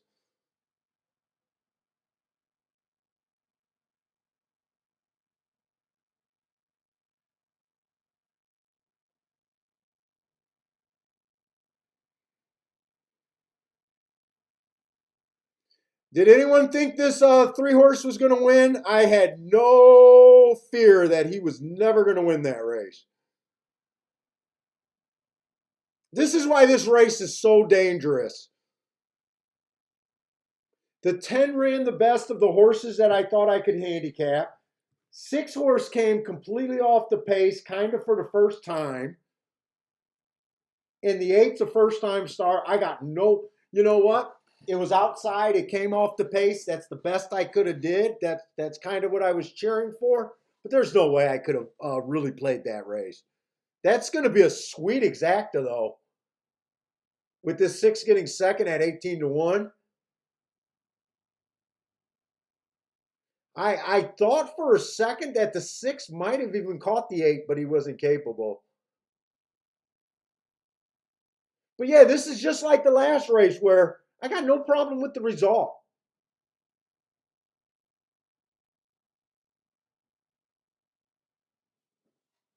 But just trying to do the mental gymnastics for me that it would have took me to get a first time starter, and saying that I was convinced that the 6 would come off the pace. And the 10 would be that close to the pace.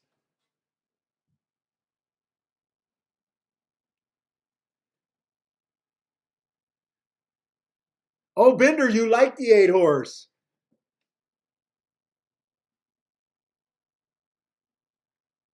Now, I could see you being super aggressive in saying, because I know Bender thought that the outside of the track was good and there's not much here. I could definitely, to me, this is a race where it's almost where you're at in your state of mind. Like if you were feeling really aggressive, I could definitely see someone keying off of the outside of the track there. But where my head is at right now, of just me hitting that one double and trying to put in real what I really wanted bets that I could believe in, this bet would have worked out. But I could definitely see an outside playing the outside horses and being able to catch this whole thing. But that would be on a super aggressive day for me.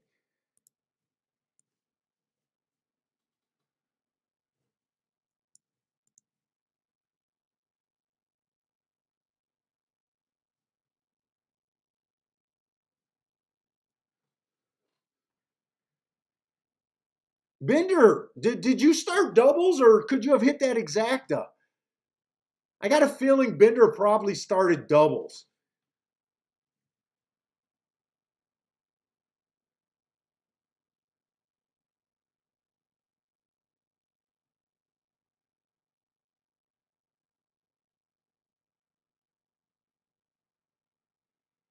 Oh yeah, I do.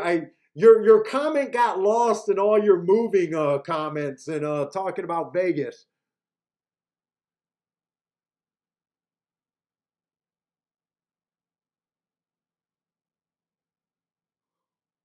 Oh boy, I seen you even threw it up there a few times.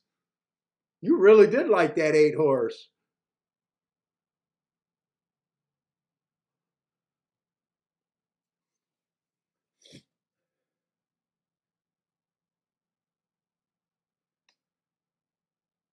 Yeah, I would have guessed you started doubles there going into that turf sprint. I kind of know Bender was always the guy that would try to get me focused on certain sequences, and that felt like he wanted to try to get alive to that turf sprint.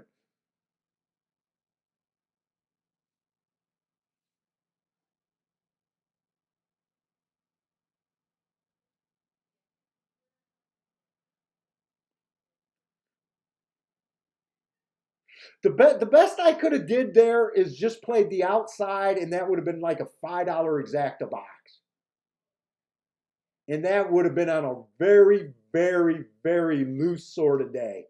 Definitely not how I'm feeling today because I am trying to play every day like I'm in a tournament. By the way,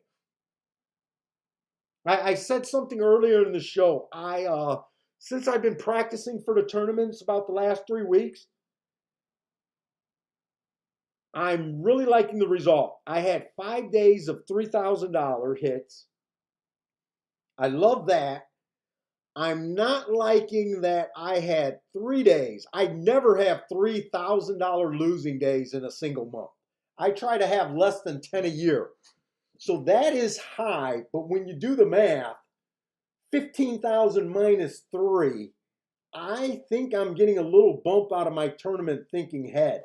So I am making a conscious effort to stay away from $5 exacta boxes, $5 plays. I've been playing every race like I kind of want to score. Uh, Not so many savers and all of that stuff. I'm trying to improve.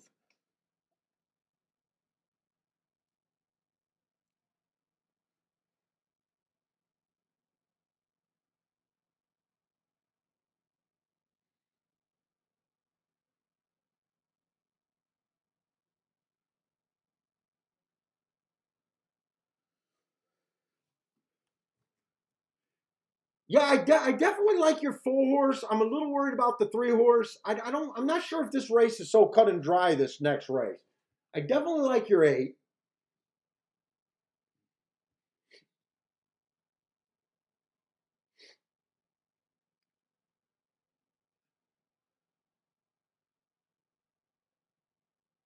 but he's never been. I knew there was something that bugged me. He's never been on the turf. That is one thing that bugged me about the 8. I don't mind betting horses that I think fit the track. I just kind of, if he doesn't run well, you got that warning sign that, maybe he's not a turf horse. Uh, that's in there a little bit. If he's not a turf horse, I'm a little nervous about 4. Looks like he's more likely to get the lead than the 3. I'm splitting hairs on that call right there, though. I'm really splitting hairs.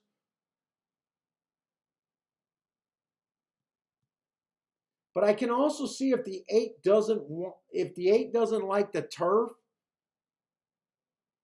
I'm a little interested in the 6 and possibly even this 1. Oh shit! It's 8. Eight's opening up at. Well, I knew 8 was going to be a big favorite here. I kind of figured. I didn't figure even money, but I thought I didn't think you'd get 9-2.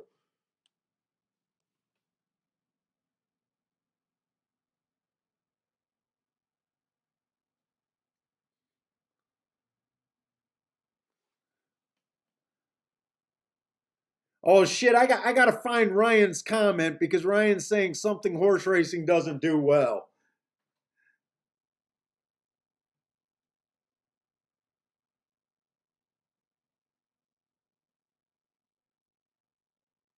What could Ryan be responding to there?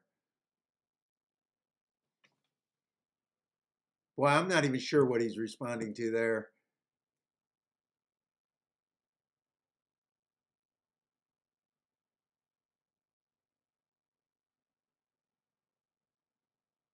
Dude,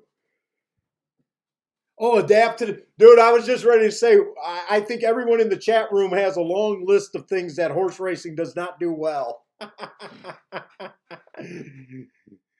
I think that list is so long, it's unbelievable.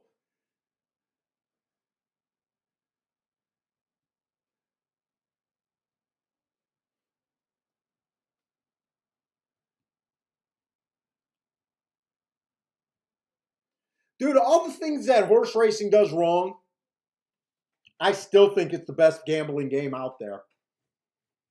There's nothing that anyone can convince me otherwise.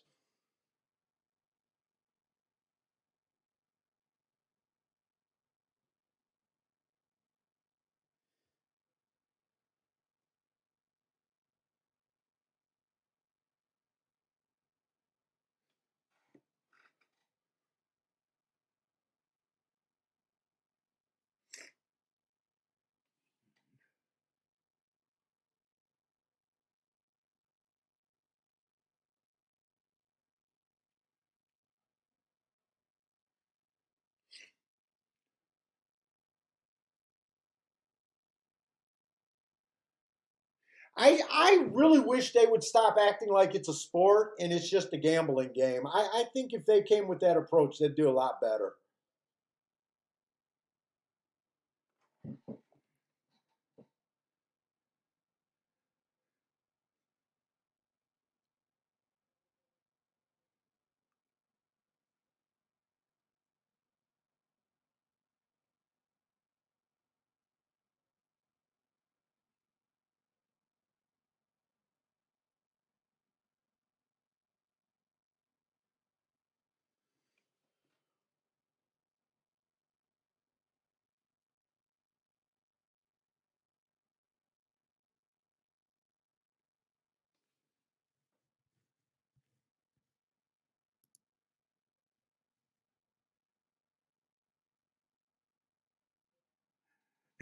I can't see money. Get out of here, man. See, Money, we're trying to appeal to more than 2% of the ladies' viewers. We can't have you chauvinists talking about how female jockeys keep their butts in the air. We are trying to appeal to the lady demographics. You sexist pig.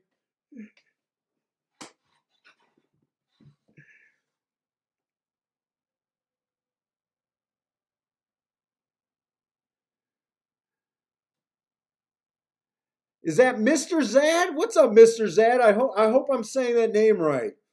Why don't tracks offer player rewards like casinos?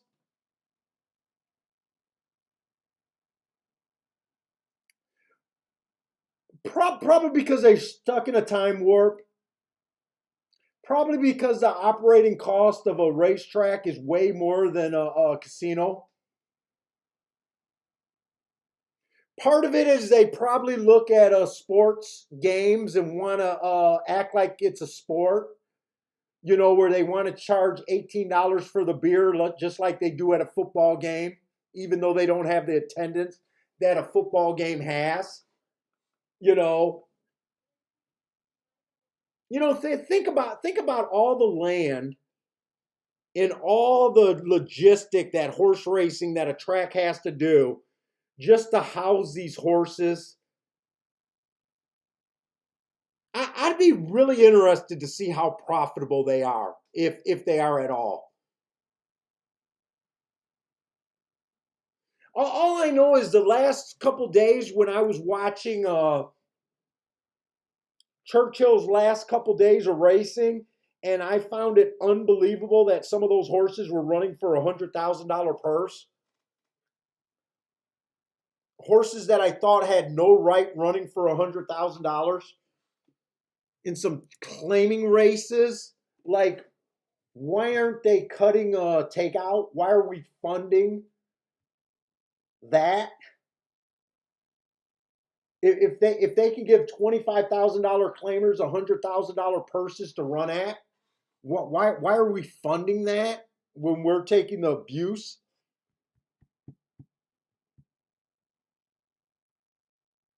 I would really just love to see one jurisdiction go to 10% takeout and see what happens.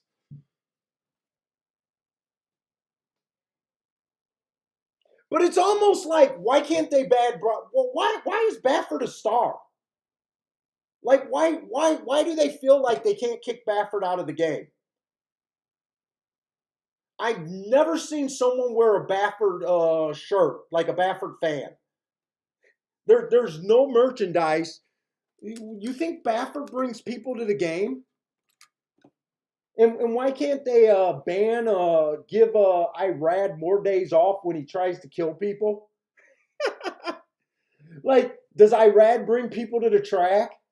Like, why do they act like they can't get rid of the stars when the stars are acting like asses and hurting the game?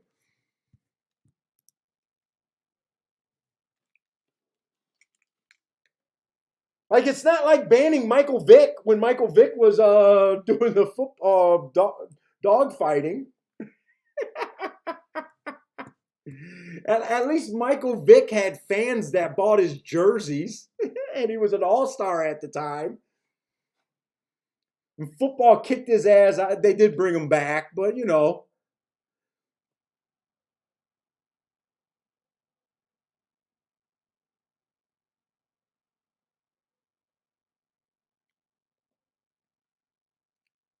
dude, I know a lot of people on Twitter are talking about this. They're hiring people that have no idea about the racing handicappers. They have no idea about the betting side of the game. They keep doing the same crap that they always do. Let's give away some umbrellas.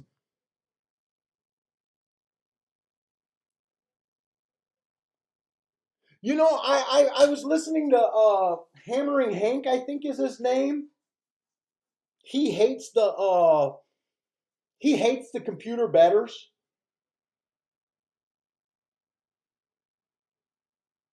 I think that's his name, Hammering Hank or something like that. I liked his thing. He said, "Why are we giving rebates to these big things that are abusing us, if you believe that. I'm not sure if I completely agree with that. But part of his thing was, why are we giving rebates to people that aren't coming to the track? I know that's going to piss some of you guys off, but I even like the idea of, shouldn't they give more rebates to the people that actually go to their track? I like that idea. And I'm a guy that don't go to tracks.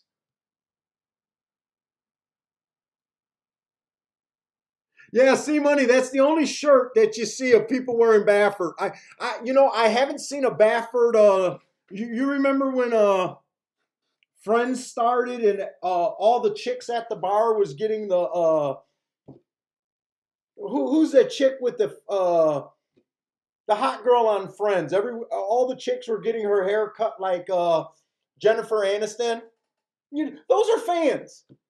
If Baffert brought people to the game, you'll see old men dyeing their hair silver white and rocking the sunglasses every chance they could. We know what fans look like.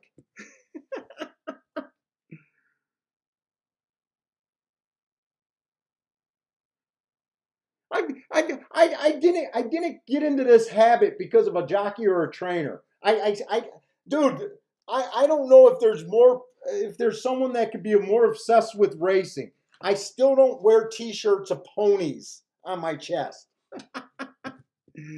I'm here because of the gambling, and I think the game can be beat. That's the only reason I'm here.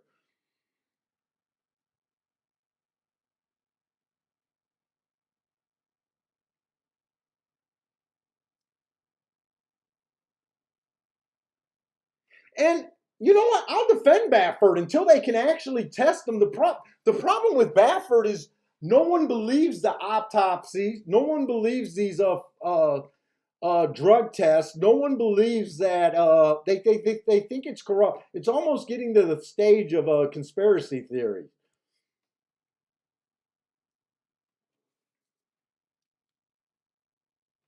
Dude, I can't even tell you the last time I seen a in the market a TV commercial about races going on at the track.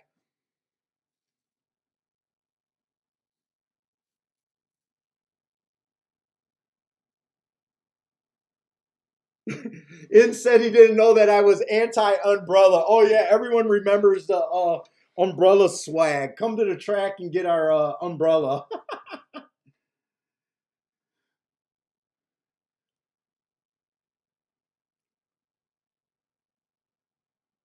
Dude, the only thing that the track won't do, which I think they should do, is figure out how to teach people how to play the game closer to right.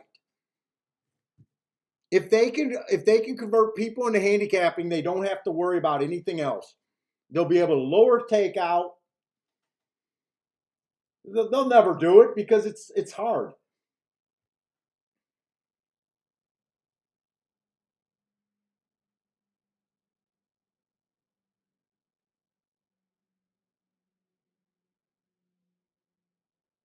Oh, they absolutely need to reach out to a smaller, to a younger fan. The only way you can reach out to younger fans is, first of all, you got to shut up all the fathers, all the grandfathers, and all the uncles who just go after day in and day out talking about how corrupt horse racing is. You want to know who turned off the fans first of horse racing? It was older fans that are still betting 3 to 5 favorites and are mad when they're not winning.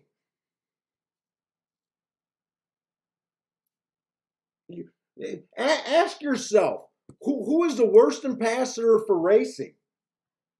Old handicappers. Dude, no one even believes that you can handicap and win this game.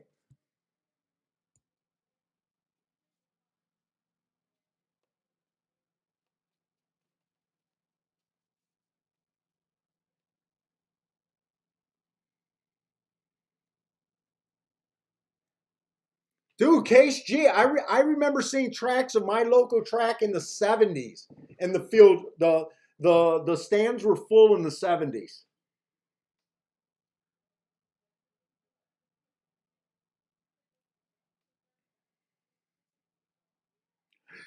The other problem that horse racing has is we all know it's the learning curve.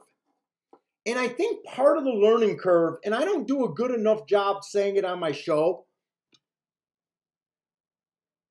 but everyone that I talk to that I say that I do this full time, they go, "Oh, so you know all the trainers and all the jockeys and all the horses."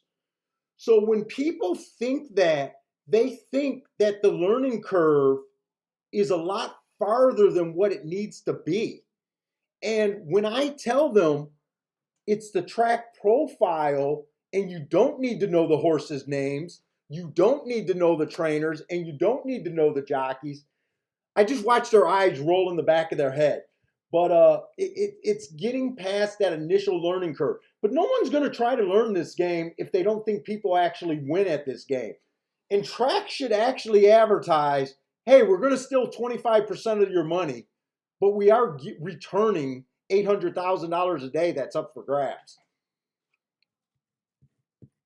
You know, it's so funny that people hear about the takeout, but they don't do the math to see how much the track is returning. And tracks never promote their winners. Who's going to learn a game that you think everyone's losing? If everyone's losing, which is impossible that everyone's losing.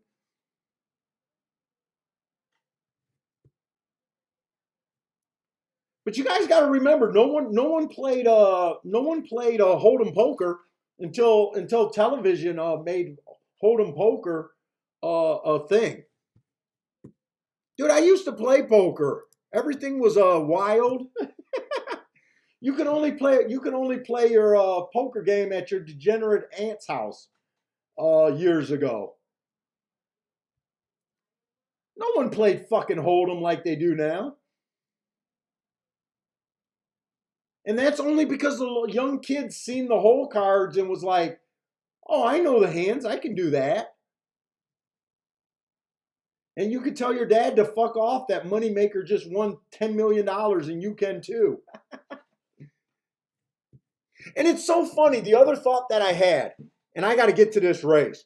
The other thought that I had is, you know how after Medina Spirit dies, everyone says that everyone's going to leave horse racing. When Baffert got busted positive, everyone's going to leave horse racing.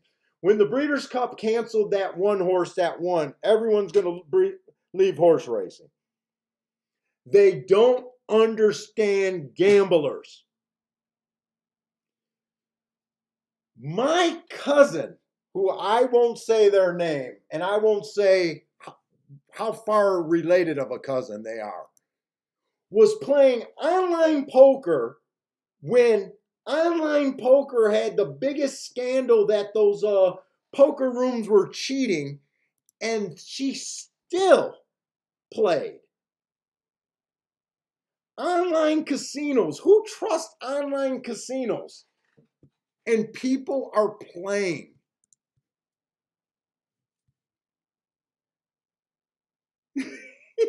Gamblers don't leave. Ask yourself, how is anyone playing poker on live when there was a proven poker internet thing that was cheating and changing cards or showing the whole cards on that scandal? And poker rooms are still filled. Does anyone believe that that cannot happen again? Gamblers don't fucking leave. They play the games that they like, that they think they can win.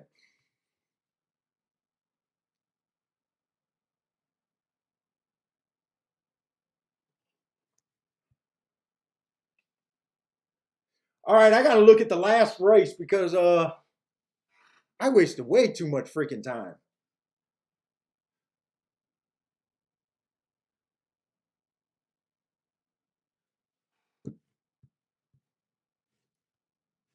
Why do I think there's a horse that I don't have scratched in the last race? Oh no, last race is good.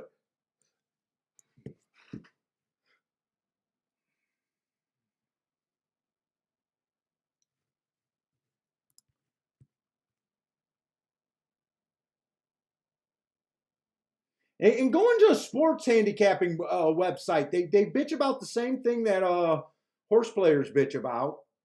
Bad calls, referee, NFL's fixed. There's whole YouTube channels dedicated to NFL games being scripted. Let's see. I'm sorry because I was really supposed to handicap this race. Let's see. I'm a little interested in the 10th last race, and I got to go over this fast.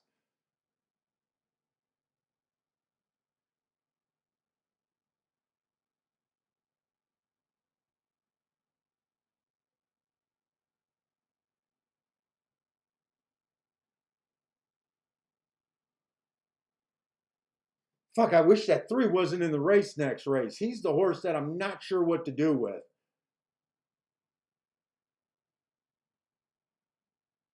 I kind of want to use the 1 and the 8 the most.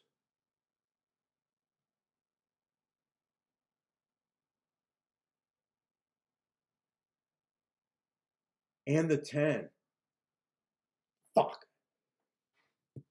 I still got 3 minutes.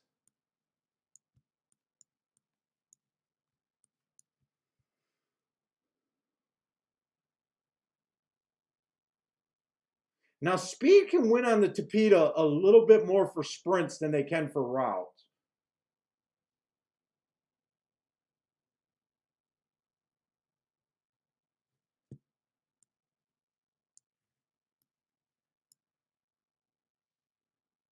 Fuck, I can't use the 3 and the 4 here. I think I want to use the 4.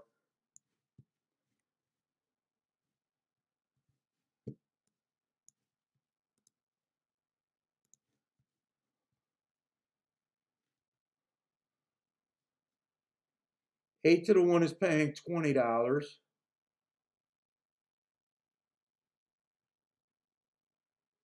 They're hammering that 3 next race.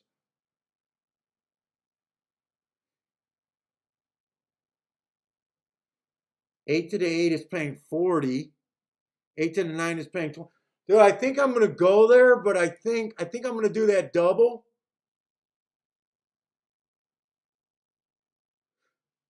I've been betting all my stuff. I think I'm gonna have to do this in my playback category because I am kind of scrambling here.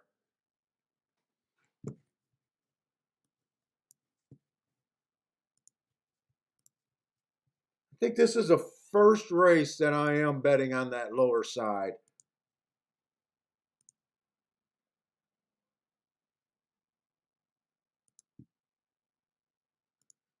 1, 8, 10, and 9. I almost want to look at some exactas here too. Who was that long shot that I did like here?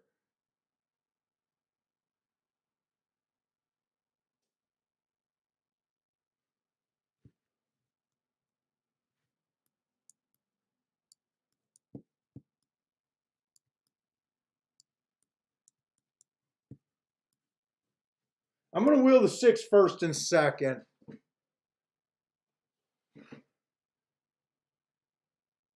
Was the 6, right?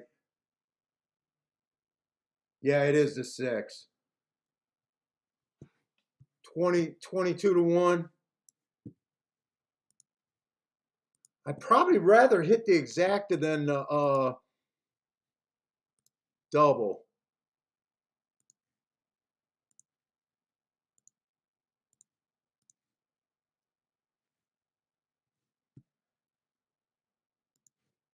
Do that.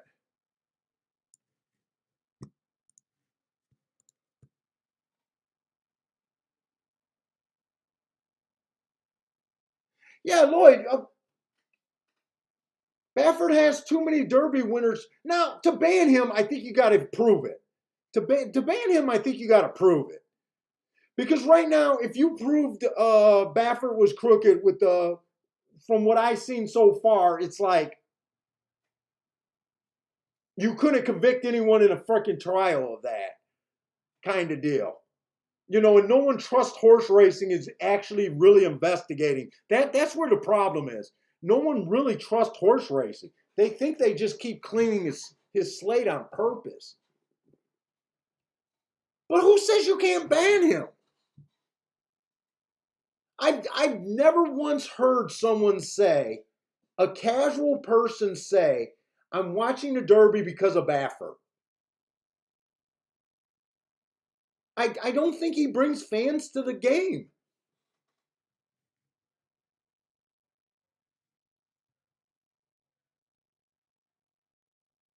And that's another part of the problem. It's all about the levels. They're looking at this microscopic shit. Some of the shit might be screening shit. No one has any faith in it. Well, I know a lot of people. I'm convinced he's cheating, but I'm not convinced to the point where I'm dug in and he doesn't stop me from winning tickets. Like Baffert doesn't stop me from cashing or not cashing a single ticket.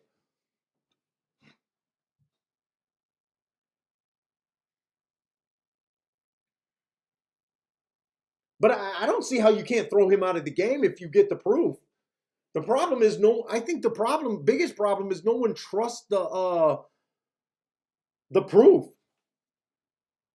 But dude, think about it. There's people that are playing, like someone said, roulette here. I wouldn't trust the casinos on giving me an honest roulette game. I don't even trust the machines. Dude, when I play at the casino, the little bit that I do, I want to hold the dice. I don't want to play. I don't want to play on computer generated dices. Every time I lose when I'm playing the stupid machines, I'm just saying, oh, they know what I got and I'm a loser.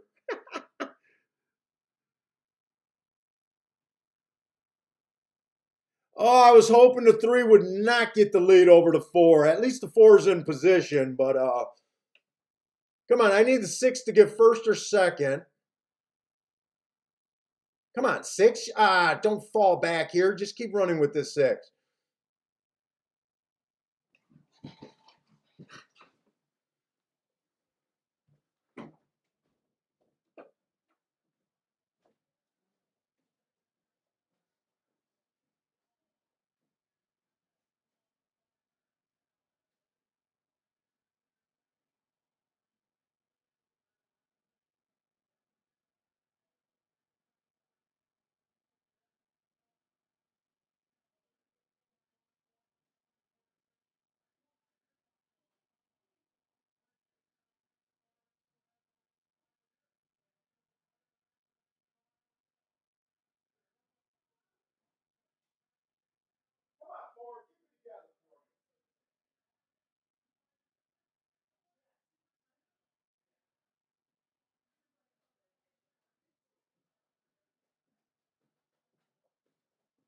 All right.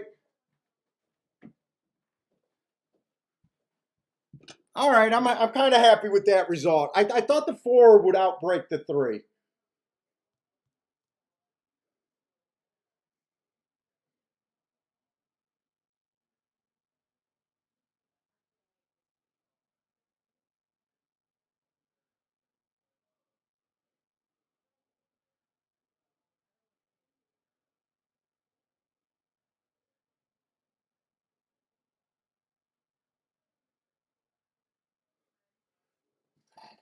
Yeah, we could have had that super. I don't play super. I thought the six was live. I thought he'd do exactly what he did. I was just hoping that he could have picked it up for second.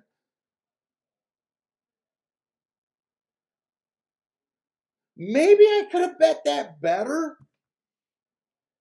I did like the four and the eight a little bit better than the three. Who got second? I'm not even sure who got second. It must have been either the three or the eight.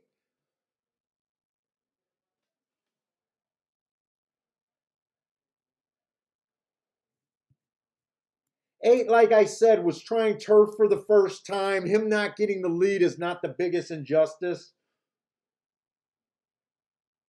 I said that was a little thing that I was worried about, him not getting the lead.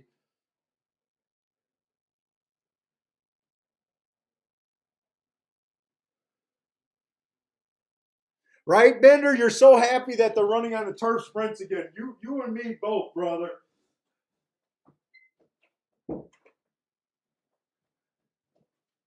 Those turf sprints have bailed us out more than once.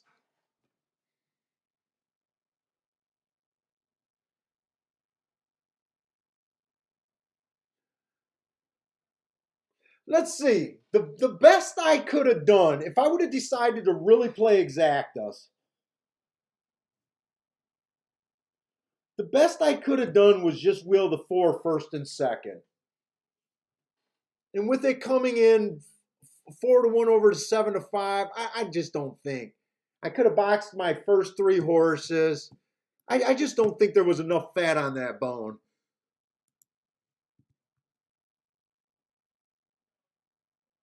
No, 4-3 is paying $12. 4-3 is supposedly paying $12. 4-8 was paying $14. I played the only exact I could have played. And that was kind of a throw-in bet with that six. I'm alive to four horses in the last race. I probably don't feel super good about the last race. I really don't know what to make of this three horse. And so I decided to try to beat him.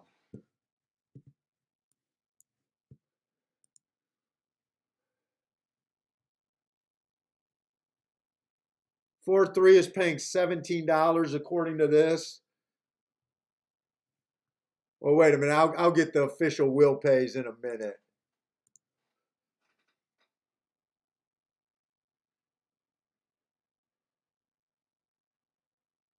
Oh yeah, the super high five. I was thinking I could have just had the super. That's right. I said I thought the one might be an interesting long shot, and said that I wanted to look up those days and forgot about him. That's right. I did say. Oh, I was wondering where you said we had the high five. Could have had the 5-5. Yeah, you are absolutely right. We could have had that high five. Not that I ever play it.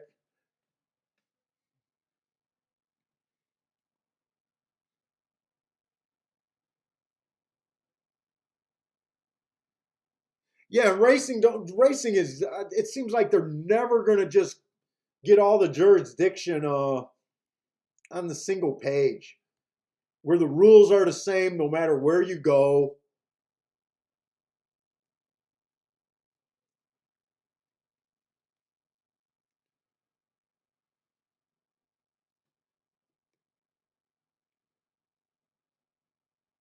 Dude, I know Twitter already.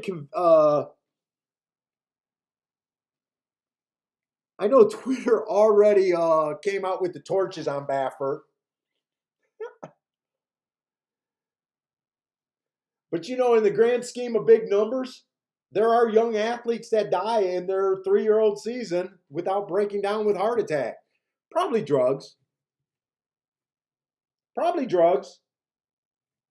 But, it's not out of question that, but no one's going to trust it. Even if they say the horse had a heart attack and we found nothing in his system, we're at the point where no one's even going to believe that.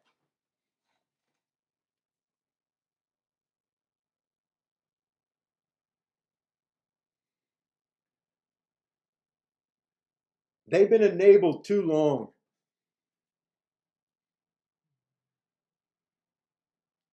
Hey, William Horton, what's up, man?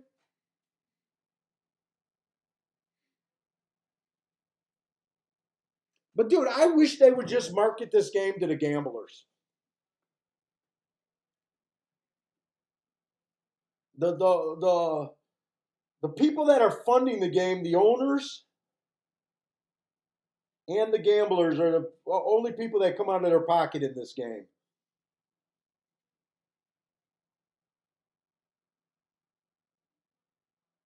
And the slot players who fund the game in some states.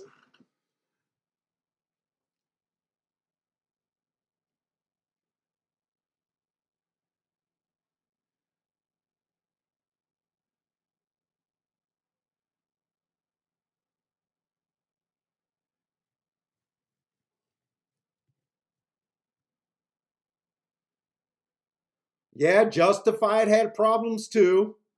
Shouldn't have even been in the Derby, from what I understand.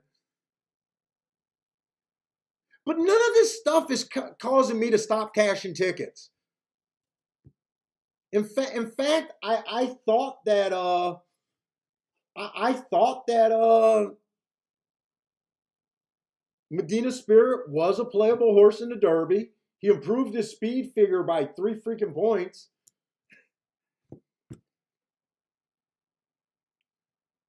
I thought it was a merry-go-round that day.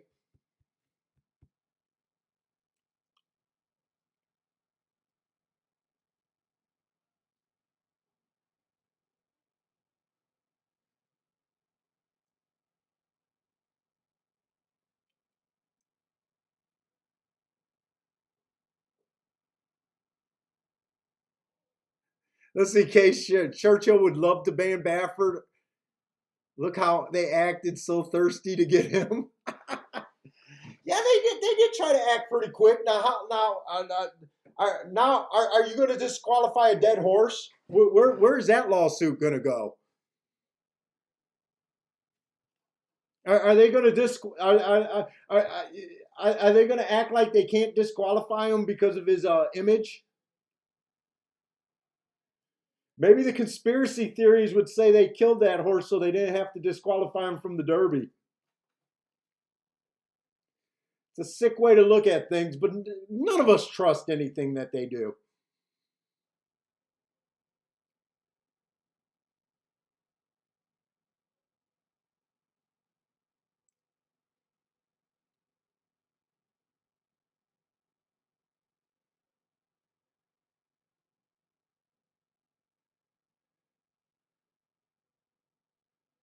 Hey, Gregory. Gregory likes the 8 at Gulfstream. Really like him a lot. So do I, Gregory. I'm pretty sure the 8's on my ticket. I'm pretty sure the 8's on my ticket here. 1-8-10-9 is what I'm alive to.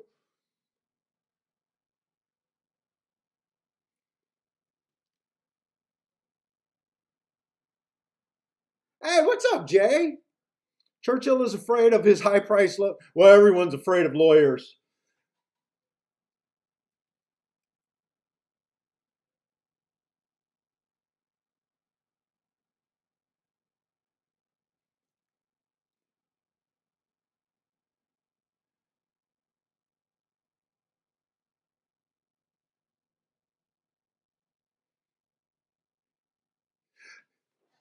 And I'll tell you another thing. I know a lot of people, with that Breeders' Cup debacle and the excuses they made for scratching that horse and then letting him run. This is what I didn't understand. Why couldn't they scratch him for the wagers that happened in that race? Why couldn't they scratch him and call him a no contest running horse for that race? But if you were live in the multi wagers and they already knew the will pays, how hard was it to honor those tickets?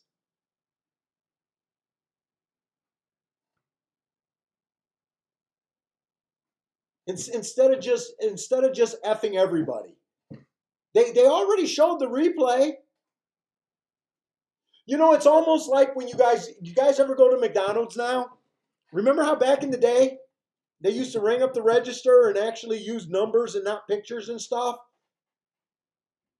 And when the computers went down, with the regular register, they were able to do it on paper and pen and add taxes. And now when you go to McDonald's and the computer's not working, they got to close it down because no one's smart enough to ring up a Whopper or a Big Mac on a register and add the tax in. It was not so long ago when your employees were able to make that adjustments. Now they just close the place down. Oh, our computers are done. We can't even serve you a fry and charge you $1.10. There's no way we can possibly make change. I don't understand why they couldn't have paid out those pick fives and pick sixes. They knew what the will pays were going to play.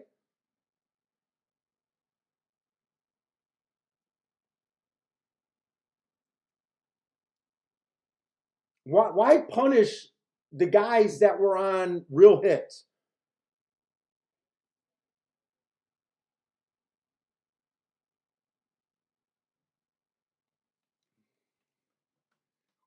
All you had to do was rewind your video feed and you would have seen what the will pays would have been.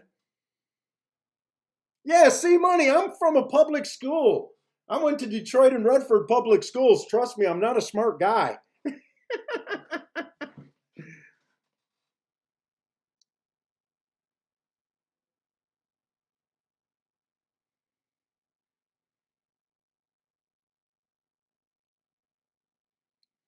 Let's see. Jay said that Baffert admitted to in his own autobiography that he was juicing the quarter horses years ago.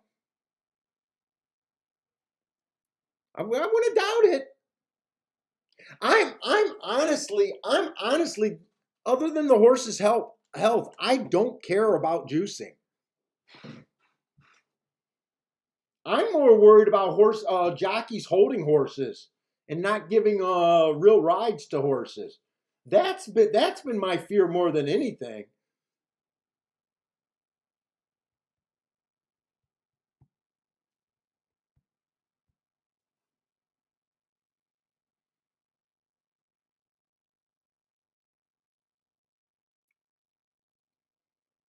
I don't think the drug horses are that hard to spot. Usually my biases explain them. I'm kind of under the impression that you can't give me steroids today and expect me to do something tomorrow. I think you would see me taking steroids and improving gradually. And that's called form cycles. I don't know. Maybe I could be wrong about this. I don't think I am because I survive in this game, but I can understand people taking a different view. I just don't think it cost me a winning or losing day in the grand scheme of things.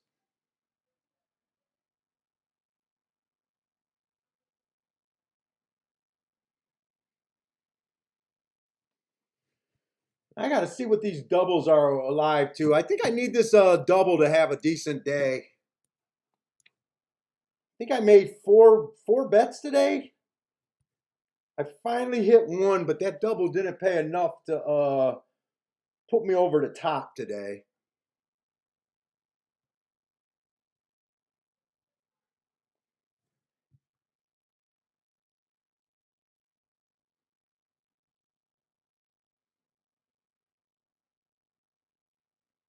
Let's see the wheel pace here. Let's see, I got the 1, 8, 9, and 10. Let's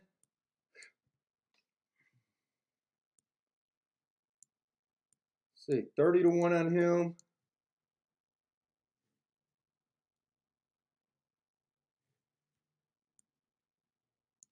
55 to 1. Well, I'm happy with these payouts right now.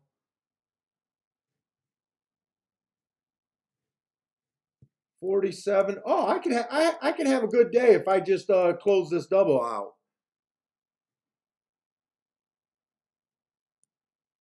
And 79 to 1. Oh, I like my spot. The 3 horse I just faded. The 3 horse was a tough call for me to leave off.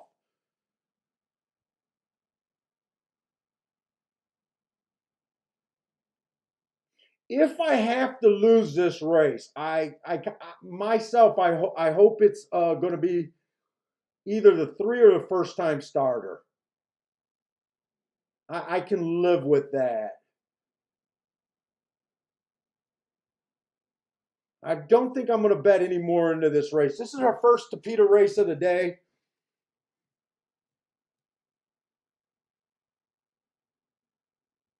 First Tapeta sprint race of the day.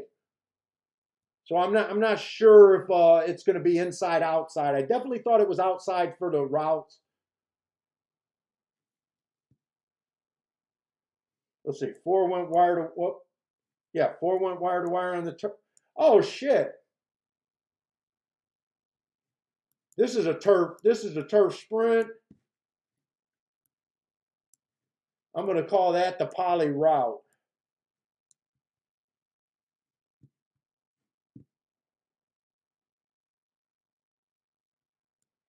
Eight horse came off the pace. I'm not sure where he came.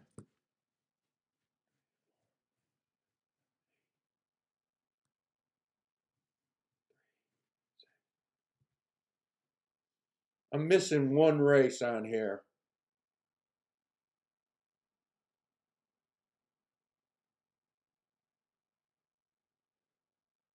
What race am I missing?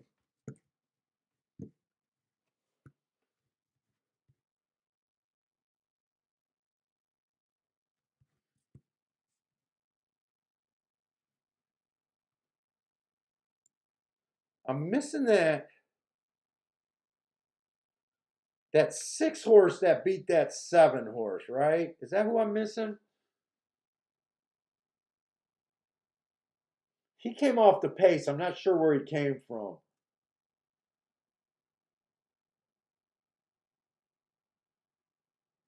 I think that was 2 races ago. Is that what I'm missing?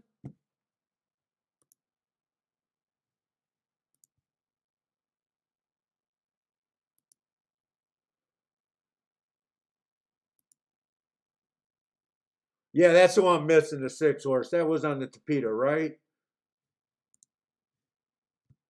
Oh, they got the chart up.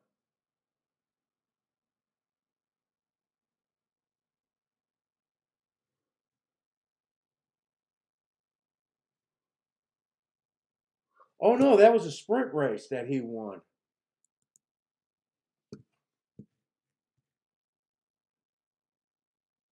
Oh, that was that 6 horse. Let's see. I got to figure out which race I'm missing here.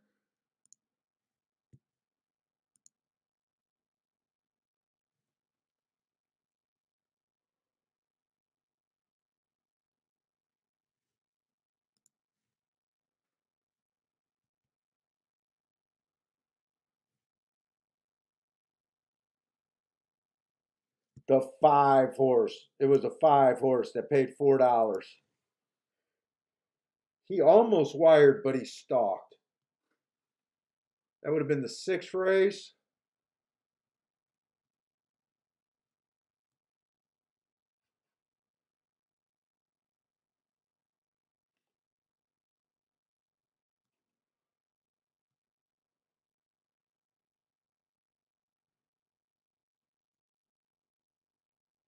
Yeah, that's him.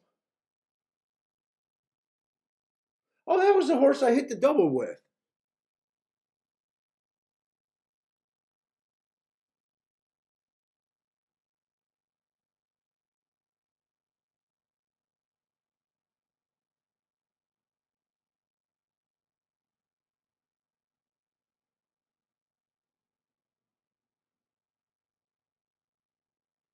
Wait a minute. 6th race. Let me see the result for the 6th race today.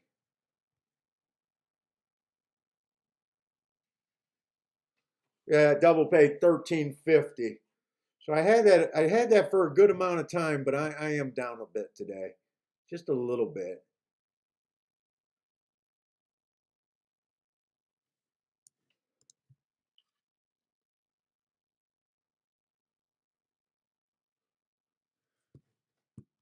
Yeah, that was a race that I thought I lost with the 5-1. The 5 won that race. I thought he went wire to wire, and I was looking at the wrong horses. That was a race where they bet the $5 in the double, and he ended up drifting up to 19, and I did not see that. That was a race I was overly aggressive on too. If that would have just stayed at about $20, I would have been up for today.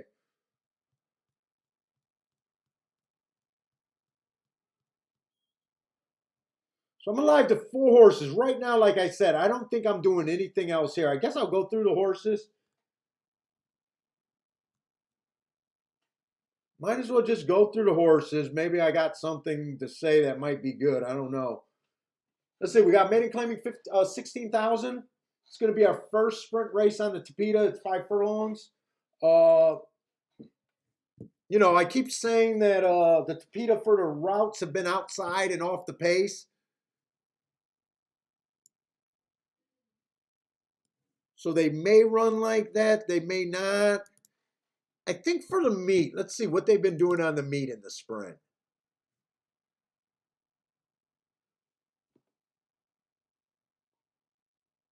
So for the meet on the Tapeta, post positions haven't been mattering that much. They're all about 30 some percent. Speed has been a lot better for the sprints than it is on the routes. On the routes, they're wiring 14%. On the sprints, they're wiring 36%. So not a little bit better, quite a bit better. Uh, they are having a hard time closing on the Tapeta sprint, only 12% of the races. So you need to be a speeder stalker.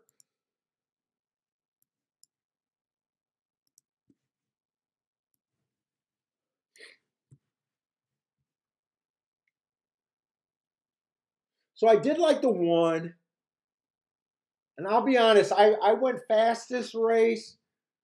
I like the Hart 4 races ago where he went too fast to win. Comes back, runs against the inside bias. He was in the 6 hole. I like that race also. Improved again. 2 races back, just missed that 20. Well, he didn't just miss. He was second by 6 at 20-1. But that's a nice race.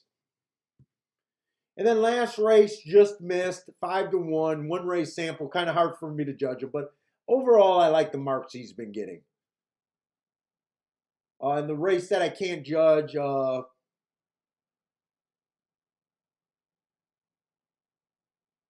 he ran good enough, came close to winning, is stepping up a little bit in class. The 2 just looks like he'll be too far back.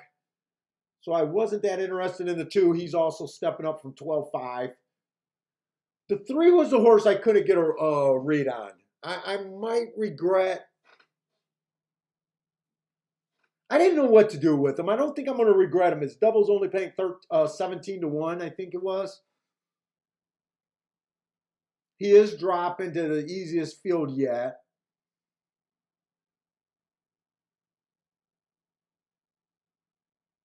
I guess I just tried to beat him. But he is dropping. I guess I'm going to have to live with it because that's the decision I made it when I bet the doubles. 4's lightly raced. He did run against the inside speed favoring track. I like the asterisk. Dropping in class. I got no problem if he improved. I just can't bet a horse with one trouble line, not knowing really what kind of talent he is. So I guess I'm just ignoring him. Wouldn't shock me with my notes on him, but you can't bet every horse in every race where you got good notes. 5 horses a first-time starter. I'm honestly just ignoring him, hoping that that's not what it's going to be. The 6, I think, is going to be too far back, stepping up in class. I don't really care for him. The 7, at Saratoga, he's dropping. Ooh, I kind of missed him. I think I seen the 2 route races and didn't like him off the route races. Now I'm looking back. He ran a couple 5.5 furlong sprints with excuses. One was a bad rail. 3 races ago, he had that rail. And the race before that was a speed favoring excuse where he broke 3x1 and couldn't get enough. He's sneaky, but I didn't spot that before. I just thought he was a route to sprint.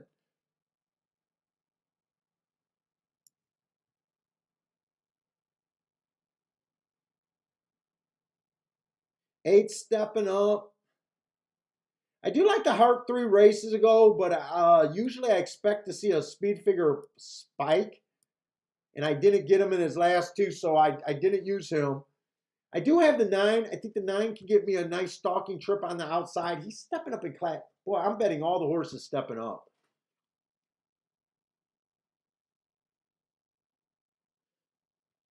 10 stepping up, but I do like him showing speed on a stalking closing day last race, going too fast to win. 11 has great marks, but I don't like route to sprint myself, and I left him out on purpose.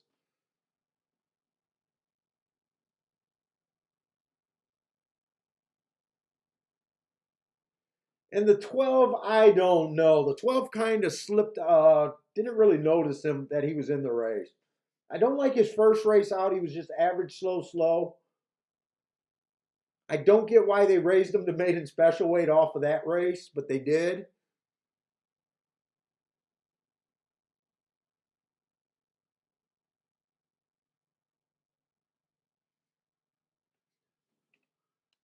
He wouldn't have shocked me, but I can't really make the case other than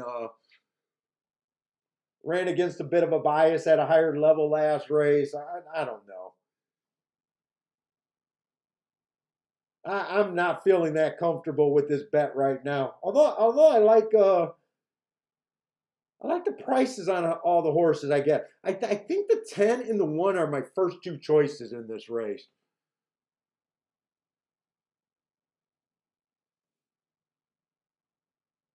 But I kind of bet all the horses that were stepping up in class here.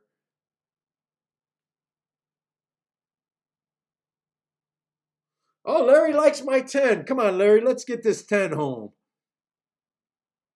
And then he likes the one. Oh, I'm happy with your exacta too. I hope I'm right. I hope I didn't make too big of mistakes.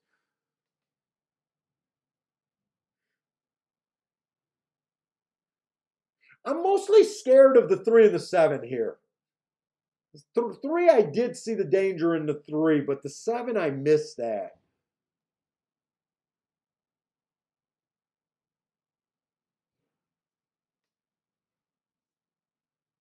I kind of missed that there was some things to like on the 7.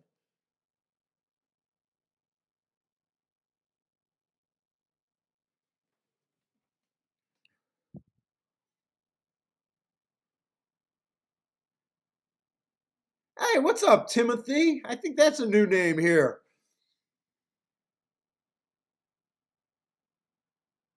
Timothy is wait, Timothy, yeah, Timothy is pointing out the 3. Yeah, I took an educated guess in leaving this 3 off. He scares me. He definitely scares me.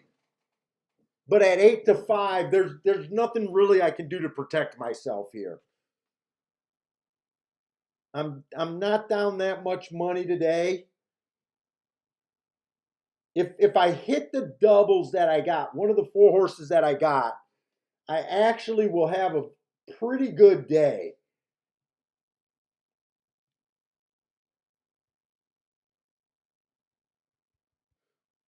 If 3 wins, I can't bitch because I knew I was leaving him off.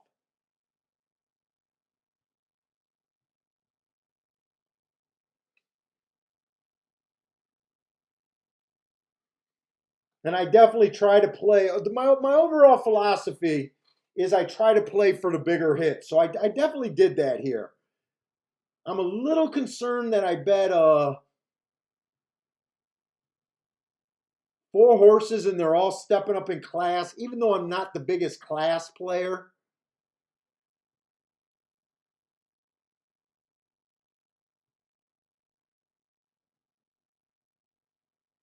In fact, most days I don't even pay attention to class.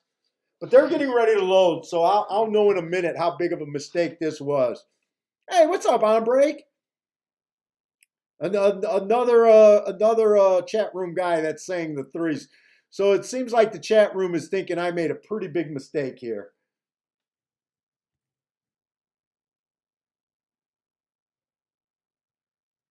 And I don't think I'm going to argue with that opinion either. I don't even think I'm going to argue with that. His last race kills these.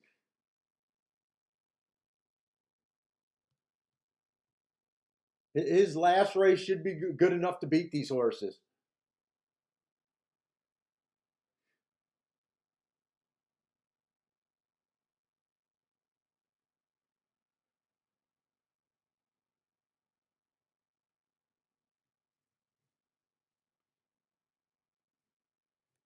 He did take a little bit of a layoff from that October 10th race.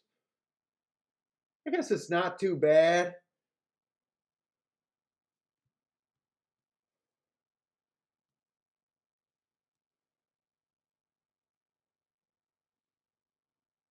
Maybe I should hope that this Tapita is favoring the outside a little bit.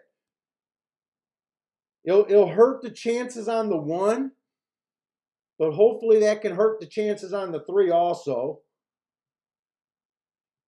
And I still got the 8, 9, and 10.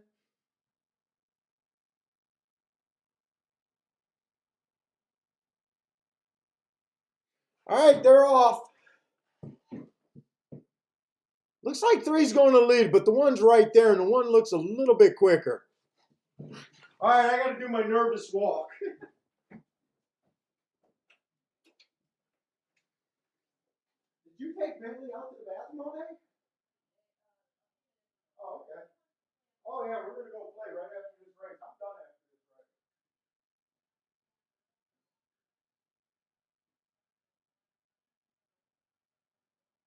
Come on, I love where this 10 is at. Can you finish this race for me, Keith?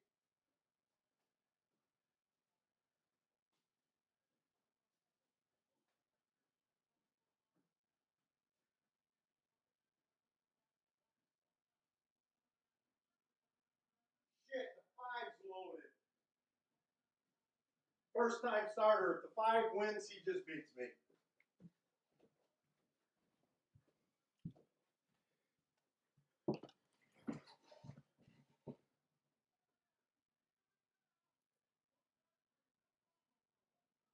I made the right play. I ignore first timers. I said if I lost that race, I want it to be the 5 or the 3.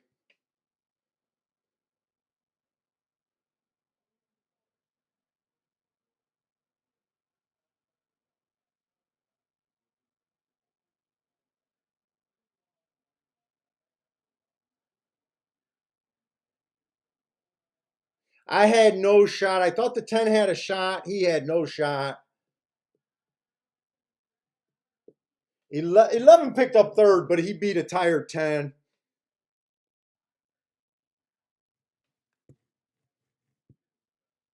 There was only one first time starter in the race, but that was the poison pill. Right? Only one first time starter.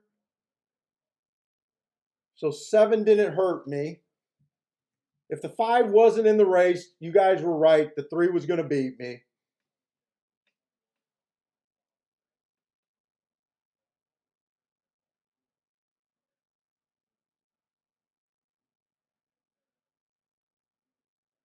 Hey, what's up, Paige? Did Lanier give that one out pretty cold? 5-1-3. Nice call, Lanier.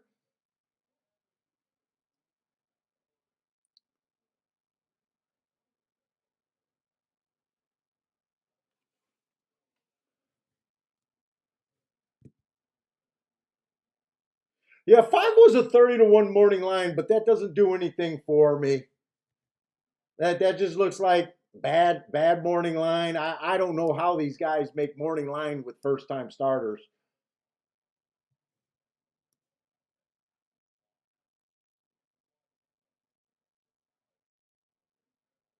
Let's see. I see bullet workouts all over the place, but that doesn't do anything for me. 1 for 1s and 1s for 3s.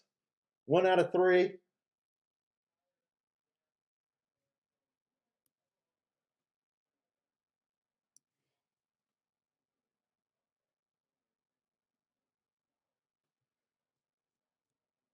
10 was the double that I really wanted, 79-1.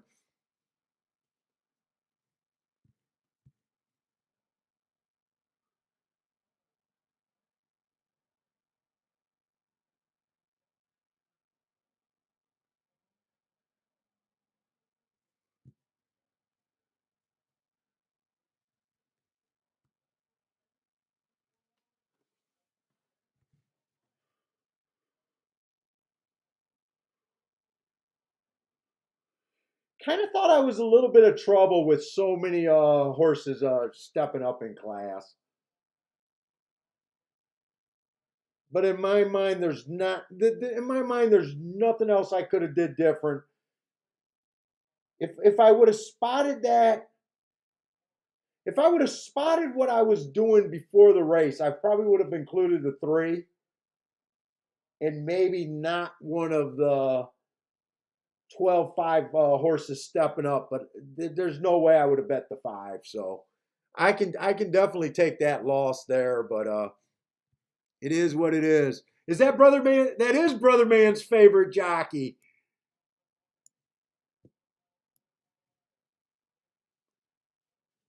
So maybe he's a maestro with first time starters with a 30-1 morning line. That comes from a trainer named Tim. Yeah, there's nothing I could have done there.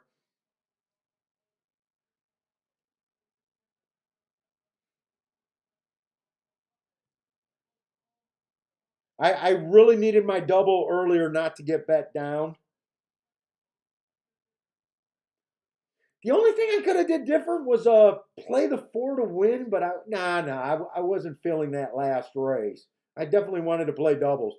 It's just a card that I'm going to survive for there, but that's it. That's as far as it goes. Gregory was hoping that the 8 could get second. Thought the 5 was a wild card. Let's see, Jay Popple. I bet you love the 10s odds dropping from 5. Oh, you know what? When you're in the doubles, I didn't even look at the odds. I didn't even notice that. But that really doesn't, none of that bothered me because I was locked into a 79-1 double. So, and when they drop down and the horse doesn't win, it really doesn't matter. I know some guys get more confident when their horse is dropping odds.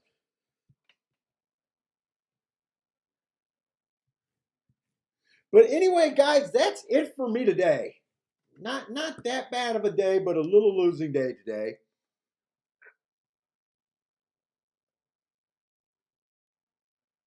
I, but honestly, I'm kind of just content with the day's races today. I think I only made 4 plays, maybe 5 at the most. I got alive to 3 doubles or 4 doubles. Cashed one of them.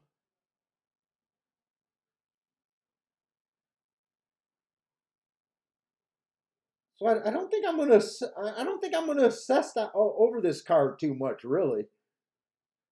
But tomorrow I'm probably just gonna do Gulfstream tomorrow. I don't even have Gulfstream already handicapped. I'm still not feeling that well. I'm gonna take Bentley out to play. So I think I'm just gonna concentrate on Gulfstream's card for tomorrow.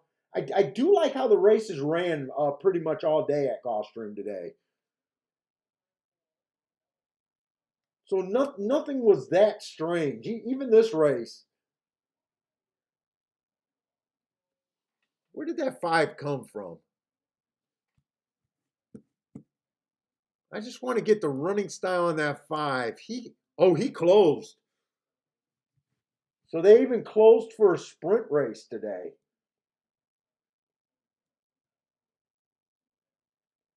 So that was the only thing that I wouldn't have predicted that a closer would have won that race. I thought Speeder Stalker was going to win that race.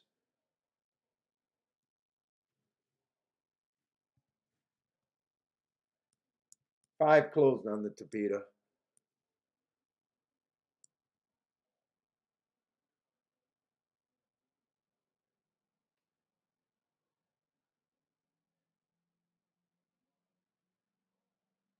Eight came running late. All right, yeah. All right, guys, take it easy. If you guys are playing Turfway tonight, I don't know what to tell you. I already seen more inside horses win at Turfway than I expect. That might be worth looking at. I'm not going to download a form. I'm going to play with Bentley and just watch Turfway tonight. Maybe look for see if anyone's streaming YouTube Turfway tonight. But if you guys are playing, good luck. Hope to see you guys tomorrow. But I'm 90% sure I'm just going to have Gulfstream for tomorrow. So take it easy. Thanks for hanging out with me and stay safe out there, everybody.